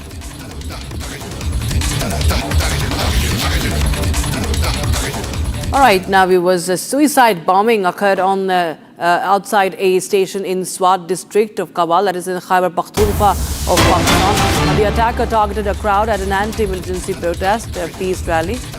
At least 14 people were killed and more than 20 have been wounded in Khyber Pakhtunkhwa. Now, TTP-linked accounts have claimed responsibility and circulated material about the attacker. Claims that the bomber was a resident of Dobando originate from those accounts. Independent confirmation of the individual's identity or place of origin have not been appearing in the mainstream reporting viewers. But this is you've seen that there is an increase in the tensions in Khyber Pakhtunkhwa given the activities of the TTP. And Swat has been largely cleared of the group after 2009 military operation. But this attack raises those questions about a renewed attempt to re-establish a presence in the Swat Valley. And you have this visual of the suicide bomb attack in Pakistan's Swat Valley, that is in Khyber Pakhtunkhwa.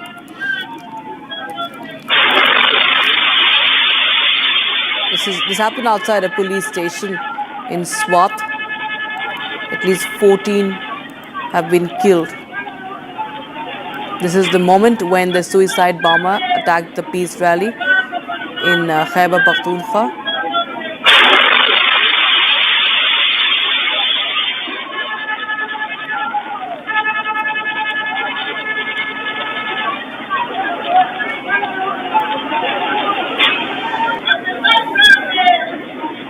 The blast took place at a crowded intersection near a police station in Swat during a civil society protest, and dozens of people were chanting slogans and demanding peace when this happened, and authorities fighting a growing insurgency by the Tehreek-e-Taliban Pakistan, that is the TTP, and we have the video of that, which causes terror. This is from a rally in Kabul, a town in Khyber Pakhtunkhwa province, where demonstrators were chanting slogans and demanding peace.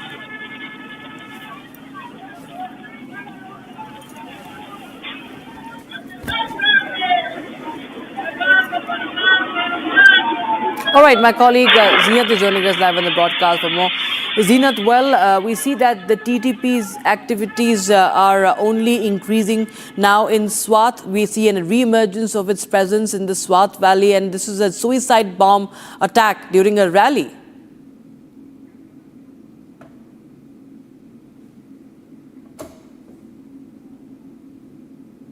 All right, we'll just reconnect with Zeenat there. There seems to be a problem with the network, but there you have the visual of that moment when the suicide bomb attack happened in Kabul of Swat Valley in Khyber Pakhtunkhwa. Now shifting our focus, viewers, massive fire broke out at a major logistics warehouse in China's Shandong, sending huge plumes of black smoke and towering flames into the sky. Now emergency response teams rushed to the site, and firefighting operations are underway to control the blaze. Authorities have so far reported no casualties, while efforts continue to fully contain the fire and assess the extent of the damage.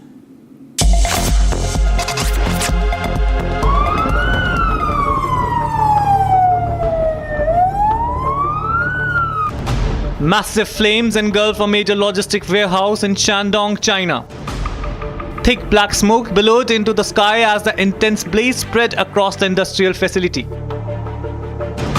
The warehouse, described as a key supply chain site, caught fire on August 2nd, with emergency teams rushing to the spot. Firefighters battled the raging flames for hours as efforts continued to bring the situation under control. Authorities have so far reported no casualties or injuries from the incident. Visuals from the scene showed a massive smoke cloud covering the surrounding industrial area. Emergency response teams remain deployed as investigations into the cause of the fire are underway.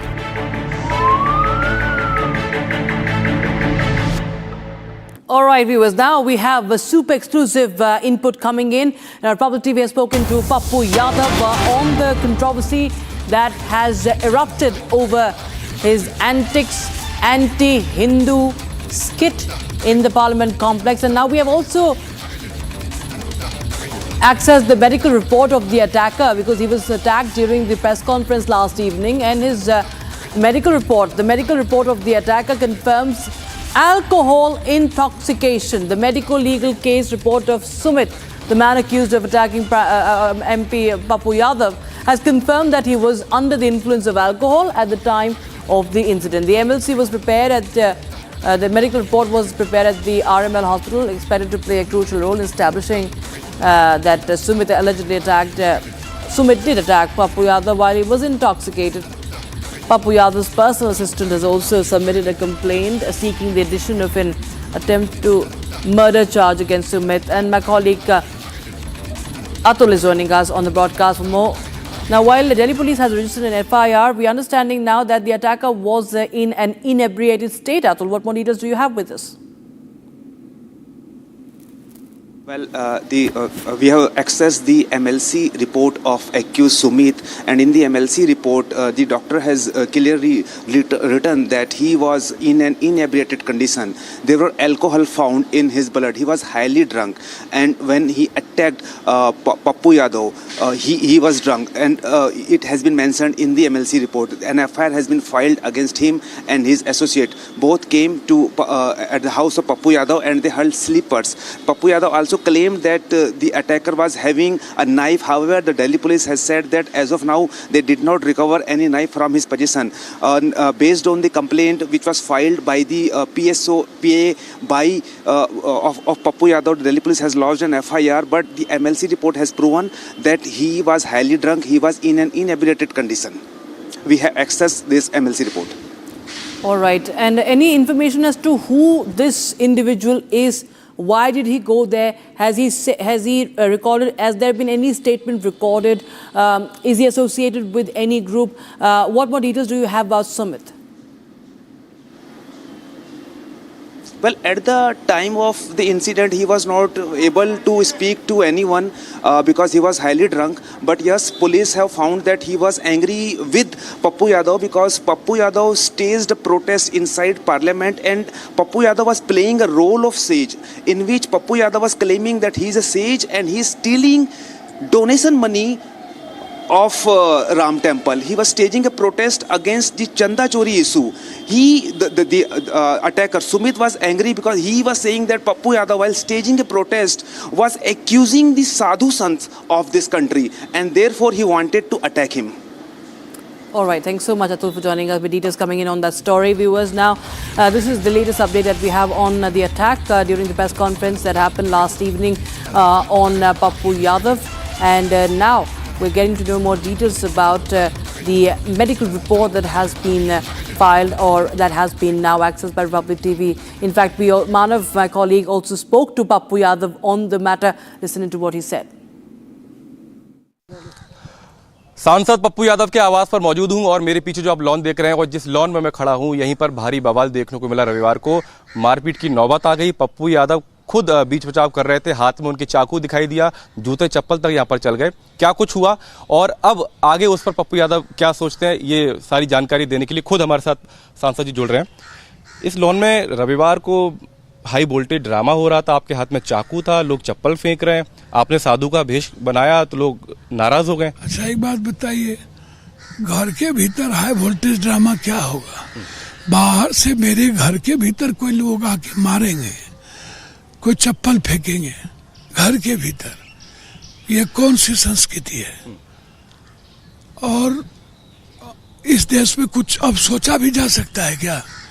यदि कोई भी positive सकारात्मक चीज सोचोगे तो मारे जाओगे।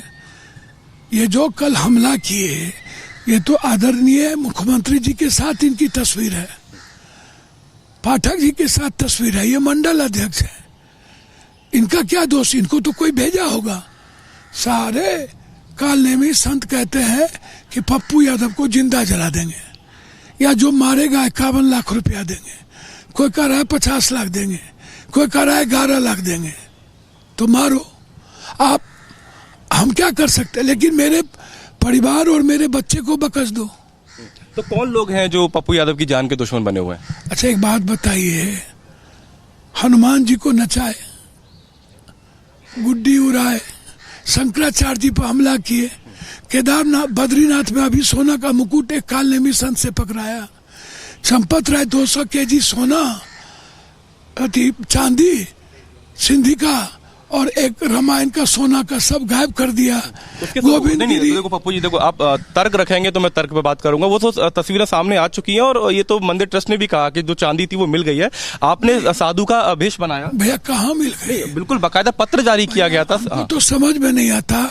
सिंधी परिवार अपना आज तक मांगता रहा 2 सालों से कि हमको रसीद दे दो, नहीं दिया, और सोना का रामायण अभी तक नहीं पता है। क्या बात आप कर रहे हो? मेरा वो सवाल नहीं है।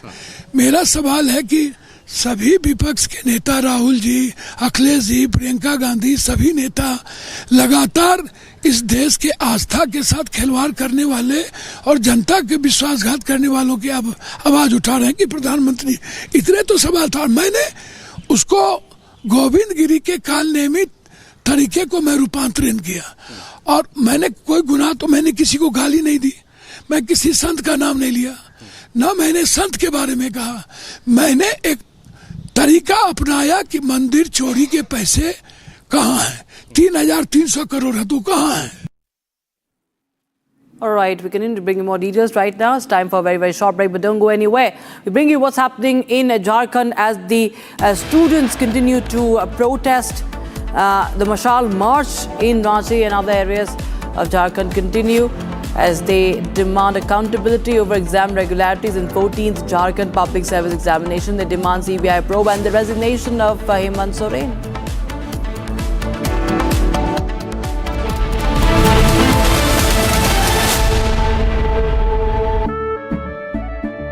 केसरिया से मन जोगी हुआ रे, दिल झूमे देखो मतवारा हुआ रे। केसरिया से मन जोगी हुआ। हर पल मनाओ केसरी त्योहार। विमल, बोलो जुबान केसरी। कुछ तो सस्ता लो, सब बढ़िया लो। इसमें क्या खास बात है? थोड़े में ज्यादा स्वाद, यही तो है इसकी खास बात। राजा आर प्योर मसाला।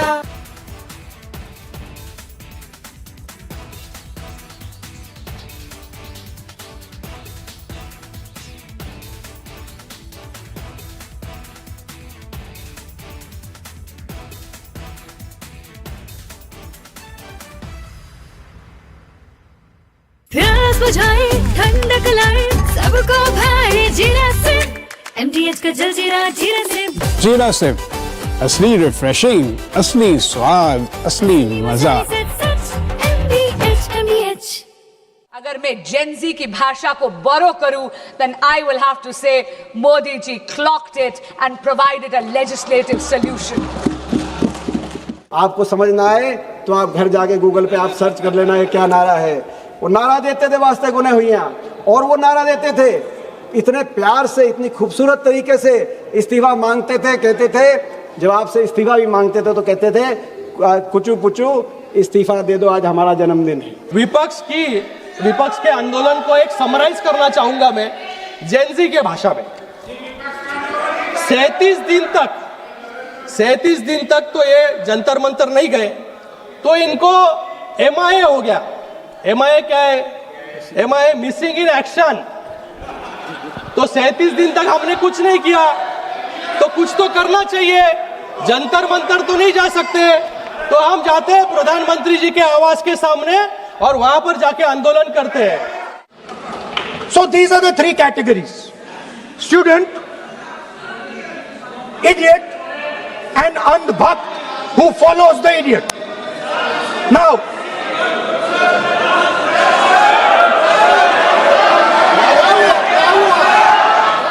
प्रश्न है कि खंड 2 से 5 विधेयकांग बने, जो सदस्य के पक्ष में हाँ गए, जो सदस्य विरोध में ना गए। मेरे विचार में निर्णय हाँ वालों के पक्ष हुआ। खंड 2 से 5 विधेयकांग बना। प्रश्न ये कि खंड 1 अधिनियम सूत्र और विधेयक का पूरा नाम विधेयकांग बने, जो सदस्य के पक्ष में हाँ गए, जो सदस्य विरोध में ना गए। मेरे विचार में निर्णय हाँ वालों के पक्ष हुआ। जिन लोगों ने विद्यार्थियों के भविष्य के साथ खिलवाड़ किया, वे जेलों में सड़ रहे हैं। हमने फास्ट ट्रैक कोर्ट बना। अध्यक्ष जी, जहां पर कांग्रेस शासित यूपीए ने पॉलिसी वैक्यूम करा, वहीं पर अगर मैं जेनजी की भाषा को बोरो करूं, then I will have to say Modi ji clocked it and provided a legislative solution. Gen Z के भाषा में मैं, अरे सुनो यार, सुनने की आदत रखो। जेनजी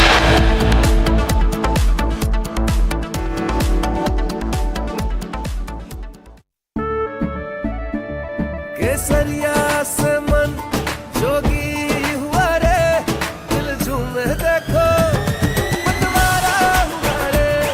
केसरिया से मन जोगी हुआ। हर पल मनाओ केसरी त्योहार।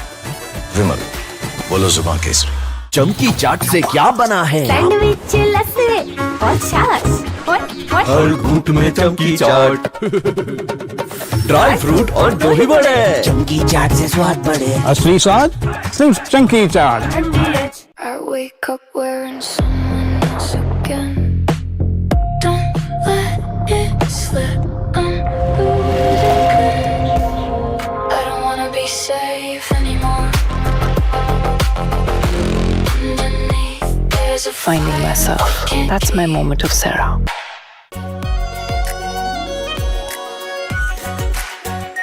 Our pure Shahi Paneer Masala.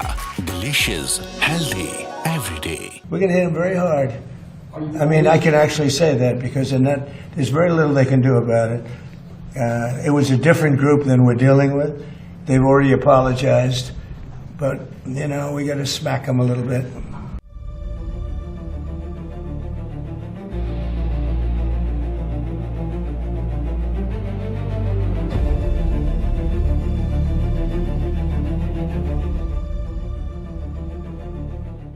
The United States has launched airstrikes on Iran hours after President Donald Trump warned Tehran of a strong military response. The strikes mark the first major American attack since Trump paused the bombing campaign last week. From Asia's largest news headquarters, setting the agenda for Bharat.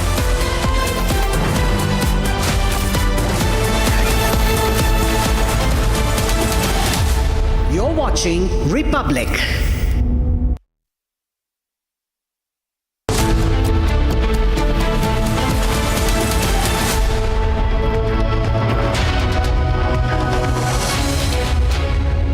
Hello viewers, a very good evening, good afternoon to you, and you're watching Republic. I'm Chongtham Amrita, and today the biggest story of the day we're tracking is the violence in Pakistan-occupied Jammu and Kashmir as Pakistani army continues to open fire against civilians even as protesters march continue to reach Islamabad and Rawalpindi. These are some of the top stories that we're tracking on Republic today, but first take a look at the headlines.